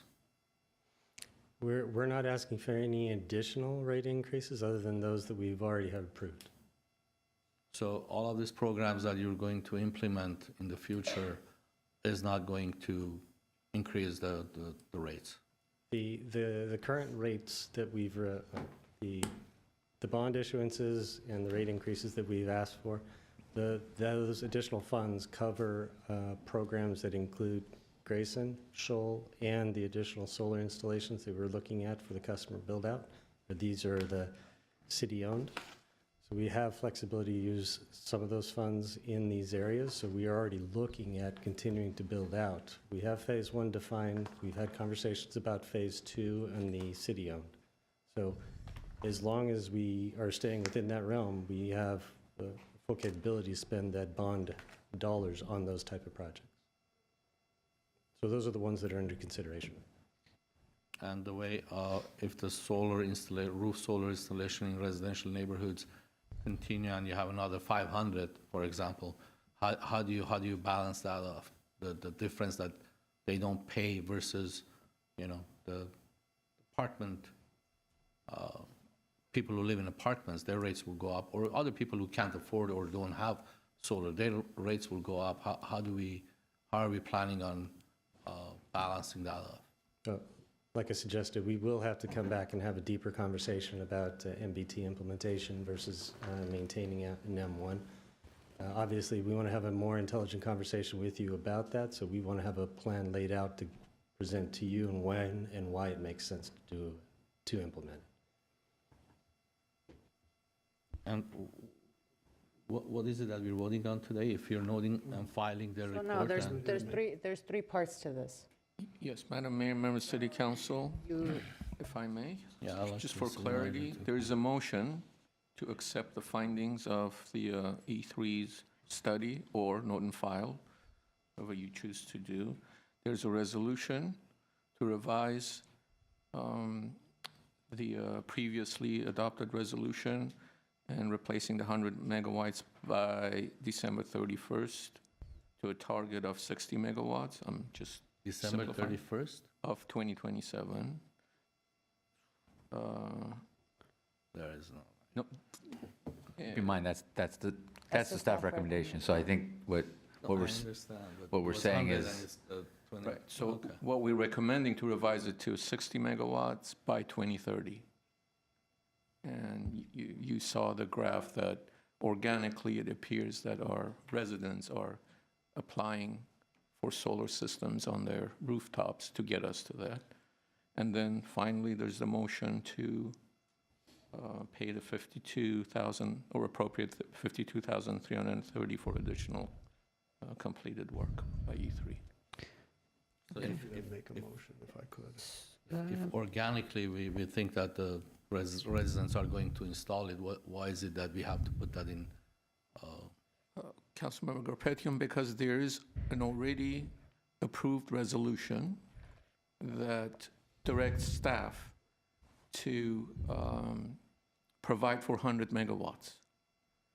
And as you heard, per the E3's study and analysis, it doesn't appear to be feasible. So we want to revise. Our recommendation is to have that resolution revised to a more updated and more feasible implementation of council's direction. One quick question. Mr. Brotman had suggested 70. Correct. Is that doable? Is that a reach? Because I have no idea. Personally, I'm sitting here like, we could trade horses and say 65, but I need to hear whether the 70 is a realistic goal in this time period. Thank you for that question. Councilman Brotman brought up some good points about, we were it was low-hanging fruit that we were going for in the numbers. I agree that if we were going to set up a stretch goal, 70 is probably plausible. I will preface that with the reason why we set lower numbers in those two categories is we just didn't know yet how quickly we'd be able to adopt the city-owned solar and how much response we'd get to the PPAs. We're comfortable that we're going to get a good response. We just don't know. So what happens if you don't get to to that 60? Based on what is this? Does this resolution, is it a mandate or is just a suggestion? Because there's a difference. Well, yeah, Councilmember Garpetian, resolution is a much stronger instrument, provides policy direction to staff. Okay, It's so not a suggestion. I feel like we've spent way too much back and forth on this. Before you make the motion, I have an opportunity to discuss the budget before we provide some. I'm done with the conversation on this. I'm sorry. Go ahead. No, I'm ready to make a motion. So my motion would be to note and file the E3 report. Can we take them one at a time? Why don't we take them Yeah. one at a time? One at a time? One at a time, yes, Yeah. please. Okay. That'll be simpler. So I'll move to note and file the E3 report. Is there a second? Second. All right, roll call. Council members Brotman, Yes. Garpetian, Abstain. Kasakian, Yes. Najarian, Abstain. Mayor Asatryan. You seconded the motion. Yes. What? You seconded the motion. To bring it to a head. I wanted to bring it to a head. All right, yes, go ahead. All right. Okay, the second. Okay, the second motion would be for, this is with regard to changing the resolution, for staff to bring back to us, because I don't think I want to force even that 70 number right now, but to noodle this is a technical term, to noodle the resolution and come back to us with a stretch goal for solar. And this includes everything. This is rooftop, this is commercial, this is city-owned. And PPA. Yeah, that's the commercial PPA.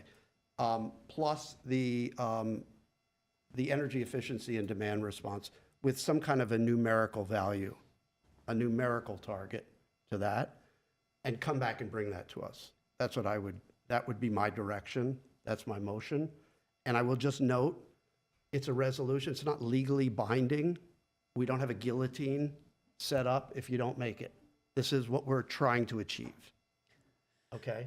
So this is where you and I disagree on this because, again, this is a point of contention every single time because when we set goals, there can be one document that says this is our hefty goal, this is our dream, let's work towards this. There's another thing with a resolution that says every time any of these items come to council, there's contention between council and community and our utility. And over again, when the moment comes, I don't know, is it politics, is it what? I rather just work off of numbers that are real. So I would rather divide those two up and say this is our hefty and, awesome goal that we have as a city versus what the reality is. Because the truth of the matter is, if we all agreed on the fact that we're going to reach 100% clean energy by 2035, no one on this dais would approve a scenario for 2045. No one. Who's talking about 2045 for our IRP. I'm going to keep going back to that because that was the perfect example of the reality that I think many of us know that's on the ground, but are just feeding into this thing that just continues to create a division amongst our community members and our staff and our city council. So I would prefer that we have a plan that says this is what we're working towards, and then another one that is based off of all this money that we spent on the different plans that we've developed over time. Madam Mayor. But it's not. To bring the numbers back. Yeah. Yeah, Madam Mayor, Member City Council, if I may, I hear both sides, and I agree. If council's desire is to change the resolution instead of 100 megawatts to go with 60 megawatts, 70. Well, let's go with 60 for the time being. As staff, it'd be really helpful, as the mayor mentioned, to provide that policy direction in an adopted resolution that's practical and doable and feasible. So if council's not ready at this point tonight to make that decision, whether it's going to be 60 or 70. I agree with you. I was going to make that suggestion. We'll get together with staff and see if there's a mechanism to get to 70 realistically, right? Not just stretch goal, realistically, without an additional impact to ratepayers. And then we'll come back to council and we'll seek your direction. That's basically what my motion was. I don't understand what you're But you're also talking about, like, you're taking the 60 to 70. No, I didn't. You just said it again. I said I want them to come back with what they think. I'm challenging them to come back with a more aggressive number that obviously they think is achievable. That's doable. Yeah. If it works, yes. And Yeah. we'll do that. Unless again, council. Okay. Just so I heard, what I heard was a motion to direct staff to bring back a report with a revised resolution looking at a stretch goal for solar, plus taking into account energy efficiency and demand response programs. Is that your motion? With numerical goals for energy efficiency and demand response. With numerical goals, okay. Okay. Is that all right? With rate implications tied into it. Correct. Okay. I mean, To so the we can see extent what the they rate can. implications would be with those goals. Okay. That's what I said. You got it. That's what I said. You amend your motion to include that? Yeah, I'll include that, yeah. All right. We have a motion and a second. Roll call. Council members Brotman, Yes. Harpetian, Since I wasn't here in the beginning, I'm gonna vote no. Come on, you're because- part of the team. Because I'm not even clear that many of my colleagues are, agreeing where we stand on this thing. So, you're abstaining. no, I'm a no. You're a no, okay. Yes. Councilmember Kazakian, Yes. Najarian, Yes. Mayor Asatryan. Yes. And then number 3 is the Funding. funding. Do I have a motion? I've been waiting We need to patiently, give and I him a did chance interrupt to before. I would like an opportunity to take 2 minutes to explain that request before you vote on it. Do my colleagues need this? I think it's Okay. fair to just. Okay, that's fine. Okay, go Okay. ahead. 3 main points. One, we submitted a budget. The city council asked for more community outreach meetings and engagement without an opportunity to ask for more budget. So we had the choice to continue with the project or forego the project with that budget. So yes, admittedly, we were overly optimistic in the level of support that would be required from E3 to support the additional community support. What we did do was reallocate effort and budget from the other tasks, which is why you're seeing a lower level of effort on category 1 and 2, where we were to make program recommendations. So that's why the report might seem less satisfactory than you were originally hoping for, because we shifted budget to the community support. Second, there were 2 main scope increases that were not part of the original contract. One was we were anticipating Glendale would have the avoided costs we needed to do the calculations. As it turns out, in the middle of the project, the city council, I believe, rejected the IRP in favor of a different IRP. That required additional work on our part to recalculate avoided costs that were representative of the new IRP. That was not anticipated in any scope in the original of the contract. Finally, we drafted scope to submit a report, which we then completed. Glendale asked us to provide additional support to make presentations to the commission. So we've made 2 presentations to the commission, and I've come here tonight to make a presentation in the slide deck tonight. That was also not part of the original contract. Obviously, we informed Glendale over time that we were running over budget. We worked with them in good faith, understanding there's limitations in going back and asking for more budget. So again, we were given the choice, either we stop work or we support the team to try and present the results of our finding to the council, expecting we could recover those costs. Those are the 2 reasons we're over budget, not solely because we underestimated our effort under the original contract. Okay, thank you. Do I have a motion?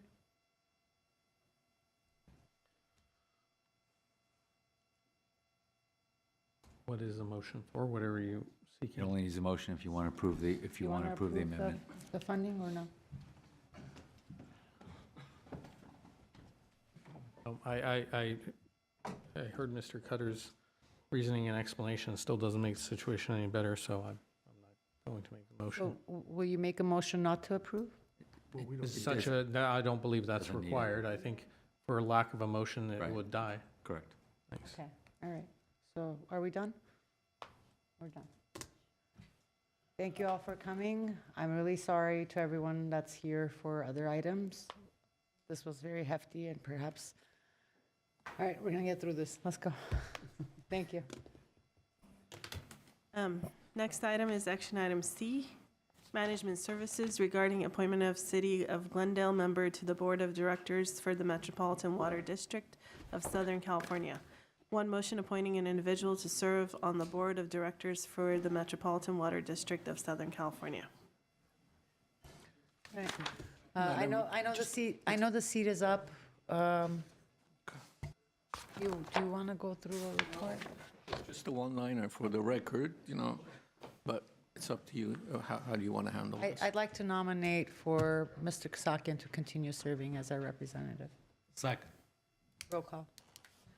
Council members Brotman, Yes. Karpetian, Yes. Kasakian, Thank you, and yes. Najarian, Yes. Mayor Asatryan. Yes. Next item. Next are hearings. 9A is community development regarding ordinances amending Title 30 of the Glendale Municipal Code 1995, case number PZC-0010-2024, and the Downtown Specific Plan case number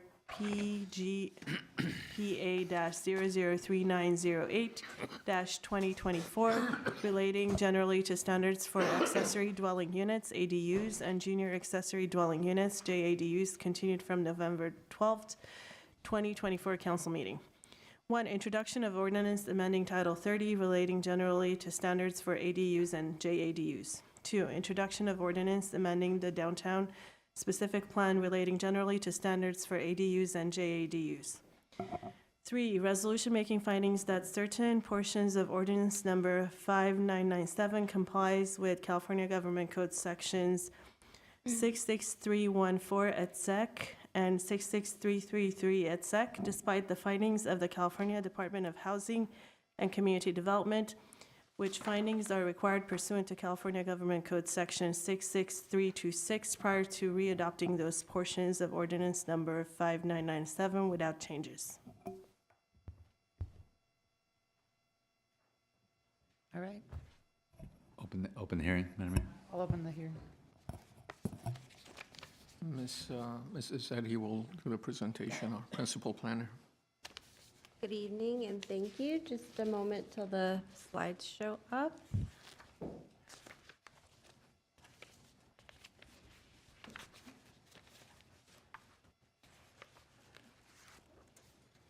So good evening and thank you. Tonight we're going to be going through amendments for ADUs and JADUs. Our zoning standards for ADUs and JADUs were first established in 2017. It lives in our municipal code, section 3034080, and generally under state law, we're required to ministerially approve these, and there's very limited standards that we can apply. This is a ever-changing state law. The most recent update we did was in 2022 under ordinance 5997 to comply with state law changes at that time.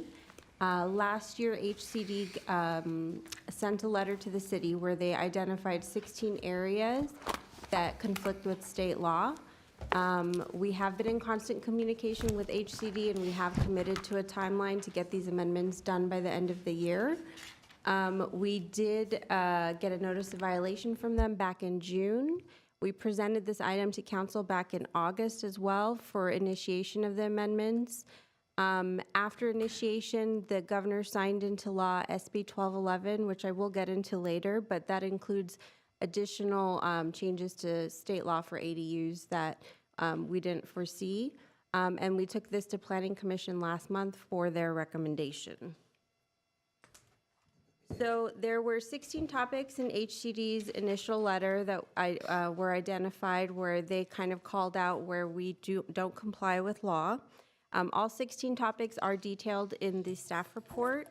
When we brought this to council back in August for initiation, the 4 topics that you see underlined are where council directed staff to present alternatives for consideration, which we did. And then the items that are highlighted in yellow, I apologize. The items highlighted in yellow are where we are providing alternatives. Those that are underlined were where we sought direction last time in August from you. So for the majority of HCD claims, we agree amendments to the zoning code are required and those are being proposed. For those areas where we disagree, Government Code Section 66326 requires us to make findings explaining why we believe our ordinance is in compliance and present those to HCD. So one of the draft resolution is included as an attachment to the staff report and it outlines the different reasons.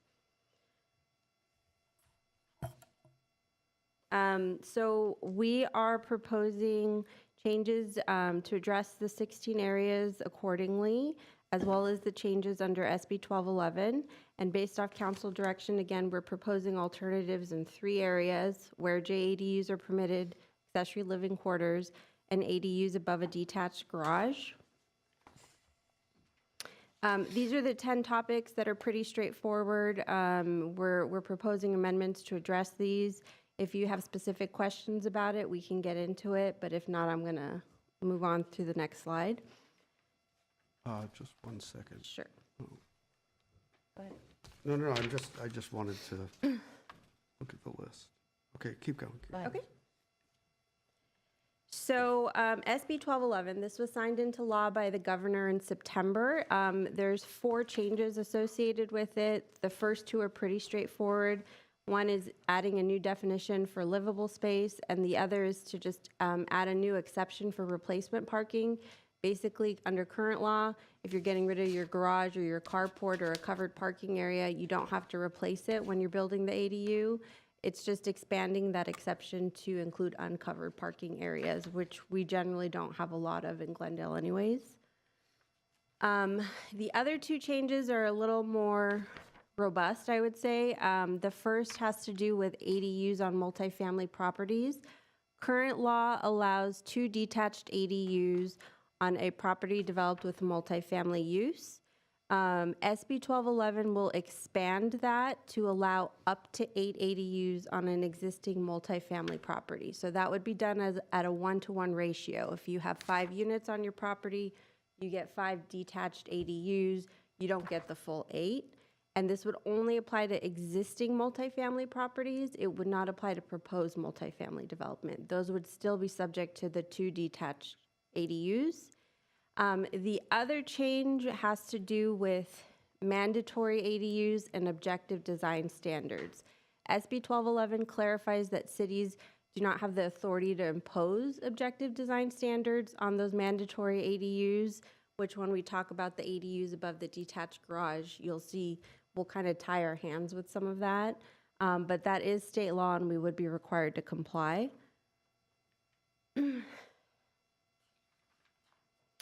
So the first topic, where JADUs are permitted. Current code, JADUs are allowed on a property with a single family use, regardless of your zoning designation. This was done intentionally in order to be fair to the many, many single family properties we have in the city that are not just in single family zones. HCD's claim is that under the government code, JADUs are restricted to lots in single family residential zones. With either an existing or proposed single-family house. They don't tie it to the use. Can, Can I ask a quick question? Sure. Yeah. So what we're saying is if you have a house, a single-family house on a multifamily zoned lot, you can have a JADU, but the state says you cannot. Correct. Under state law, you would just get the 1 ADU. Right, and JADU has to be attached or it has to be part of the house. The house, right? Correct. So let's say if I built a JADU and now the state comes back and says, no, you can't have a JADU, can I turn that into an ADU? Convert it into an ADU? You could potentially, assuming you don't have another ADU on the property. But if it's a multi-residential, you can have two, right? Well, no, so how many you get is tied to the use. So if you're a single-family use, you get one detached ADU, or you get one ADU and one JADU. The state's saying if you're that single-family use outside of a single-family zone, you don't get the JADU, so you would just get one ADU. To get two detached ADUs, the use on your property has to be multifamily. And so where this can be an issue is probably our lowest density multifamily zone, R3050. Many of those properties have one unit on them, and it kind of will restrict what they would be allowed to do. And that's why we always included JADUs on those properties. Council was very clear that we wanted to, actually, no, sorry, this wasn't the one we were clear on. This one had alternatives. I apologize. But does that answer your question? Yes, but just a quick follow-up. So if you're in a R3050 and you have a single-family house, that single-family house determines the zoning, basically, not the physical zoning that's R3050, because you can only have one ADU. You cannot have two. The use determines what you're allowed to have for ADUs, correct? So you can have two? What's an ADU? Excuse me. Accessory dwelling unit. Thank you. So if you have R3050, can you have two ADUs, or you can have only one if you have a single-family house on it? If you have a single-family house, you'd be entitled to one ADU. Okay, that's Yeah. all I wanted to. Thank you. I have a question. I'm a little confused. So HCD is saying that we don't necessarily have to allow a junior ADU in that zone, or are they saying we are prohibited from allowing a junior ADU in that zone? So they're saying because the language in their law is that JADUs can be allowed in single-family zones, that we're violating that because we allow it outside of those single-family zones. However, we believe we're still meeting the intent of that law because we're only allowing it on single-family use properties outside of the single-family zones. And this really is to just be more fair to everybody. So they're saying it's not even within our discretion to amend our codes to allow JADUs Correct. in those and zones. We are pushing back. The draft resolution includes reasons why we believe we still comply with the intent. No, I understand that. I'm just confused about what HCD. I just find this really puzzling. And is it something we bring up with our lobbyists to get them to fix? Because it doesn't make any sense that they're prohibiting us from allowing somebody to build a JADU if we're okay with that. Correct, but also state law does allow us to be more permissive, and that's part of our argument why we believe we're doing what's right, because we are being more permissive. We're being more permissive, yeah. And this is more flexible. You know, there was no consensus when this came to council for direction, so we are proposing alternatives in the ordinance. But Planning Commission, you know, unanimously kind of agreed with this one, so they kind of had the same thought as you, as, you know, that doesn't really make sense. Why would you restrict that? But that's where we landed with it. The next topic is accessory living quarters. So accessory living quarters, they are not the same thing as an ADU necessarily. They include any building with an R occupancy under the building code. The very common examples are the guest house, the pool house, or like the rec room on a property. Those buildings are subject to zoning requirements.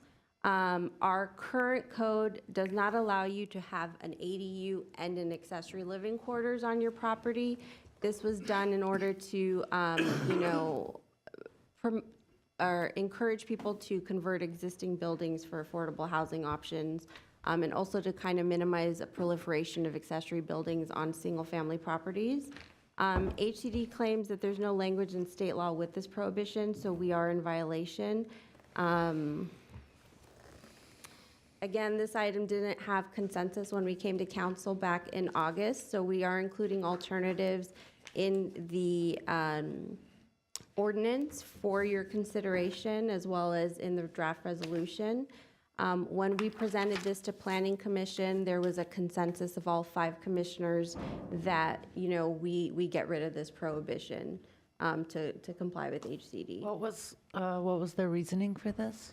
They didn't, to them, it just didn't make sense because the accessory living quarters, they're still regulated by other zoning standards. There's still other mechanisms in the code to kind of restrict where they can go, what they can look like. We still are subject to landscaping, floor area, lot coverage, all of that. So to them, it didn't seem like a big deal.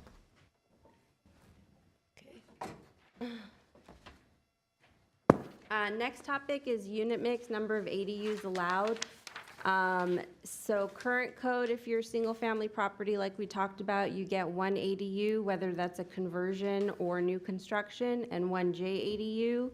Multifamily properties are entitled to at least 2 detached ADUs. Again, with SB 1211, that could go up to 8 ADUs depending on what's going on. Or you're entitled to a conversion of 1 plus 25% of your existing units. So example, if you're a 4-unit apartment building, you get 1 plus 25%, which would be 2 conversions. HCD is essentially saying that the word any in state law means any and all, meaning you would combine those allowances. So single-family properties, according to them, get 2 ADUs, conversion, and new construction, and 1 JADU. And then if you're that multifamily property, you get the 2 detached ADUs, or again, up to 8 with SB 1211, and the conversion. So just a 4-unit apartment building example, with SB 1211, you would get 2 conversions and 4 detached ADUs. So you've taken a 4-unit property, and you now have 10 units on the property, essentially. Question?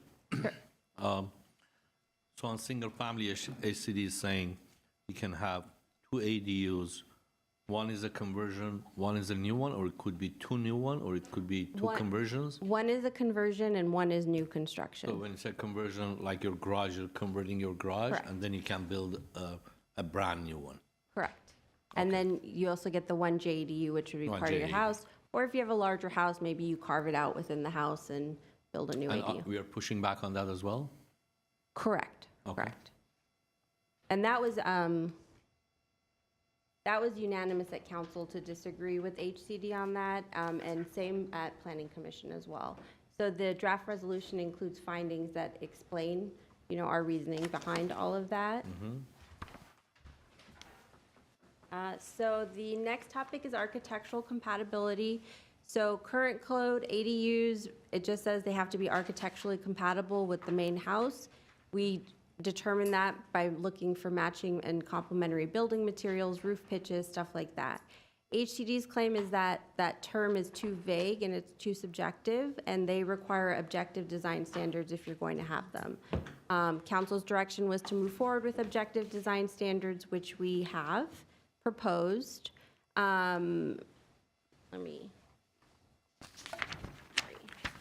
So we have broken up the objective design standards into 2 categories. They focus on facades that are visible to the public realm, directly facing the street.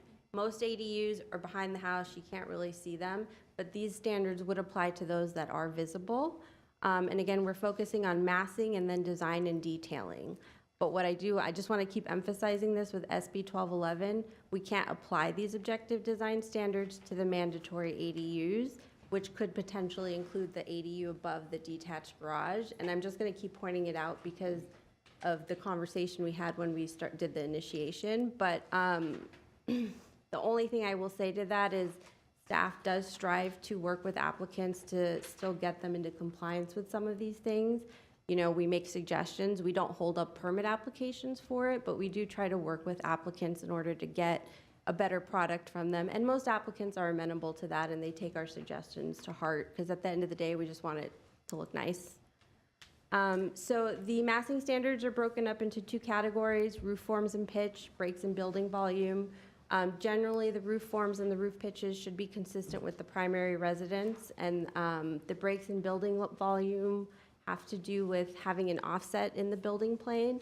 We're also adding language in there for second-story overhangs to orient them towards the interior of the property and away from neighbors and away from the street, just to help kind of break up that massing and minimize visual impacts to the neighborhood.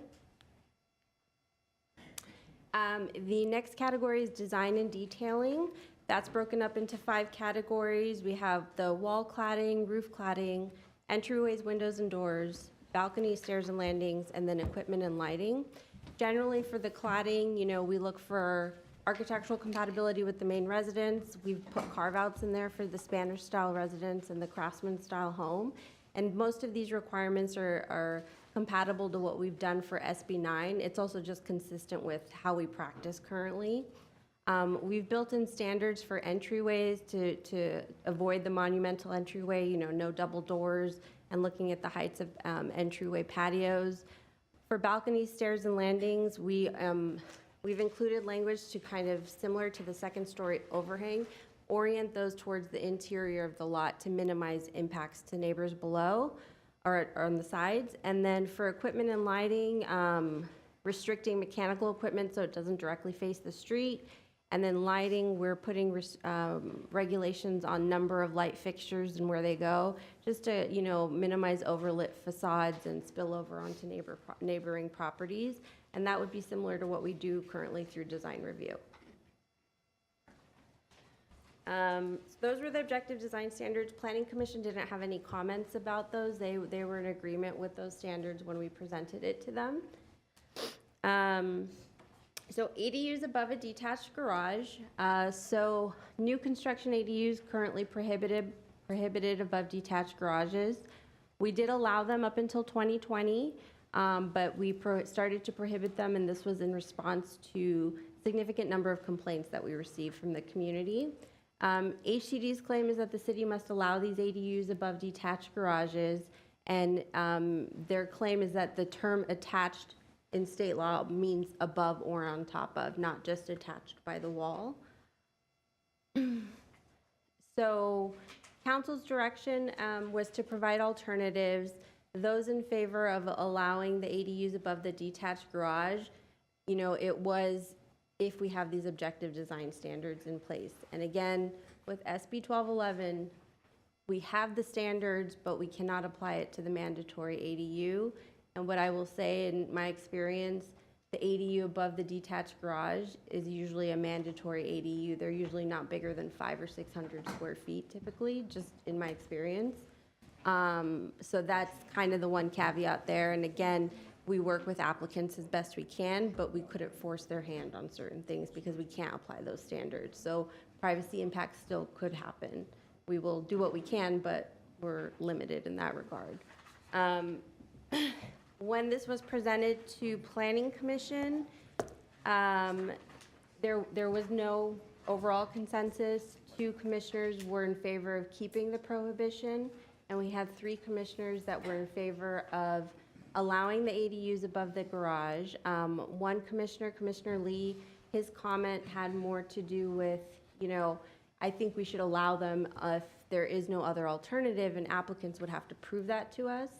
You know, it's kind of difficult to gauge what that threshold could be in that situation. And then the other commissioner, Trakchian, his comment was, you know, I think we should allow these, but we should look into ways to disincentivize them. However, you know, we talked about it internally. That isn't something we really could do, and it would go against the intent of state law. And I think, you know, we could get in more trouble if we were to do something like that. So we didn't present any options for disincentivizing them. There's also additional amendments included. Some of those are miscellaneous cleanups. Some of them we're just adding some more definitions that already exist in state law. We're including the 800 square foot credit for those non-mandatory ADUs that we discussed last time. This is current practice where we give people a credit. It gives them more flexibility with their development. We're simply codifying the practice.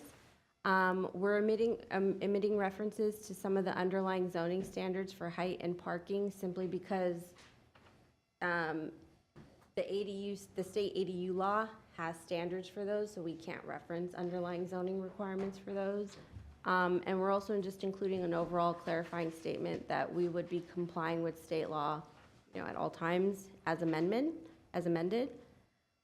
Again, I kind of went through this as we went through the different topics and what Planning Commission discussed and kind of the direction that they provided.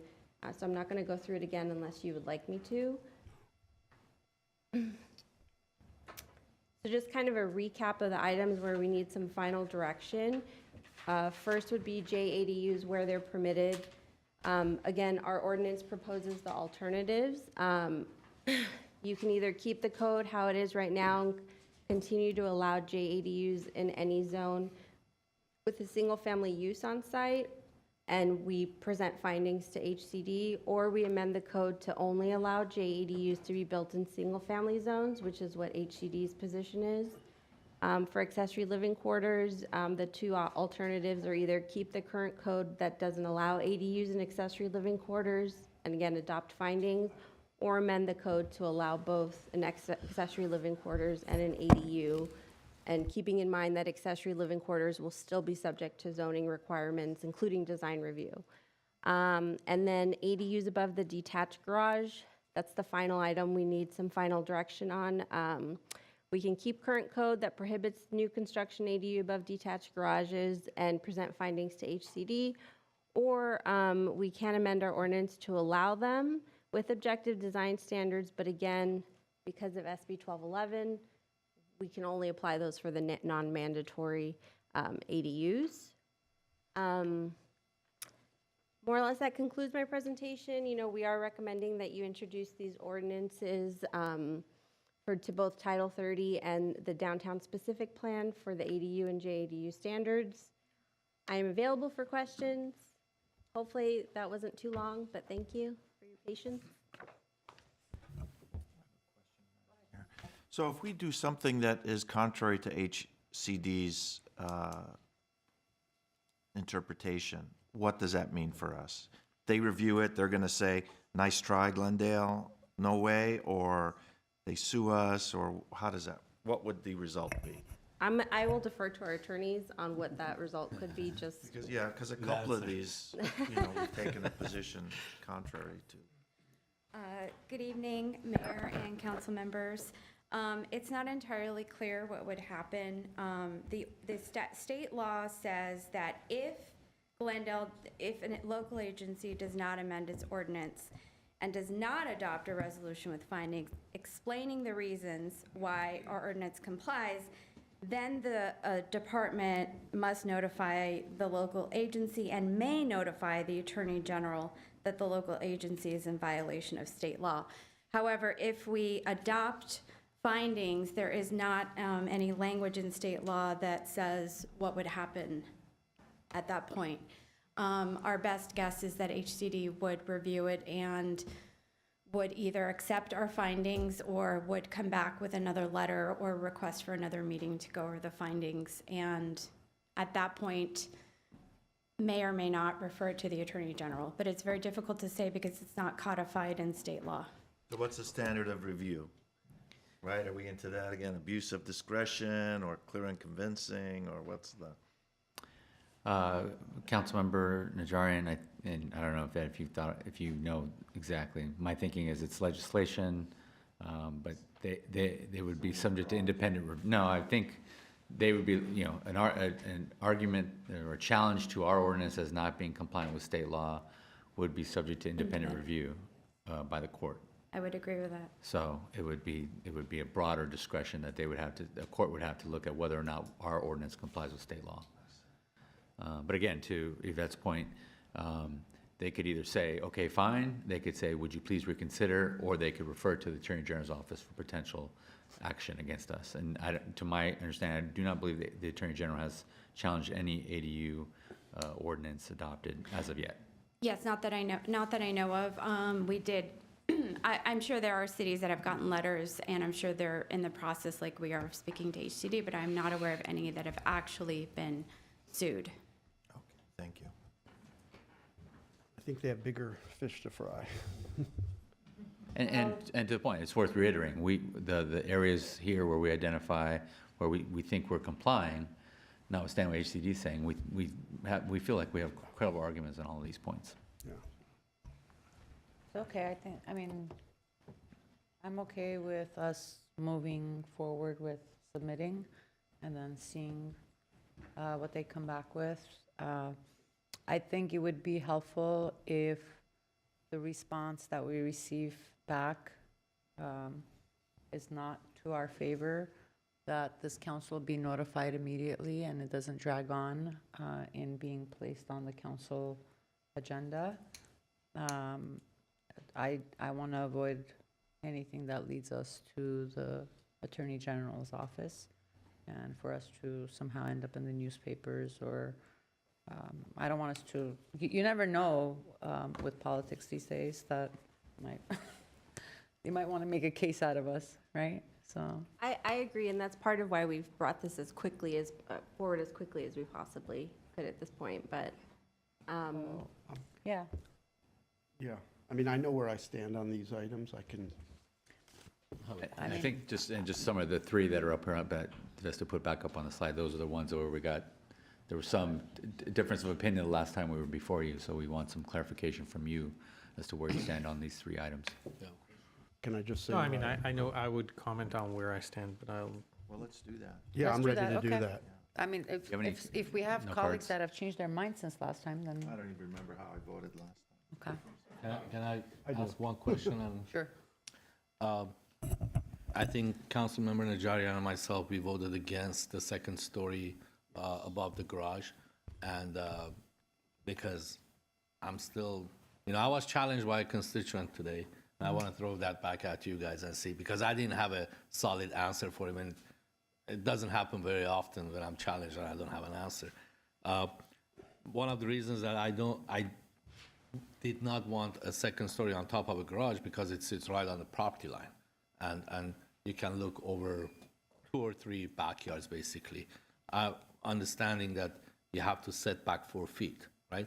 So the constituents was asking me, you allow 2-story ADUs. Do we allow 2-story ADUs? Okay. So, and I'm sorry, go ahead. Just under state law, we allow them when they're attached to the primary residence because of the height that you would get. You could put 2 stories in there. So you do not allow 2-story ADUs detached at the end of the property if they have 4-foot setback? You could potentially, if you could get 2 stories to work in 18 feet, and if you're eligible for the 18-foot height, which has to do with proximity to major transit. So there are instances where it's allowed, but from talking to developers, it's also hard to make 2 stories work within that 18 feet. So a lot of times you end up with like a mezzanine or a loft area, just because it's hard to get it to work. Right. What he was telling me was, if you want to add a second story on top of a garage, most of the time you have to demolish your garage because the foundation is not there. The older ones don't even, the foundation is not even made out of a reinforced masonry material. So you have to demolish your garage and build a new garage and build an ADU on top. He was, and I kind of agree with him that if you build a 2-story ADU within 18 feet, what's the difference between 2-story ADU versus a garage and an ADU on top, which is the same height and has 4-foot setback on each side? That's something that can we? I can see your point with that, but so HCD is saying like attached means on top of. Attached also means attached to the primary residence, and in those instances, you actually get a 25-foot height. So that would be the difference. These ADUs on top of the detached garages, they would be eligible for a 25-foot height based off HCD's own, interpretation of what attached would mean. Right. Which is slightly different than just a standalone building, I guess. That's so let's go with your recommendations, and hopefully, we'll make the findings, and they won't force us, because I understand what this gentleman was saying, that what is the difference if I can build a 2-story ADU in the back of my property versus 4-foot setback versus demolishing my garage, which is at the end of the property, and keep the same setback and build a garage and an ADU on top. So. And Mayor, I think there was one card submitted on this. Yes, there is. Go ahead. Let's hear the speaker and then we can. The one speaker is Shane Lee. Shane, you have 3 minutes.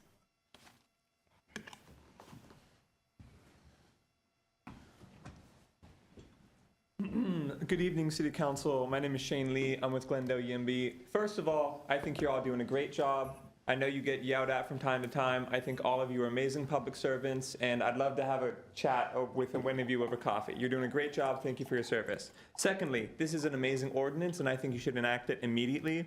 At Glendale Yimby, we love Glendale, and we want more people to live here, and that means building more housing, especially ADUs.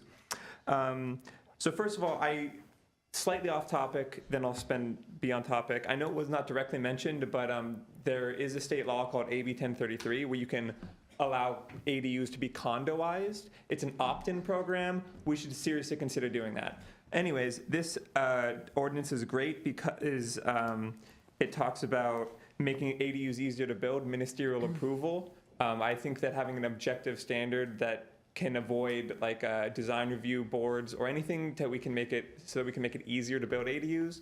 At Glendale UMB, we strongly support that. Additionally, ADUs are amazing, and because only 15% of Californians today can afford to purchase the median price home, and California has the second lowest home ownership rate in the nation.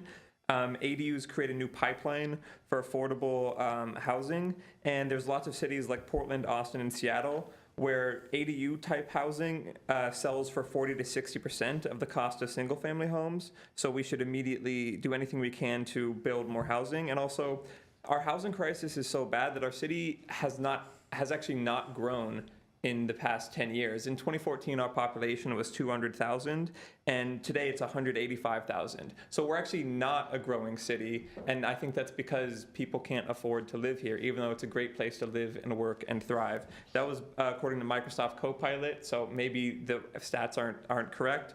But anyway, I also think that there was something in this ordinance about loosening the parking requirements. We also support that. Anything that you can make it easier to build housing, because we don't have a scarcity of parking in Glendale. We have a scarcity of housing. And yeah, ADUs are a really great way to add housing without fundamentally altering the character of a neighborhood, and they should be approved with as much alacrity as possible. And in addition to the ministerial approval, loosening the parking requirements would be great. We need more housing, less parking. And what was the final thing? Yeah, we need to keep building housing so that home prices can go down so that more people can live here. And anyway, you should pass this ordinance as soon as possible. The people in the planning department or the community development department, they do great work and they're very smart people, and you should listen to what they have to say. And again, thank you for your service. Have a wonderful night. Thank you. Thank you. No more callers or, okay, I'm closing the hearing. All right. Do my colleagues want to just go through what you're okay with and what you're not, if you have additional questions? Yeah, I'm ready. Go for it. Okay. Okay. Number one, JEDUs where permitted. I support adopting findings, not amending the code. Accessory living quarters, I support amending the code to allow both. And ADUs above a detached garage, I support amending the code to allow ADUs above a detached garage. Okay. Next. Would like to go next. Mark. Hi. All right. I'm not in favor of ADUs above the garage, a detached garage. Not in favor of amending the code for the living quarters, but JADUs in single-family homes on multi-residential zone, I'm in favor of that. I think it's just fair because they won't allow them to have what's allowed in multi-residential zone as far as ADUs go, but they don't want them to have a JADU, so it's a double-edged sword. So. All right, next.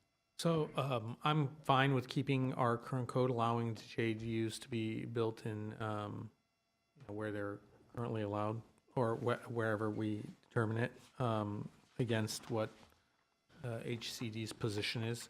On the accessory living quarters, I'm fine with amending that to allow for both.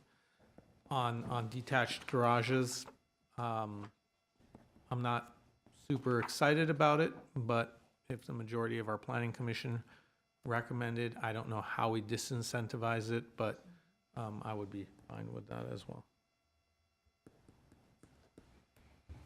Okay, I will agree to keep the current code for the JADUs where permitted. Permit them in any zone with a single-family use. Accessory living quarters, I only want one, so that would be keeping the current code. And I do not like the ADUs on the second floor of a garage. Okay.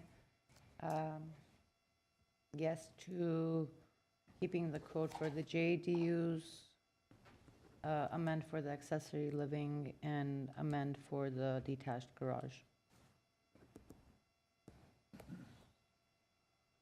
Okay, so because it's a zoning code amendment, it will require a 4/5 vote when it comes back. So I have that for JEDs where they're permitted. So for Your mic. Sorry, late night. Okay, so for where JADUs are permitted, we have a consensus there, so thank you. I'm meeting with someone tomorrow who will be very happy to hear that. For accessory living quarters and ADUs above detached garages, we don't have a consensus of 4 out of 5. So what staff would recommend in that case, because we do need to get the ordinances through, we would recommend then, at that point, just sending the findings to HCD for those items, because we don't have a consensus to change the code for those, unless you guys would like to deliberate it more. Or we could If bring we back don't, if both we don't next have month. consensus, then we don't have consensus. It has to go to them as it is. I mean, we need 4/5, so we obviously don't have 4/5 on either of those. Unless you can convince one of the two colleagues. I mean, we have folks here waiting on other items as well who've come here from neighborhoods. I would, unless Anyone someone willing wants to to be change their mind convinced? really quickly. If you, Going once? we could also introduce it with all of the changes, and then, but we'll also bring back the findings for accessory living quarters and ADU above detached garages, and if on the 3rd it doesn't get those two items don't get 4 votes, then we would recommend you just take those parts out and adopt the findings for those two particular ones. Would that work? I think that will work, but one quick question about the living quarters. If you have a house and an ADU already, are you going to build a new living quarters, like a separate structure, or are you going to allow, if this passes, when it comes back, are you going to allow a garage to be converted in living quarters? How does it work?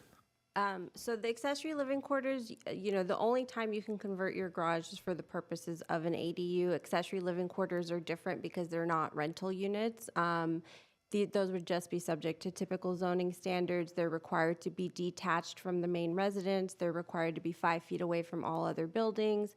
They're still subject to setbacks, lot coverage, floor area, landscaping, and we do design review on them. We look for, again, architectural compatibility for those, which most of them, it's not an But issue. it will be very difficult to implement one, to build one, because Depending on the site, a ginormous site will have more options than, the typical 50 by 150. It's a very technical term, ginormous. Right, I know, I understand. Okay, thank you.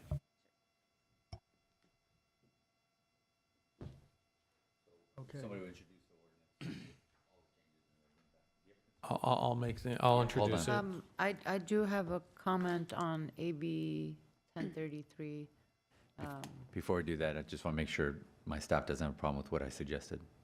If we could just recap so that Sure. we could think about I the think what I consequences. was suggesting is that we would introduce the ordinance with amendments for all 3 of these items, as well as all the other items. And then, as well as bring back the findings for all the items, including accessory living quarters and ADUs above detached garages.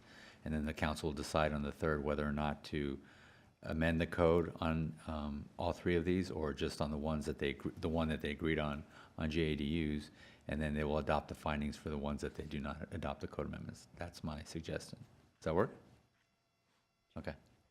So I just need one council member to introduce the. Well, if I might, the first one, where the JADUs are permitted, there Correct. we just keep we're all in agreement that we're Oh, going to you're right. I apologize. keep the current code. Correct, you're right. So we don't, That we one's just over. need the findings for that, right? Correct. Correct. That's Okay, correct. it's the other two. It's the other 2. We'll introduce it with the code amendments, and then you'll decide, or just introduce it without it, I guess, and then we can bring those amendments. You can make the amendments on the 3rd, because they're certainly germane, because you've discussed them. Okay, well, if I introduce it, I would introduce it with the code amendments, because that's what I would like to see on those two. So can I Sure. do that? You can, and then, but they'll require 4 votes when we come back. Yeah, I to know, ex- I know. But I mean, just introduce it that way, and then Right. we'll deal with it when it Okay. comes back. And then just a motion to direct us to bring back the findings to go to HCD. Okay, and I'll move that to bring back the findings on the JDUs where permitted, and the others, on And all three. and On all three. all of the items. Okay, I'll second that. All right, roll call. Council members Brotman, yes. Garpetian, Yes. Kasakian, Yes. Najarian, Mayor Asatryan. Yes. And I apologize, we also need an introduction of the ordinance for the specific plan, downtown specific plan. It's the same thing, but we need a council member to introduce that. Okay, I'll introduce the ordinance relative to the downtown specific plan. Thanks. Next item. It's the same, I don't know, it's the same ordinance, but just for the downtown, correct? Correct. The only change in there has to do with the JADUs and where they're allowed. We would keep the language allowing JADUs for single family. There is there's an error in the language in the downtown specific plan chart that says talks about junior ADUs on multifamily properties. You don't get junior ADUs on multifamily properties, so we still need to amend it to get rid of that. That's Yeah. what we were getting rid of right Correct, now. Okay, correct. thank you. Yeah. Thank you. Come again. Next item. Next item is hearing B, Public Works regarding appeal of Transportation and Parking Commission decision regarding installation of always stop controls at the Adams Street and Schofield Drive intersection. One motion reversing the decision of the Transportation and Parking Commission and approving the installation of always stop controls, or in the alternative, 2, motion affirming the decision of the Transportation and Parking Commission and denying the installation of always stop controls, or in the alternative, 3, motion referring the matter back to the Transportation and Parking Commission with direction for further consideration, or in the alternative. Madam Mayor, open the public hearing. Open the public Oh, hearing. it's open. I opened it. Mr. Hernandez has hopefully a brief presentation, just as a refresher. Yes, good evening, Mayor and members of the City Council. So on November 5th, the council approved tonight's hearing for consideration of reversing the Transportation and Parking Commission's decision for not improving the installation of the always stop controls at Adams and Schofield. With that said, I would like to turn it over to our principal traffic engineer, Pastor Casanova, to present the rationale of why staff is recommending the always stop. Thank you, Mr. Hernandez. Good evening, Madam Mayor and members of the City Council. Excuse me while we pause the presentation.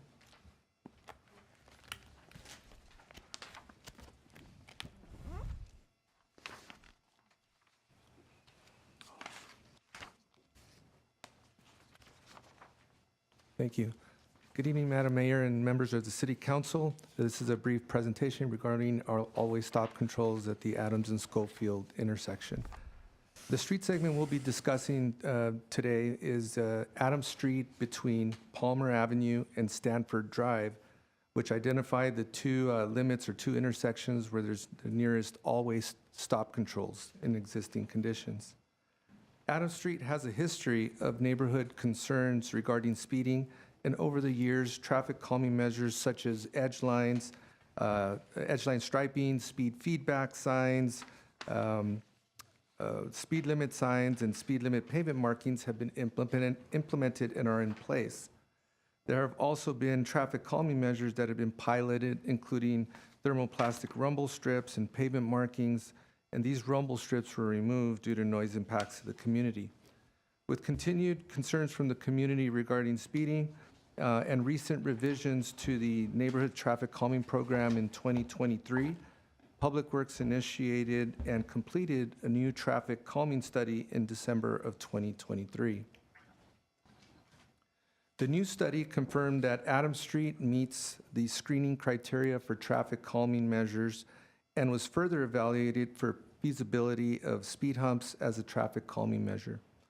Although most of the criteria of considering the speed humps were met, as noted in green on the matrix on the screen, the street does not qualify for the use of speed humps due to the close spacing of the intersections and because Adams Street is a designated fire response route, both of which are noted in red on the matrix.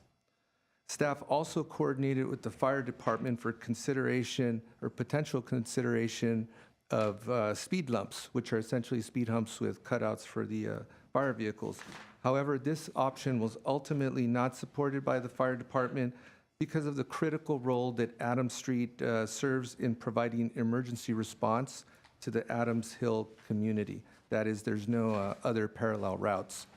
So with this data and feedback from the fire department in mind, the study concluded that speed humps were not feasible.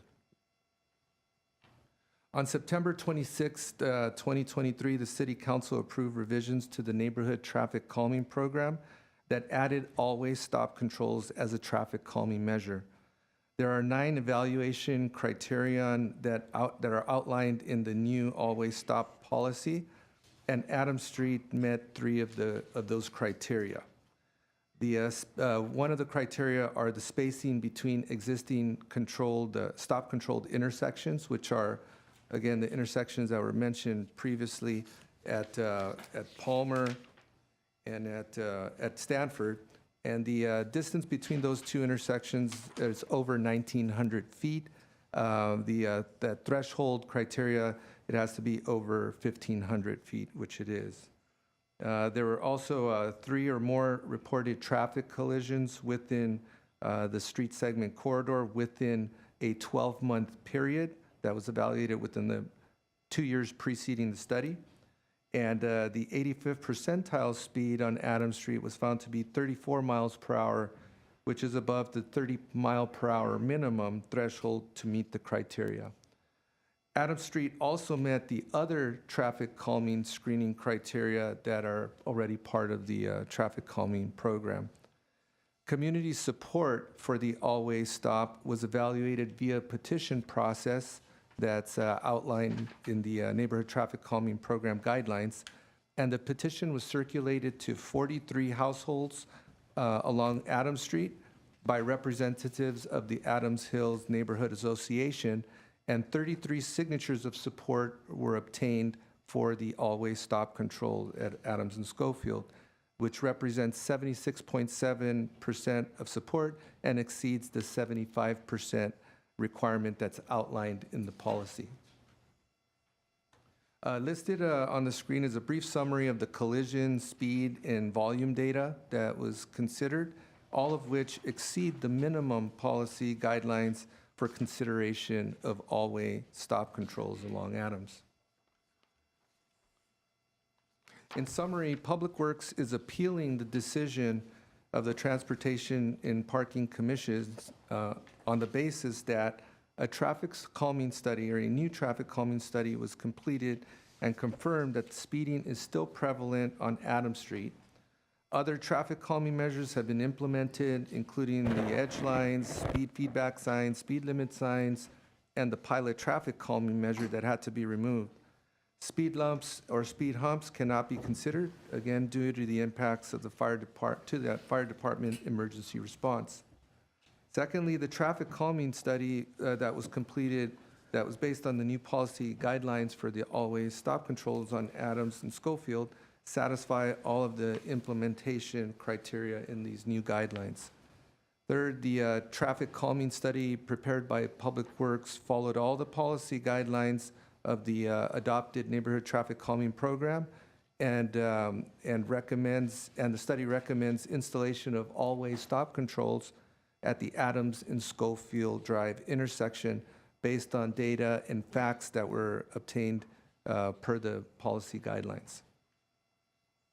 So with this in mind, staff therefore respectfully recommends that the City Council approve what we're calling motion option number 1, that reverses the decision of the Transportation and Parking Commission and approves the installation of all-way stop controls at the Adams and Schofield intersection. And with that, that concludes the brief presentation, and we'd be glad to take any questions. Thank you. I'll take public comments and callers first. Madam Mayor, how many minutes would you like to? How many speakers? We have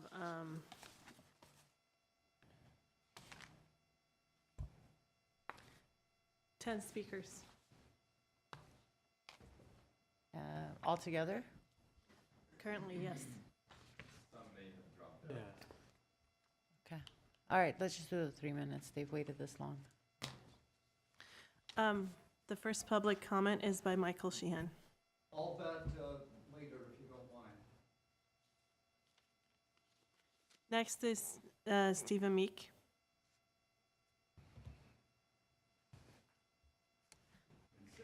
You have 3 Would minutes. appreciate if it was less than 3 minutes, but you're granted 3 minutes. Thank you, thank you. Mr. Casanova did a great presentation here, and I'm basically covering the same thing he did. The Adams Hill Neighborhood Association has worked with the Public Works Department for several years trying to achieve a traffic calming on Adams Street where the speeding just never ends. Public Works reached out to Los Angeles and they decided we could use the same traffic calming measures as they are using, which permits a stop sign.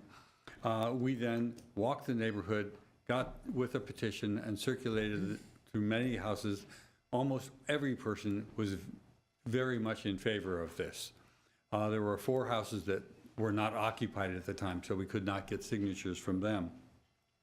The one person who objected has several cars, and they didn't want to give up a parking space, which happens to many people in the neighborhood, including myself. We adapt, and we find another spot further down the street a little ways.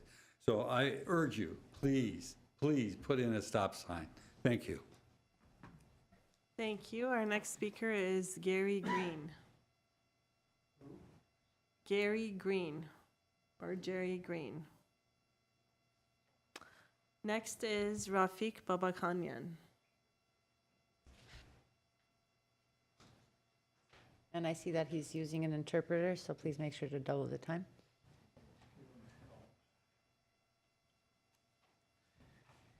Բարև ձեզ, հարգելի քաղաքապետ, հարգելի խորհրդի անդամներ, արդեն 4-րդ անգամն է այս ամբիոնից ելույթ եմ ունենում ու համառորեն պնդում եւ խնդրում եմ ձեզ հաշվի առնել այն հանգամանքը, որ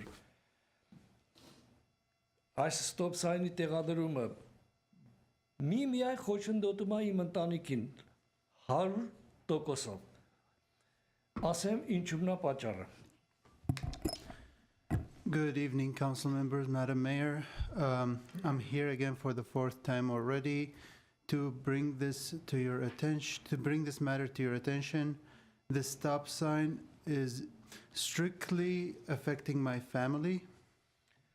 Նախորդ միտինգին ներկա էին հարևաններից 1248 տան բնակիչը, որ ելույթ ունեցավ ինձ հետ միասին, 1249 1251, 1259 համարի բնակիչները նախորդ միտինգին այստեղ էին, նրանք մեզ երաշխավորել են, որ երկուսս պետք է ելույթ ունենանք, և ելույթ էլ ունեցել ենք։ During the last meeting, my neighbors from 1248, 1249, 1251, 1259 were also present at this meeting, and they also spoke on the podium and presented their points.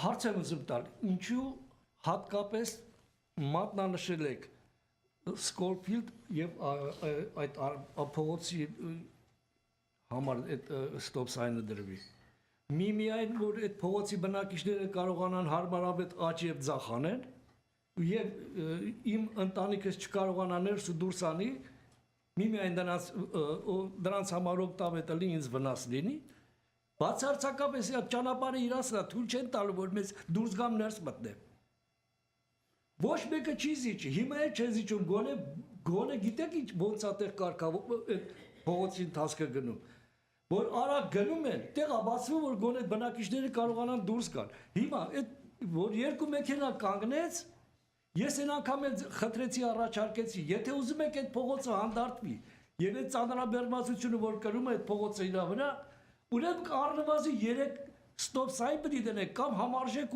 դրան նման մի բան, որ այդ փողոցի հատվածը այդ լուծումը ստանա։ Ես արդեն երկրորդ տարին այդ հարցը անդադ բարձրացված է։ Ես մենակ այս միտինգներին մասնակցում եմ, հենց չեմ ասում փողոցային միտինգներին, որտեղ որ անդադ մասնակցել եմ։ Խնդրում եմ, ես ուղղակի հաշվի առեք այս հանգամանքը։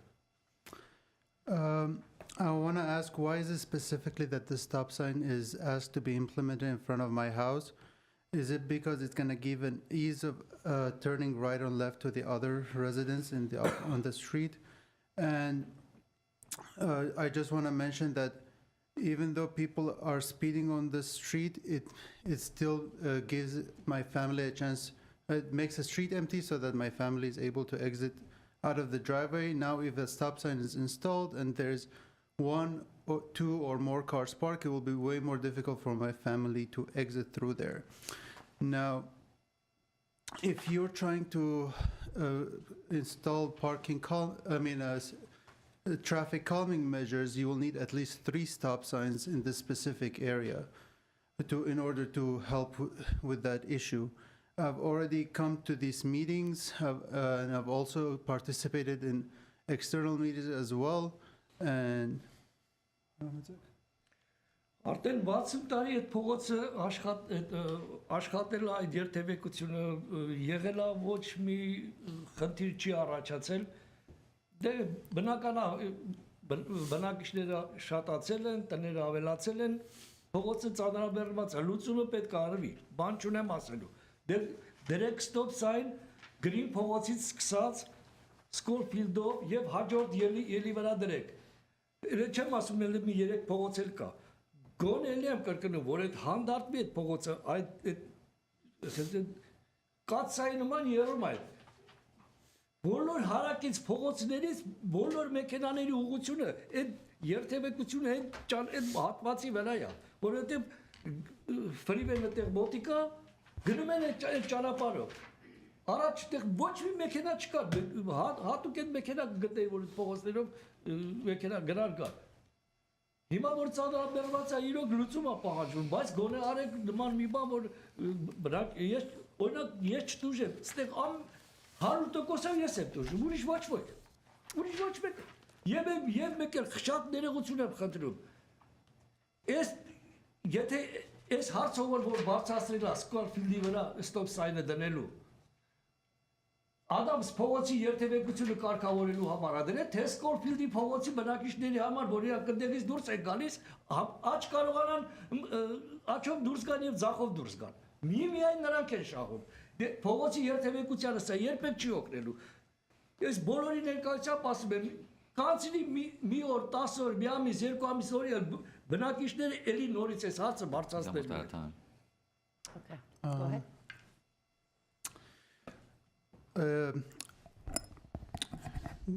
I've been living here for a long time, and traffic on Adams Street has always been calm. However, I do understand that the population might have increased, and then that might have caused the traffic to increase as well. Please also consider that people have been starting to use the streets more to access the freeway that is close by, and that is causing a lot of traffic on Adams Street. Now, if you want to put a stop sign on Schofield Street, you should also put one on Green Street, and there's other streets that I can name that you should put stop signs on them as well. A few other things. Number one, if whoever brought this point forward in order to be considered, did they want to manage the speed on Adams Street, or did they want to manage the speed on Schofield Street so that whoever is exiting from Schofield will have an easier time turning right or left? Nonetheless, if you're trying, the traffic on Adams Street is getting worse, and it does need to be managed. And installing this stop sign will only be harming me and myself only, and no one else. Sorry, your time is up. Thank you. Ես կարող եմ Yes. գրավոր նամակս Կարող եք նամակը ձեր հանձնել, եթե կուզեք, բայց ժամանակ ավելի եմ տրամադրել, քան թե կարելի է։ Եթե կարելի է մեկ էլ խորհրդի անդամ Կարպետյանը ձեր հասցեն կուզե, եթե կարող եք շեշտել։ կնկարի Ես կտա։ Okay, շնորհակալություն։ Շնորհակալություն։ Ծանր օրեր աշխատանքային ներողություն։ That's okay. Thank you. I just told him that his time was up and he can submit the letter, and then he's to provide you with the address. I just needed to state that because some folks have made an issue of me speaking Armenian to constituents that. Did he write it down? Okay, great. Okay, thank you. Next. Our next public comment is by Gary Ackerman.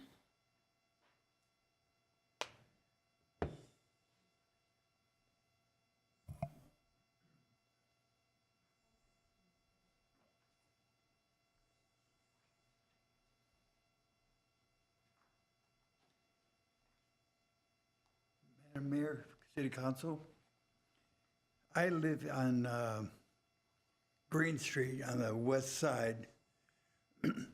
For us to get out of Green Street between hours of 4 and 6, it's a nightmare because there's so much traffic coming down Palmer, turning right on Palmer and left from Glendale Avenue, that it's impossible.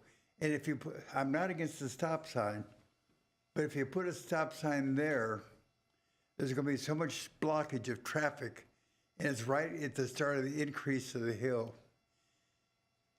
After people stop, they're going to increase their speed and go faster, which makes it even harder for us to get out of Cornell. My suggestion is not put a stop sign there. For one thing, that crosswalk, there's a crosswalk further down, just a short distance down. If people live further up the hill and want to cross, they're not going to go all the way to the bottom of the hill to that crosswalk and turn around and get back up again. My suggestion, and I passed I've sent what I thought was a good idea to each and every one, but I hope you all got it. I talked to Mr. Hernandez about it, and I said, traffic. My suggestion is make it where you cannot turn left on Palmer from Glendale Avenue. For one thing, it is very dangerous because you've got opposing traffic that's trying to go north, and the crosswalk at this hour now is so dark. If you were to turn on these lights, except for have maybe one of these TVs going, you'd experience what we have at that crosswalk. We need illumination at that crosswalk. And if they were to put a stop sign at Vista Court on Palmer, that would pace the cars, and it would make it safer for us to get out. And if you put a stop sign on Schofield, you're going to have such a major traffic problem at that hour, you're going to have a mess. Any questions? Yes, good to see you, Mr. Ackerman. Yeah. So can you explain what the issue was regarding making left turns onto Palmer from You said Glendale? Going south on Glendale Avenue, Uh-huh. people are turning left onto Palmer. And how's that impacting the Adams Street traffic? I've been there and I do agree that Palmer needs some traffic calming measures as Right. well. But if you don't allow people to turn left from Glendale Avenue, that's going to reduce the amount of cars that are going down Palmer. And that's going to pace it better. And if you put a stop sign at Vista Court, it's going to pace it even better and allow us to get out safely. Okay. And that gentleman talked earlier about there was adequate parking. There is so much parking on the street, we cannot see because our vision is impaired. Okay. All right. Any other questions? Thank you for your sir. time. Thank you, I appreciate you. Thank you. Our next public comment is by Ellen Dish.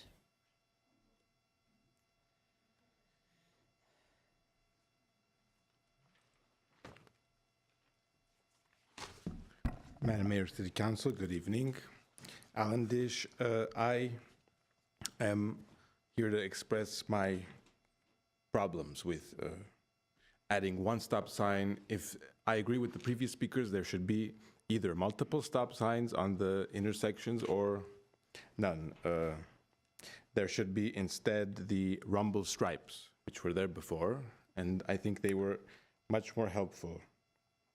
The reason is I think adding a stop sign would actually increase the chances of accidents, especially rear-end collisions, compounded by the steep grade coming down the hill. Now, people mentioned that Adams is a major artery. Mr. Casanova said so very correctly. It's one of the only real major roads aside from Verdugo, connecting Glendale with communities to our southeast. Because you have there obviously two mega obstacles, hills. On the west of Adams is Forest Lawn, forming an unsurpassable buffer.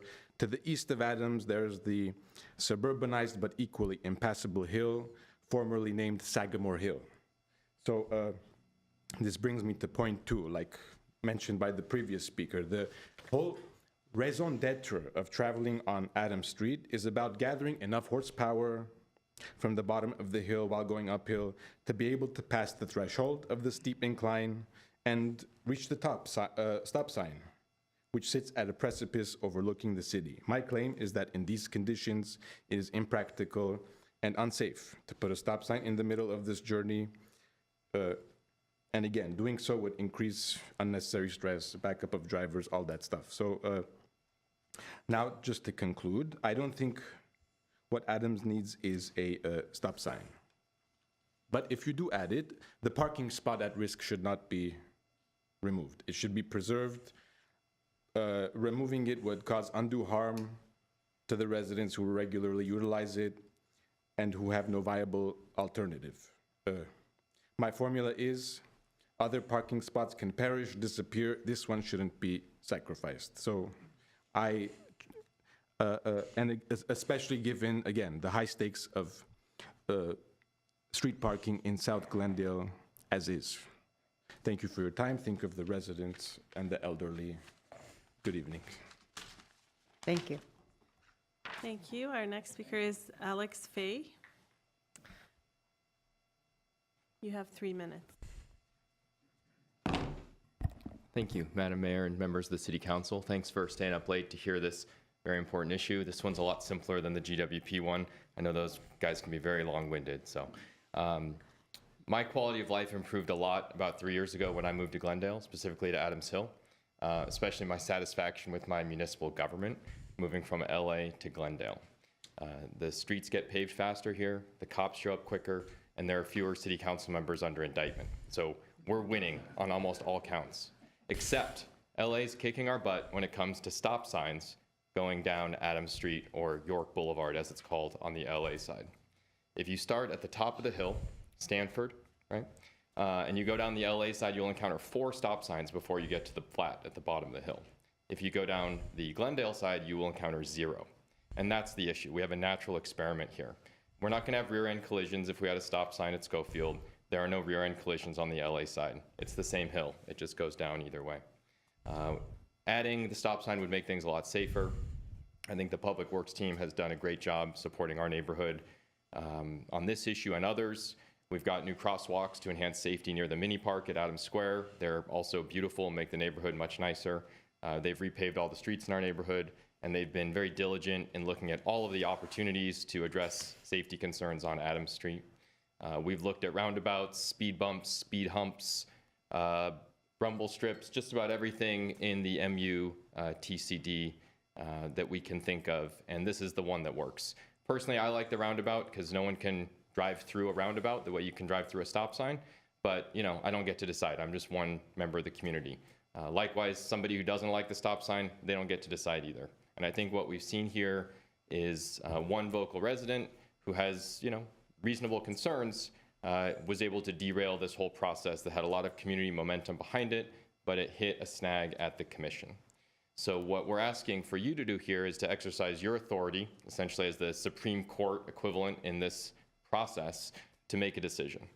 I think that it's important that we take action tonight rather than kick this back to commission or delay it or study or get a report back, because every day that passes, there's another chance for an accident at that intersection on this street at Adams.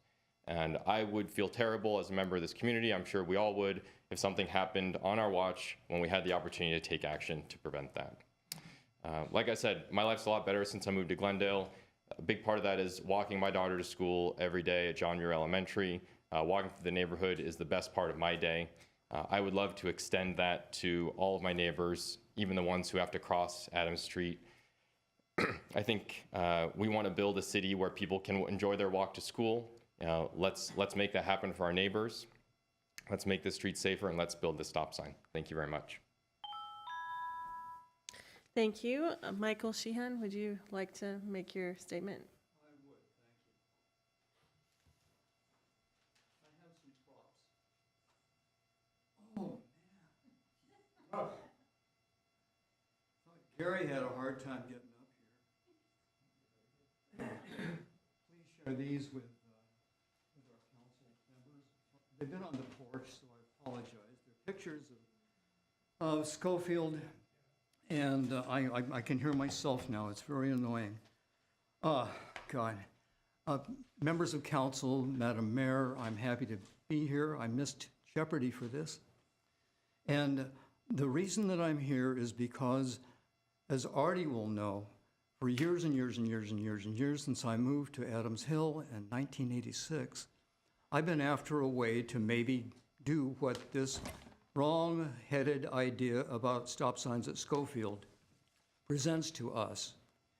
I will present to you that the fact is that there was a big mailing when the idea of this roundabout that this other fellow liked. And people were informed. There was transparency. There was respect for the entire neighborhood. Mr. Meek said that he polled the entire neighborhood. Not one person on the west side of Adams was polled or asked to sign any petition. We were left in the dark, so there was a lack of transparency there. I got in trouble with another neighbor, Mary Baldwin, because she said I lied about Stephen cherry-picking Adams Street. When I found out, I think from Mr. Meek, I'm a little uncertain about this, but I think that you guys gave to Mr. Meek the specific number of houses that he was supposed to poll. So nobody on the west side was polled, and maybe a whole bunch of people on the east side were polled. It's my considered opinion that the Adams Hill Neighborhood Association, though it does a lot of good work, and they adjudicate pretty much everything that happens in the mini park, where, patting my own back, I've had 2 successful art installations, one including 60 other artists. So the pitch is that it's a bad idea because the roundabout, when it had a public meeting and full transparency, was denied by the locals that came by and said, no, this looks like a stupid thing and we don't think we should do it. And so in their wisdom, then the Traffic and Parking Commission said no. A sidebar is that about the same time that all of this was going on in July, and by fluke, I found out about the meeting to vet this thing. Pastor and Circus came to talk to us on the street. And in the meantime, Gary and I had been polling the west side of the west side. Distribute those, please. And we distributed 100 letters to the neighbors on the west side, and 40% of them, if you will enjoy the cards that I've made for you that they all sent back. You know, postcards are expensive these days, and I paid for them. And so, with 13 seconds to go, please do not vet this now. There might be other alternatives, and if I had more than 6 seconds, I might be able to give them to you. I plead with you, having missed Jeopardy tonight, to please reconsider this. Do not Mr. vet it Sheehan. now. Your time is up. But I had 5 minutes that I was planning on. Thank you. Our next speaker is Shane Lee.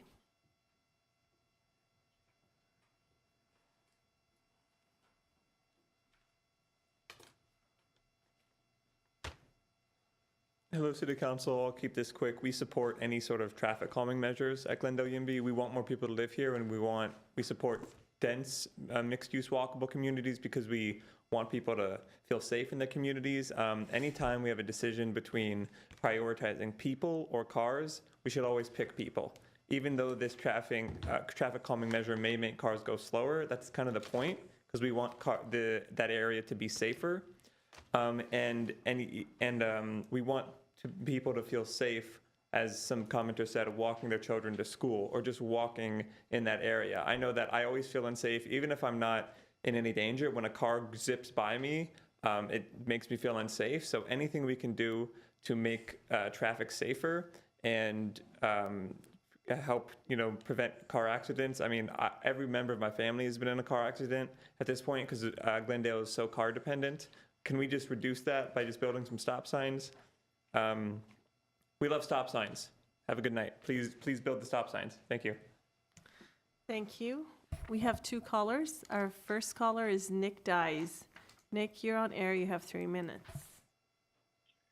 Good evening, Mayor and Council. I'd just like to say that I think this is a nice digesti for the evening because this is very simple and straightforward.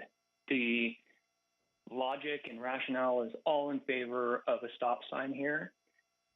In fact, I think this is a waste of your time, the fact that you actually have to hear the public hearing on it. I'd like to look to you as our elected officials to empower those people who are professionals in the traffic department to make recommendations that, honestly, you don't need to study to prove. Go stand on Adams for 10 minutes, and you'll have all the data you need to see that people don't respect the speed limit, drive dangerously, and it's honestly just clear as day. And all of these neighbors actually agree that traffic signs or stop signs are needed. We all have our personal preferences, but this isn't a preference thing. This is about public safety. So I live on the west side. I didn't get any postcards. I've never been polled, but I can tell you, and this is the impassioned part of my plea because I feel like the other side has given some impassioned parts. I have 2 sons, and I'm not comfortable with them walking down the street and crossing Adams. There's one crosswalk at the park, and there's one crosswalk at the top of the hill. When you guys put up safety signs on this street, they were torn down by cars. I have one sitting in front of my house as a remnant saying, hey, drive slow on my street because it was thrown in the trash. So I think it needs to be said that if and when something happens to the children in this community, we will hold people responsible for that. And I'm an empathetic, compassionate neighbor. But when it comes to the safety, I'd ask for that same empathy and compassion for our children because it's honestly ridiculous that there's only discussion of one stop sign. We should have stop signs on every corner of the street like LA. And I look to you guys to be the shepherds of this process and honestly put it in the hands of professionals and not opinion. Thank you. Thank you. Our final caller is Brian Spence. Brian, you're on air. You have 3 minutes. Yes, hello, good evening, and thank you for this opportunity to speak. I've resided on Adams Street between Schofield and Green for almost 10 years, and I also walk my kids to the local elementary schools. Once again, we find ourselves taking the time to discuss and debate a stop sign, a single always stop. The stop sign that the city traffic engineers say is necessary for traffic calming. The stop sign that the overwhelming majority of those that live in the neighborhood want for safer streets. The stop sign that will slow traffic in front of my house where my kids play every day. As I mentioned at the last meeting where I was in person, I understand the frustration losing 2 street parking spaces may be to my neighbor across the street, and I sympathize with him. But this is a public street, and the welfare of the majority must outweigh the inconvenience of one. The speed limit is 25 miles per hour, but few drive that speed, and most drive much higher than that. There are stop signs on the other side of the hill. I have never seen a backup of more than 3 cars at those stop signs. Same with the increase of rear-end collisions due to stop signs, or the need to gain momentum to get over the hill. I think those concerns of my neighbors are completely unfounded. If, as my neighbor suggested, we are able to install even more stop signs, by all means, let's do it. More stop signs will reduce Google and Waze routing folks through our neighborhood and slow traffic. But we need to start somewhere, and this always stop is the thing to do. I implore the council members to put the safety of our citizens and taxpayers of Glendale first and approve the installation of this always stop. Thank you. Thank you. And that was the last public comment. Okay, I'm going to close the hearing. I actually, do my colleagues have questions? I have some comments that I actually remembered. No? Okay.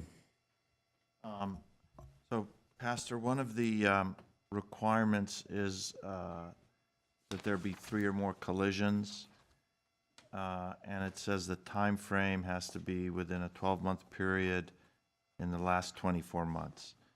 So, the collisions that you've listed here, the most recent one was about 2.5 years ago. So does that fit within the criteria that we're talking about, the 12-month period within the last 24 months? Yes, Councilman Najarian, it does. The study that was prepared was completed in December of 2023. So right around that time frame, we went back the 2 years. And usually the data that we use is about 6 months behind as it gets entered into SWITRs and into our system. But the short answer to your question is yes, when we conducted the study, it was within the 2-year time frame. 2023. That would be, so your June 21 accident is outside of that 24-month period from December 23. If you go back, takes you to December 21, and you're counting 2 accidents, one in June of 21 and one in September of 21. Yes, Councilman Najarian, as I mentioned, the data is usually behind. So if we do a study, say in December, and we raster our collision information that we have available from SWITRs and on our system, it's usually 6 months behind. So we would look at, say, June of 2023 and back 2 years from there, which would be June of 2021 approximately. What's the accident? Do you know what the accident history is since the last one you list is January of 2022? What has it been in the most recent 2.5 years? In these from 2024? Yeah, so from today, going back to the last accident you've listed, have there been accidents, or you just haven't tallied them? Yeah, we haven't tallied them. We don't have that information Okay. at the time. I think, I mean, I don't want to say how I'm going to vote, but I think that that it doesn't meet the criteria that is set forth, which is, if you did it in December of 23, that doesn't say anything about a lag, but if you go back from December 23, 24 months back, it's December of 21, the accidents that you're counting are outside that window. Just saying.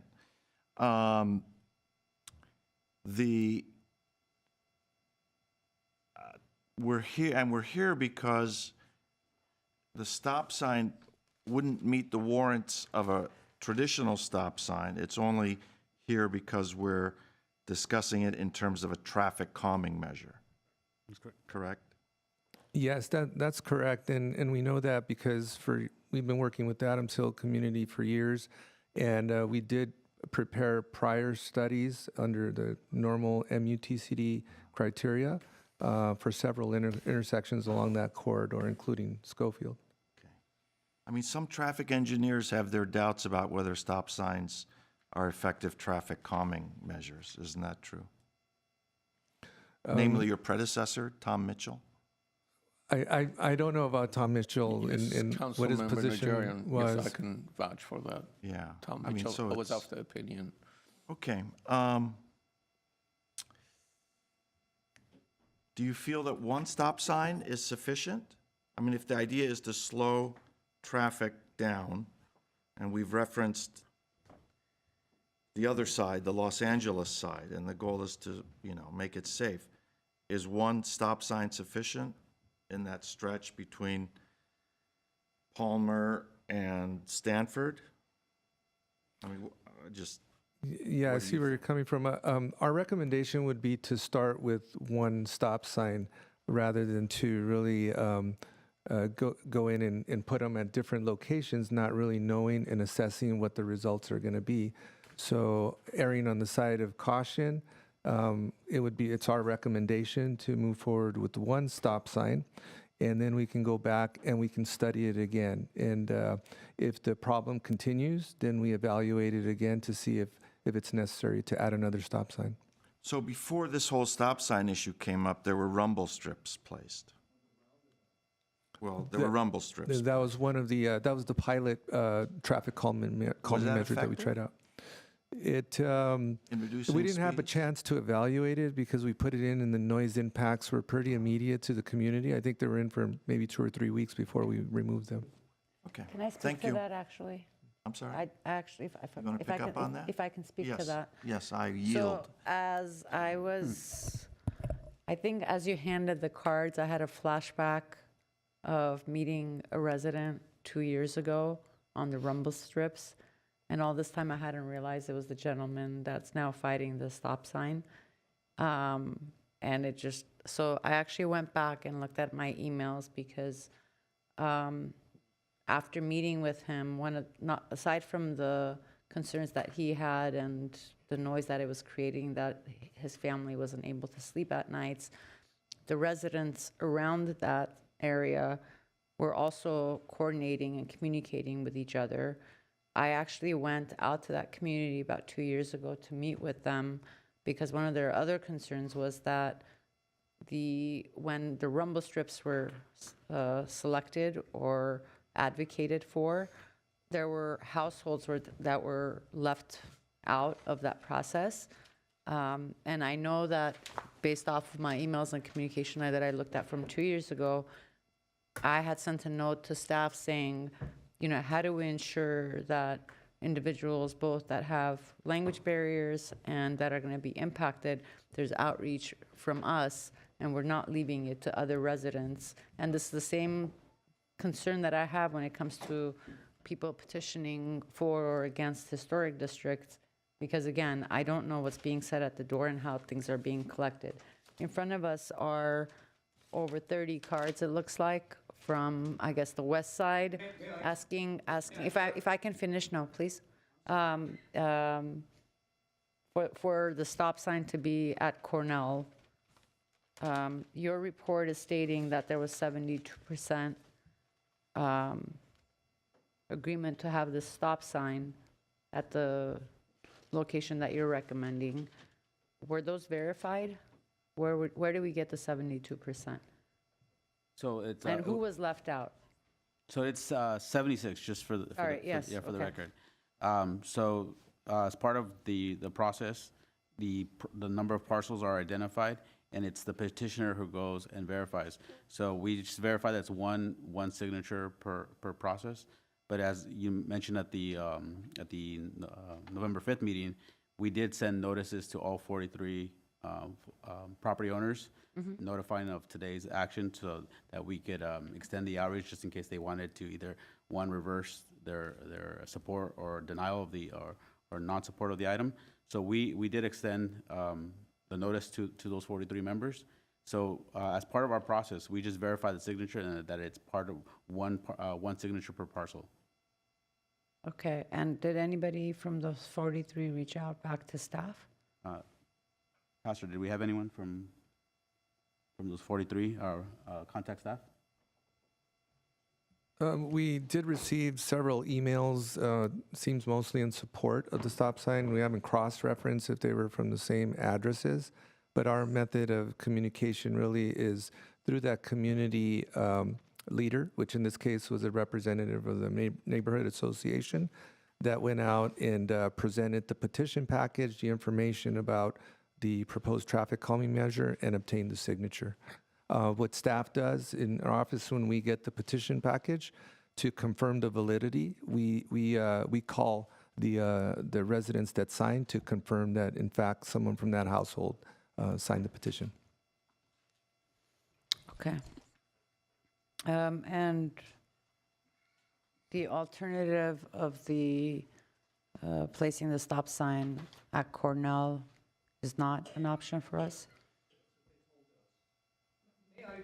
Please, no, please, I'm sorry, no, sir, thank you, I appreciate you. Mayor, I'm sorry, it's unfair. I appreciate you, but you had your 3 minutes, sir. We also closed the hearing. Okay, go ahead. So when the study concluded that a always stop was warranted along the street segment, the first location we looked at is anywhere closest to the middle of the segment. The closest intersection to the middle is in fact Cornell. However, Cornell is a very narrow street. It's 18 feet wide approximately. So narrow, there's parking's not allowed on either side, and there are no sidewalks on there. We looked at the next intersection to the south, which is Schofield. It's about 120 to 150 feet away from Cornell, so it's pretty close.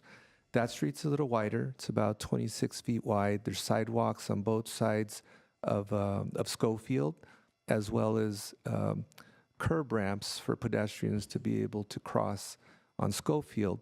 Public Works, in looking at the two locations, thought that Schofield would be a better candidate for the always stop. Looking into the future, as putting an always stop also presents opportunities for pedestrians to cross Adams Street. So being that Schofield is wider, has existing sidewalks on Schofield, and also a better curb ramp and more right-of-way on those corners, it would facilitate in the future, after installation of stop sign, to integrate into a future capital program to install crosswalks and better curb ramps at the intersection. So that was the process that we went through in evaluating the two nearest intersections, which are Cornell and Schofield, and we recommend Schofield. Good, thank you. All right, comments, questions?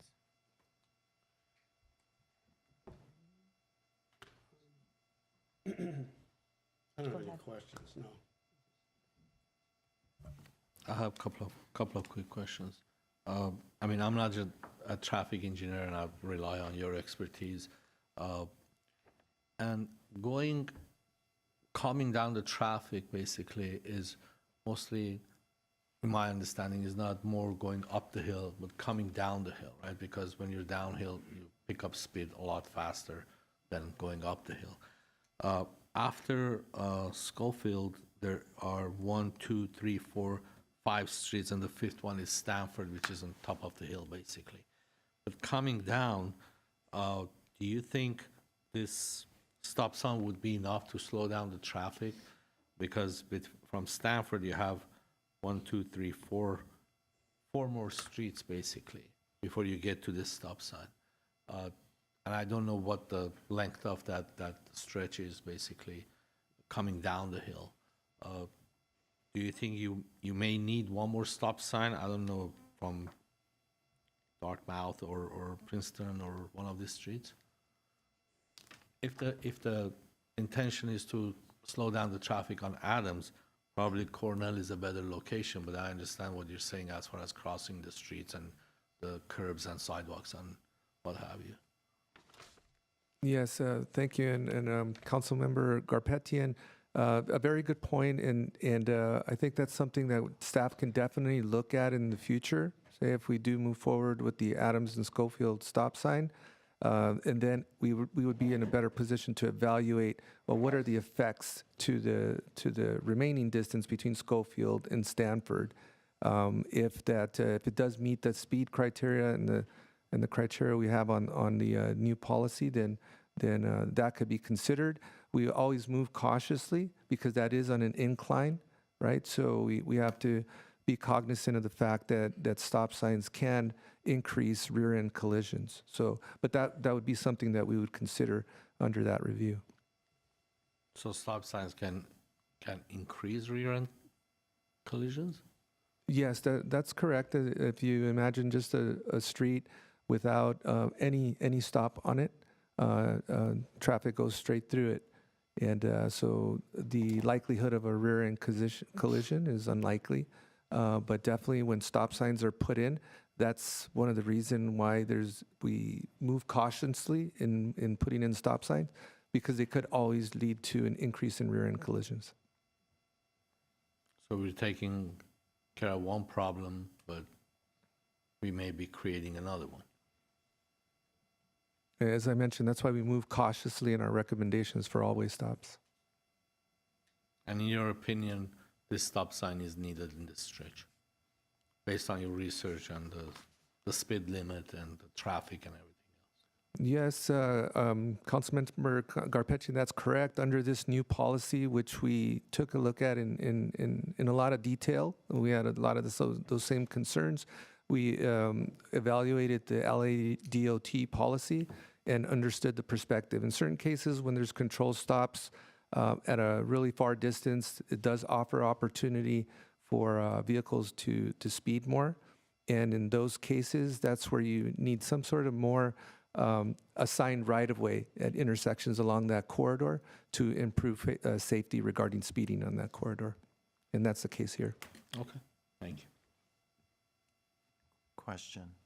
Did council ever adopt a stop sign as part of the traffic calming toolkit? Did we do that? Yes. Yes, Okay. and it was in September 26th of 2023, so shortly after we conducted That this was study. included in Yeah. there, okay. Mhm. Anybody else? All right, comments? If I might, I would just say I support staff's recommendation. I think we should make the decision tonight, move on. It's been years, and the community is strongly in support of it. I do want us to look at other locations for stop signs. It is the case on the LA side, I think over pretty much the same stretch. I believe there are 5 going down from that hill, or at least 4. And we have none, so good start. We'll put in 1, but we should keep evaluating this and see if this isn't doing the trick, come back to us. Or ideally, I wish there were a way that we could just empower Public Works to make these decisions and not have to go through all this process for something that seems fairly straightforward. But that's I'm sorry, but don't let this colloquy. Sir, you can't. Okay, this is your warning, sir. Thank you. This is your. This colloquy is unfair. You're welcome. Thank you. Okay, so I would like, as I was saying, and maybe that's another time, another place for us to make this decision, but I would like to figure out how we empower Public Works to move more quickly on some of these things, because if we're going through this years-long process on every time we want to put in a stop sign, we're not going to get anywhere. So Councilmember Brotman, we're already looking at the policy to make that update. Okay, thank you. But otherwise, I do support staff's recommendation, which would be, I would be supporting the first motion. Okay. Anyone else? I think that this area does need something to slow down traffic. I think that whether we've accepted stop signs as effective traffic calming measures or not, I can attest to the fact that in other areas of the city where stop signs have been installed, it has had a tremendous benefit and impact on the neighborhood in terms of safety, slowing drivers down. We keep talking about how fast people drive in Glendale, and here's an opportunity for us to do something to really make a positive impact in the neighborhood. I've been on that street a number of times. I went up there prior to this hearing to look at at different times what the flow of traffic is. Certainly, no solution is going to be entirely ideal for anyone. We saw that with the rumble strips, which were an ill-fated effort to try and bring some traffic calming to the neighborhood. They ended up as a disaster. I'll be the first to say it.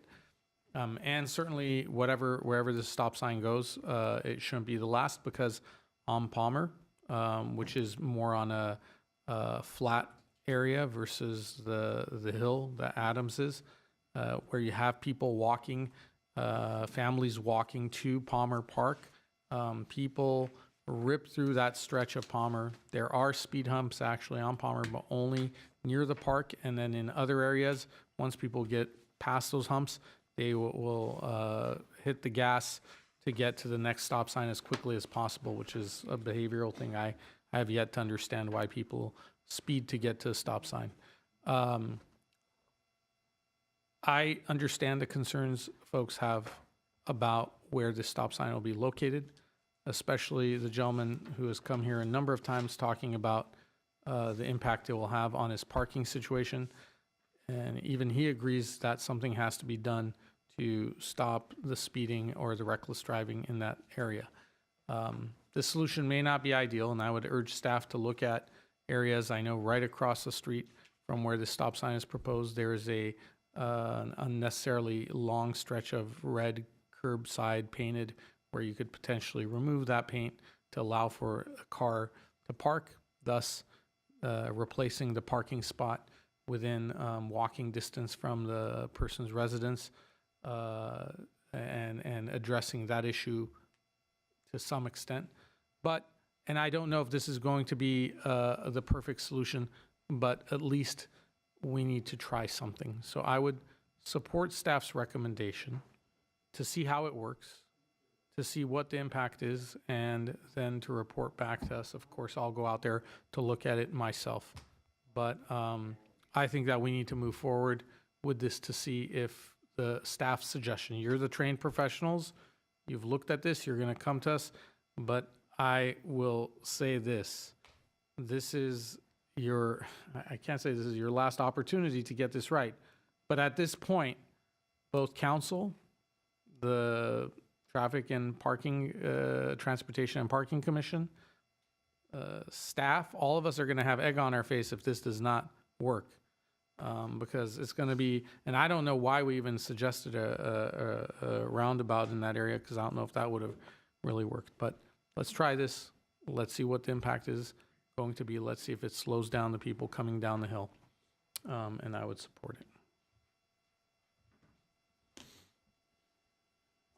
Yeah, so, we heard from the traffic engineer, and he gave us the dates involved. The dates that he is counting the accidents for fall outside of the guidelines. We have to, as a city, follow our own rules and our own regulations, and I appreciate all the concerns about speeding and all that other stuff, but through his own testimony, these accidents that he's counting fall outside of that 2-year, it says most recent 2 years. From December, when this report's done, these accidents fall outside of the most recent 2 years. It doesn't meet the criteria. So I don't know, we can feel, either we're going to follow rules or we're going to plant stop signs wherever we want them to do. And I do think that one stop sign is not going to make any effect on the speeding. I think it's going to give people a false sense of security. But my real problem is that it doesn't meet the guidelines. And once we start throwing these guidelines out the window, then everything else, the house of cards, tumbles. That's just my position. Councilmember Najarian, I will always defer to you on, or not always, but on transportation issues. You do have more experience than all of us. I agree on that.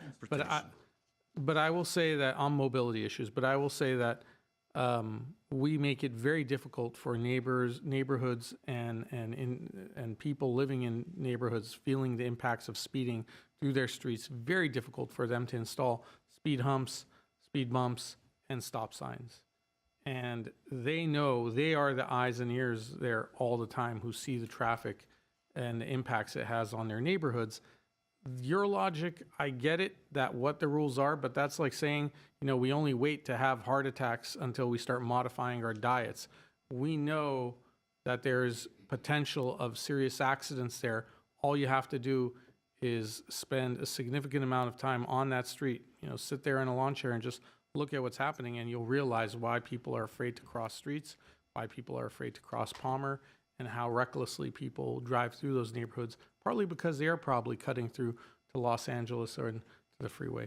So I don't disagree with your observations, but I am a little bit of a stickler for the rules, so. If I may offer some Thank clarification. you. Sir, I have given you several warnings. That was Pastor. Was it? Oh, sorry. You're out of here. I was Sorry going to say, about you're one of our constituents, you're a resident, please stop talking at your.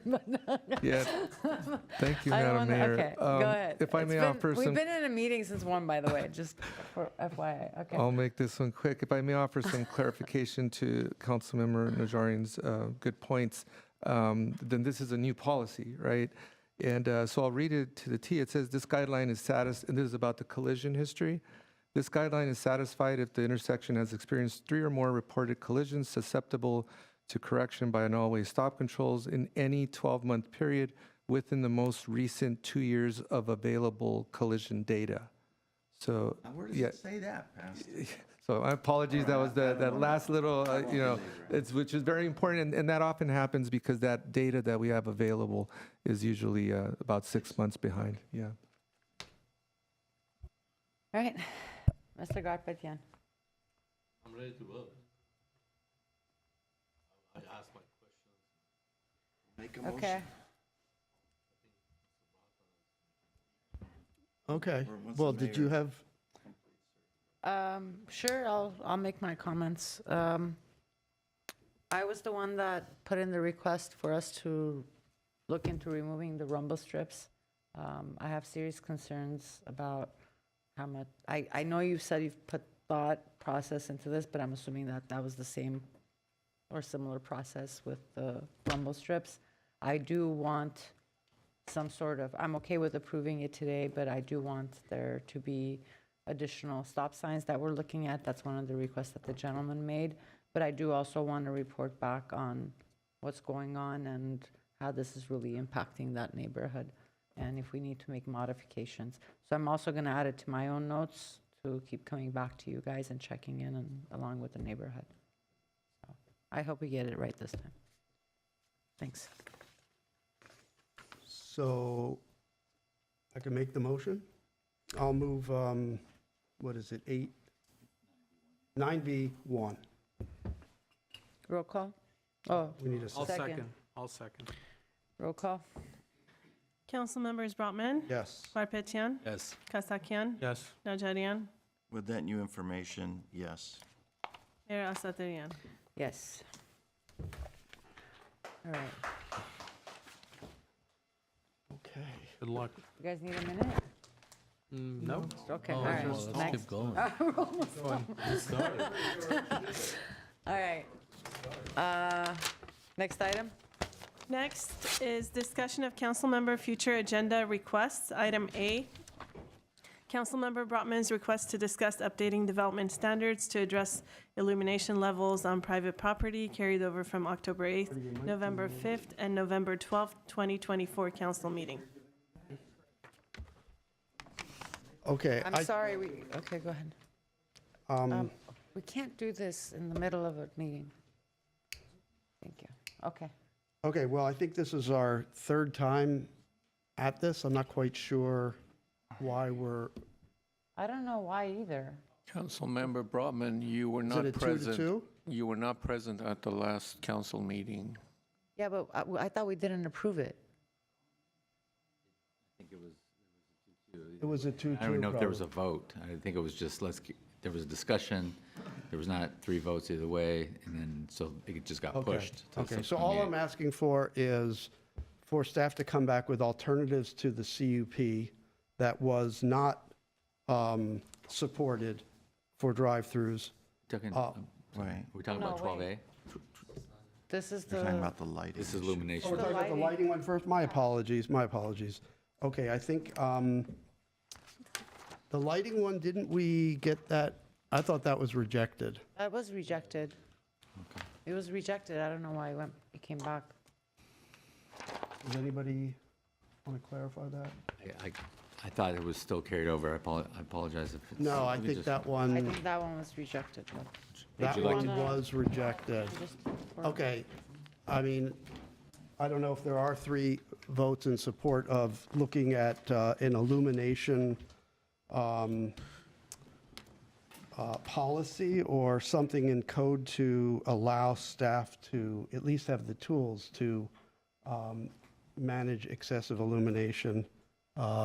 Do I have 3 votes in support of that? No, I mean, I'm fine, again, with supporting any of my colleagues' wishes to have an item reviewed, but I think if there isn't 3 votes, then. No, we then could it's just move on. waste of time. Okay. So to the drive-throughs. she has to read it into the record. Oh, I'm sorry. Sorry, there was a public comment on, We had already rejected it, so let's move on. okay. Thank you. What? Yeah, I think it Alright. was a mistake. Okay, thank you. Okay, thanks. Item B, Councilmember Brotman's request to consider different approaches for drive-through regulations, including updated development standards carried over from October 8th and November 5th and November 12th, 2024 council meetings. Okay, and again, simply looking for alternatives to the CUP process that was not supported, just so that we don't go back to the Wild West of drive-throughs that cause chaos in our city. Looking for support just for staff to come back with maybe some alternative options to manage those uses. I was supportive of looking at new or making certain requirements and having new drive-throughs meet those requirements, old ones grandfathered in. I know we had this discussion and, I and Councilmember Brotman weren't on the prevailing side of it.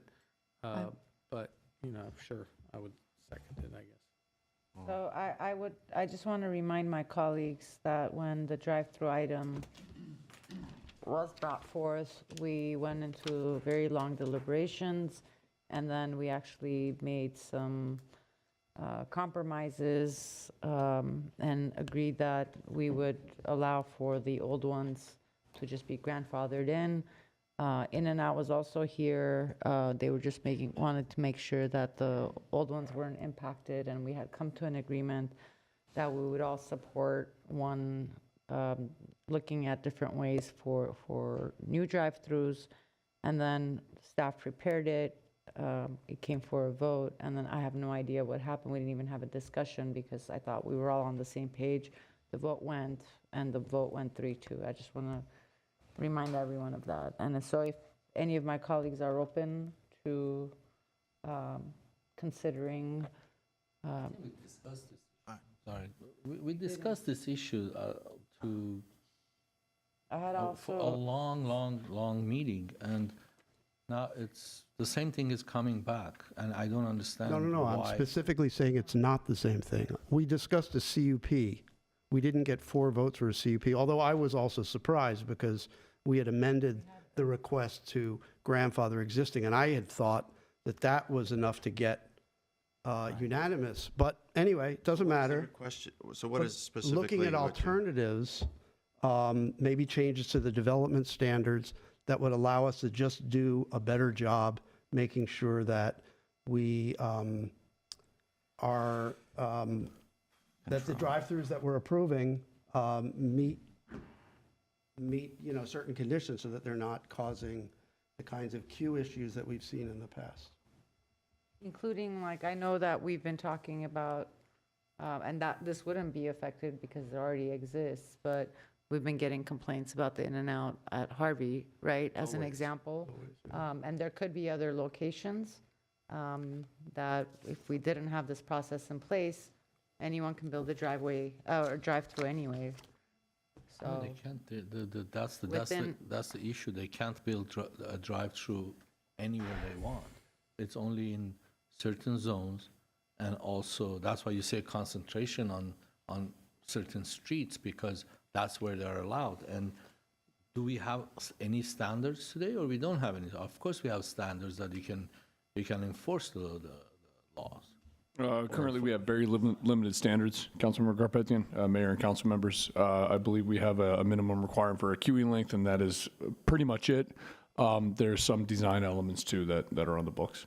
But I would, council members, Mayor Sergeant, I would add that we had hired a consultant who had done an extensive, comprehensive analysis and had come up with a number of criterion that will make drive-through establishment difficult in the available sites that we have, but we never adopted them.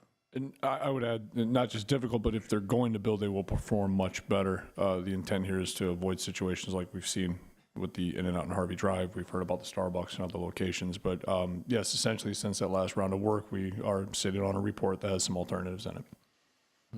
I'm sorry, you said that you hired a consultant already that come up with different criteria to make it more difficult?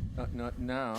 Previously, per council's direction, we had hired a consultant who had prepared the report, and it was attached to the staff report. When? When we brought it to council. But it was never discussed here. I don't know about these criterias. I mean, when you brought this, and when this item came back, The item that it came wasn't back was to consider a conditional use permit. There was additional work that they put into that we had requested in the event that it may go in a different direction. Council chose not to go in a different direction, did not recommend at that time to look at additional alternatives. Therefore, that information was never brought to council because we never had the chance to bring it to council. And those conditions were part of a conditional use permit? No, that it was they were- separate information that was also put into that report in case we needed alternative options instead of just the conditional use permit. But it was never discussed here. I don't remember discussing that option. So all Because I'm asking for is. council didn't move forward with alternative conditions. So I'm just looking for support to have those brought back so we can discuss those additional tools that our community development department can use to make sure that the drive-throughs that get implemented are going to be positive for the community. So I just want to cite Article 5 of the Glendale City Council norms. Once a vote is taken, accept the decision and avoid returning to the same issues. You put this in front of me, Mr. City. Don't give me that look. But let me ask another question. I just wanted to throw that out there. Would any of these changes require 4 votes? I mean, these possible changes? Because I think really we need to look down the road before we You make a need to think stand. about that, yes, but generally speaking, the charter requires 4 votes for any zone change or any change to a development standard. So if we're talking about development standards here that might impact a particular use, such as drive-throughs, it would most likely ultimately require 4 council votes for adoption. Can we delay this? I want to think about it a little more. I'm not sure my vote even matters. Maybe you have the votes for it, so. Well, let's put it on the agenda, put it on the docket to have it come back to us. You need and- 3 votes, right? You Yeah. have 3 Yeah. anyway? Yeah. And we'll see when it comes back, whether there's some elements of it that you're comfortable with, and if not, not. That's. We will add it to the long list of requests from council. And I think when it ultimately does come back, then, staff would present you some options, but before you send them back to go drafting language for an ordinance, we maybe assess whether there's really consensus support for it on the council. An appetite for it, because I don't want to spend Yeah, council and I think time that's the and idea. have resources. Okay? Okay. So, So a new motion, a second. So I'll move, how do we describe this? Okay, 12B, B. adding to the agenda. 12B. I'll second. roll call? Council members Brotman, Yes. Garpetian, No. Kasakian, Yes. Najarian, No.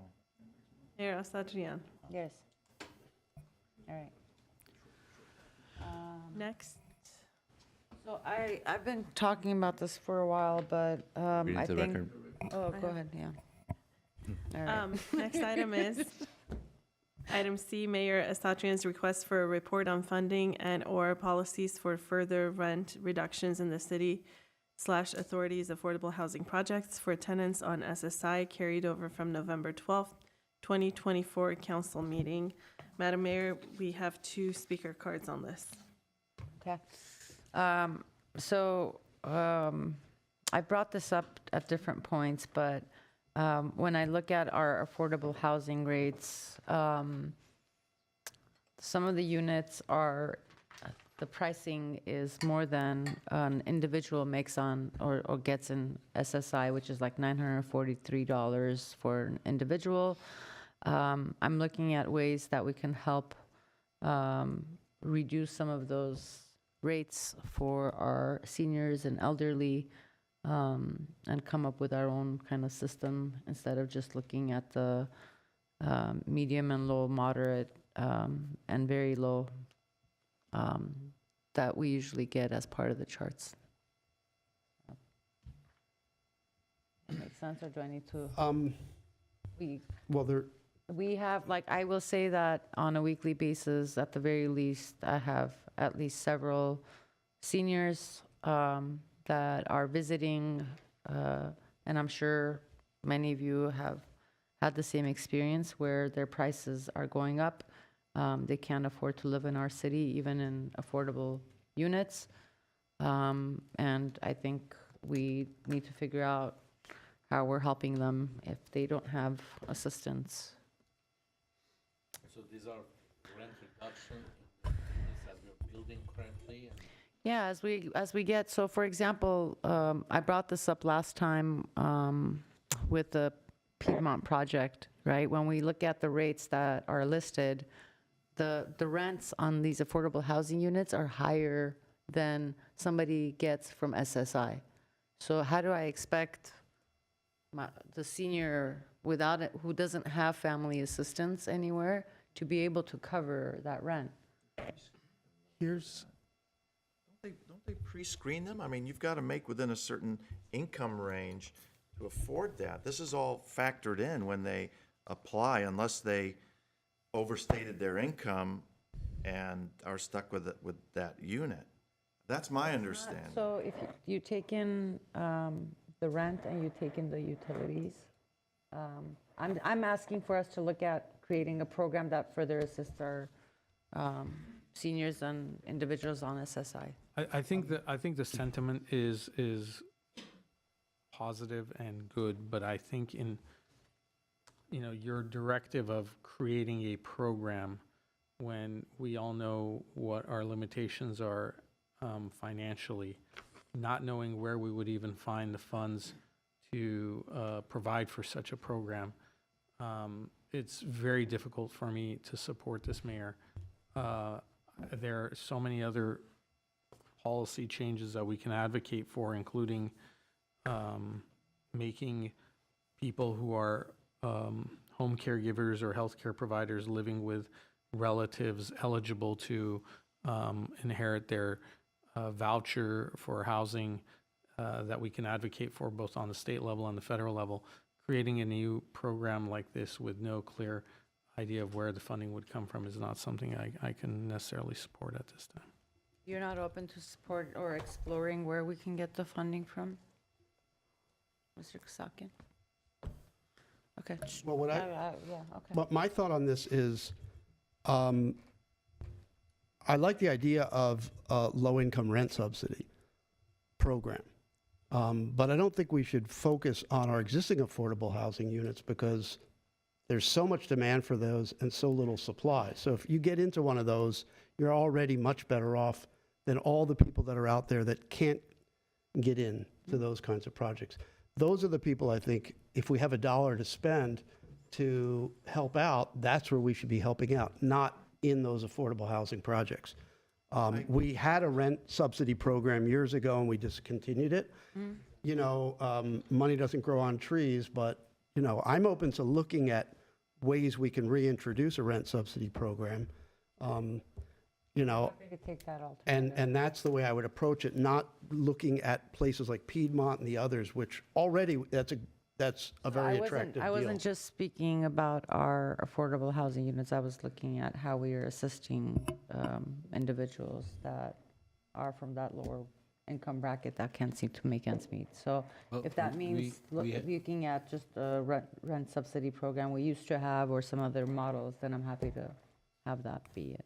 We had that program. It was $300 a month. Am I correct? Yeah, and we gave the whoever was qualified, the residents, $300, and they could have spent it any way they wanted. Yeah. You know, either on Yeah. groceries Okay, or on that's rent fine. or what. We let but- it lapse. But yeah, it was a 2-year program and it didn't continue because I don't know.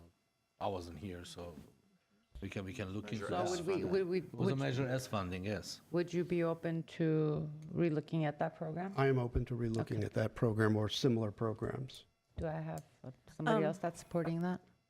You already have your request in your second. Bring it back. Oh, okay. I guess we'd say it's within the, close enough. Well, I know there's some people. Okay, yes, and then there's people that want to speak. Go ahead. 2 speakers on this item. The first speaker is Shane Lee.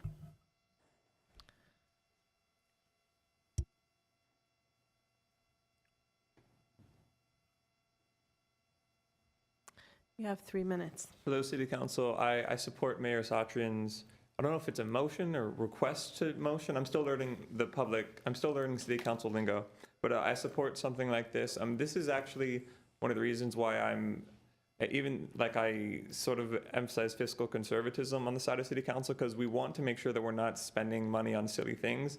A couple weeks ago, there's a council meeting where there were some historic properties that we were going to give property tax exemptions to. And one of my reasons for opposing that was that property tax money that we're foregoing could be used for programs like this, rental assistance. And I think when we have money, we need to make sure we need to prioritize who is receiving public assistance. And I'm in my comment a couple weeks ago, I said, it doesn't make sense that we're basically giving public money to wealthy homeowners when we could be giving that money to seniors who are struggling to afford rent. I think it's great that we opened that Citrus Crossings apartment complex a couple weeks ago, and if we could open more stuff like that. And also, when we build density, it actually increases our tax revenue, because any sort of apartment in downtown, the tax revenue, the revenue that you receive is greater than the amount that you as a city have to spend providing services to it. Whereas low density has the opposite effect. So the more density that we build, we can have more money to provide rental assistance for seniors. So I support this initiative a lot, and I'm young and I've been rent burdened a lot. I can't imagine what it's like to be a senior, where you have like health problems on top of that, and you don't have the ability to just quickly find a job, and you don't have your parents to fall back on for like a month or two. I can't even imagine how scary that could be, and that's why I think we should think about think about revoking. Just don't give property tax exemptions to people who own mansions via the Mills Act, and we should, this is why we should spend our money wisely, because there are seniors who are struggling and they're alone and they don't have anybody to fall back on and they need a place to live. We should build 100 Citrus Crossings. And also, even if we're not building apartments just for seniors, there are different types of housing, and if you build a lot of housing in one end, it opens up units in other types of housing, which is why in my 30 seconds, AB 1033, we should put that on the docket, because there might be some seniors who want to just live in an ADU in their backyard. But if they can't, then they're going to go to an apartment, and then a person who would have lived in that apartment has to go to a lower income apartment, and then the person who would have lived in that lower income apartment has to go into the affordable housing, and then there's a spot that's not available for somebody. It's called the hermit crab effect in housing. Housing anywhere is good for housing everywhere. Thank you so much, City Council. Have a good night. Bravo. Thank you. Good timing. Our next and final comment is by Ramela Iragi. Hi, everybody, council, public. Yeah, it's been a while. Where were you, Miss Mayor, when I was the resident of the city of Glendale? Here I said, I'm no longer resident of the city of Glendale. I'm no longer a resident of the city of Glendale. Yeah, actually, I'm right there. I moved to Burbank. Where I found some sort of affordable housing there, sort of. Yeah, but in spite of that, in spite that I support, I support this agenda, and I urge this the council to support. I've been here, just one of the causes I've been coming to the council meeting is just seeking for some sort of relief, rent relief, or some sort of subsidy to increase the rent for citizens, for the senior citizens.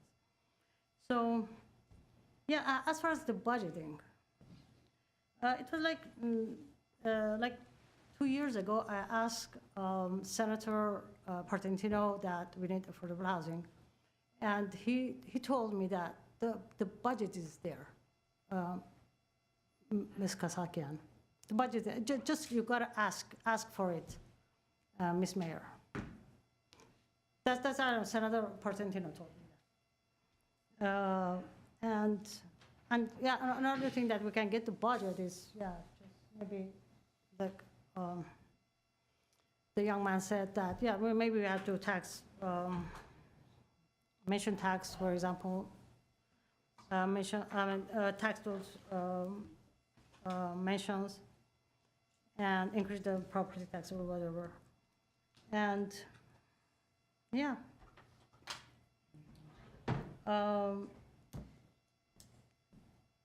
Well, yeah, I urge this council to support this. And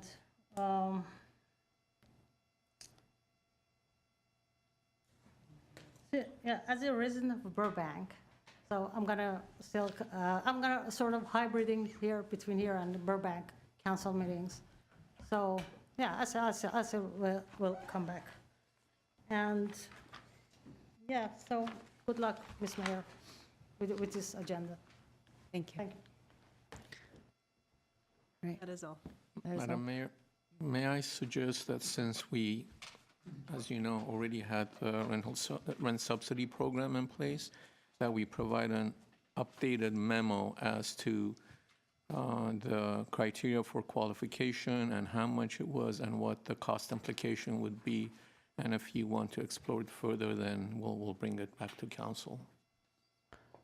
I think I'm fine with the memo initially, but I would like it to be added to the docket because I think our public deserves a public conversation around this topic.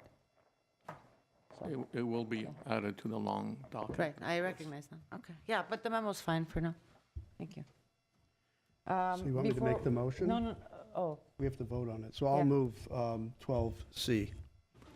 But focused on the low rent Yes. subsidy program, not Yeah. the Yes. affordable Correct. projects. Focus Okay. on, Memo first, right? focus Yeah. on rent subsidy program, Yeah. and everything Yeah. that you heard, yes. Okay. Take a second. We need a second. all right. Councilmember Councilmember Kasakian, second. Roll call. Roll call. Council members Brotman, Yes. Karpetian, Yes. Kasakian, Yes. Najarian, Yes. Mayor Asatryan.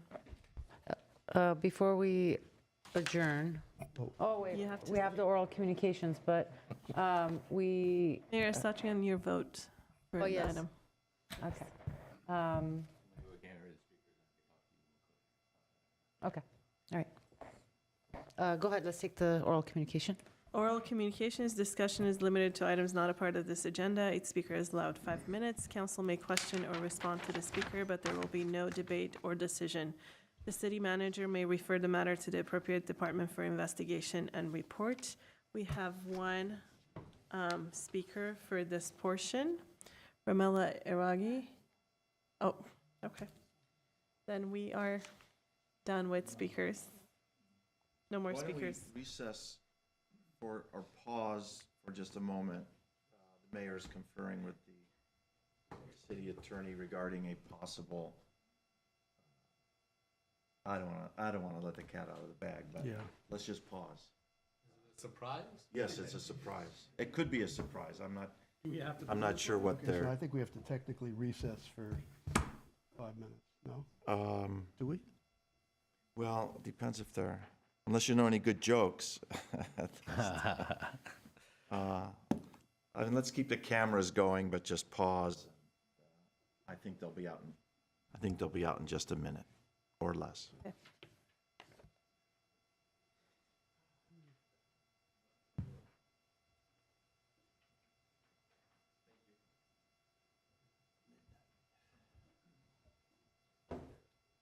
Oh, God. Oh, they know.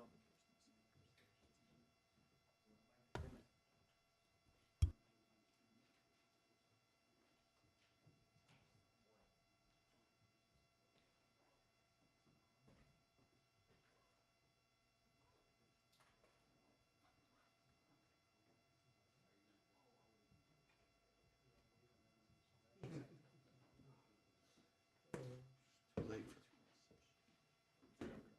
for my brain stopped.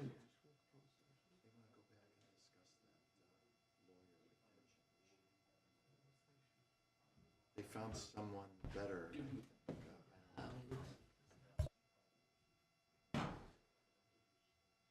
Okay, we're still going.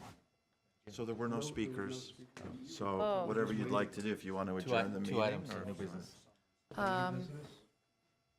Okay. You know, I actually would, before you read that into the record, can we recess to a closed session for 5 minutes? I just want to make sure I get everyone's buy-in before. Okay, And we're recessing based on items 1A and B on the agenda, so just 5 minutes. it's related to something we discussed this afternoon. Thank you.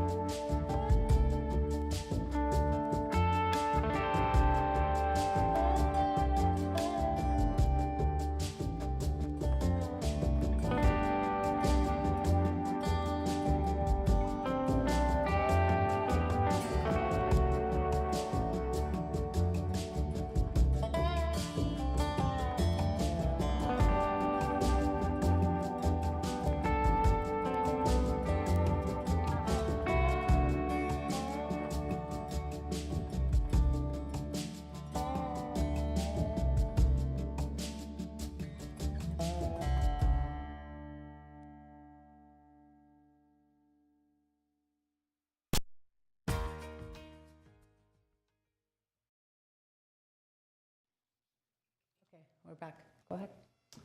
Okay, I move that the city attorney is authorized to enter into a retainer agreement to utilize the legal services of One LLP, John Turanian, to assist the city attorney with a matter. The agreement shall, in addition to other provisions, contain a fee cap for the handling of said matter. Second. Roll call. Council members Brotman, Yes. Garpetian, Abstain. Kasakian, Yes. Najarian, Yes. Mayor Asatryan. Yes. I have a matter, and I move that the city attorney be and hereby is authorized to resolve the lawsuit entitled Nora Panosian versus the City of Glendale, Los Angeles Superior Court Case Number 23GDCV 00932, in exchange for a full release of all claims in the amount of $65,000. This settlement is not an admission of any liability whatsoever for any wrongdoing with respect to plaintiff by defendant or by any person or department, but is the compromise of a disputed claim.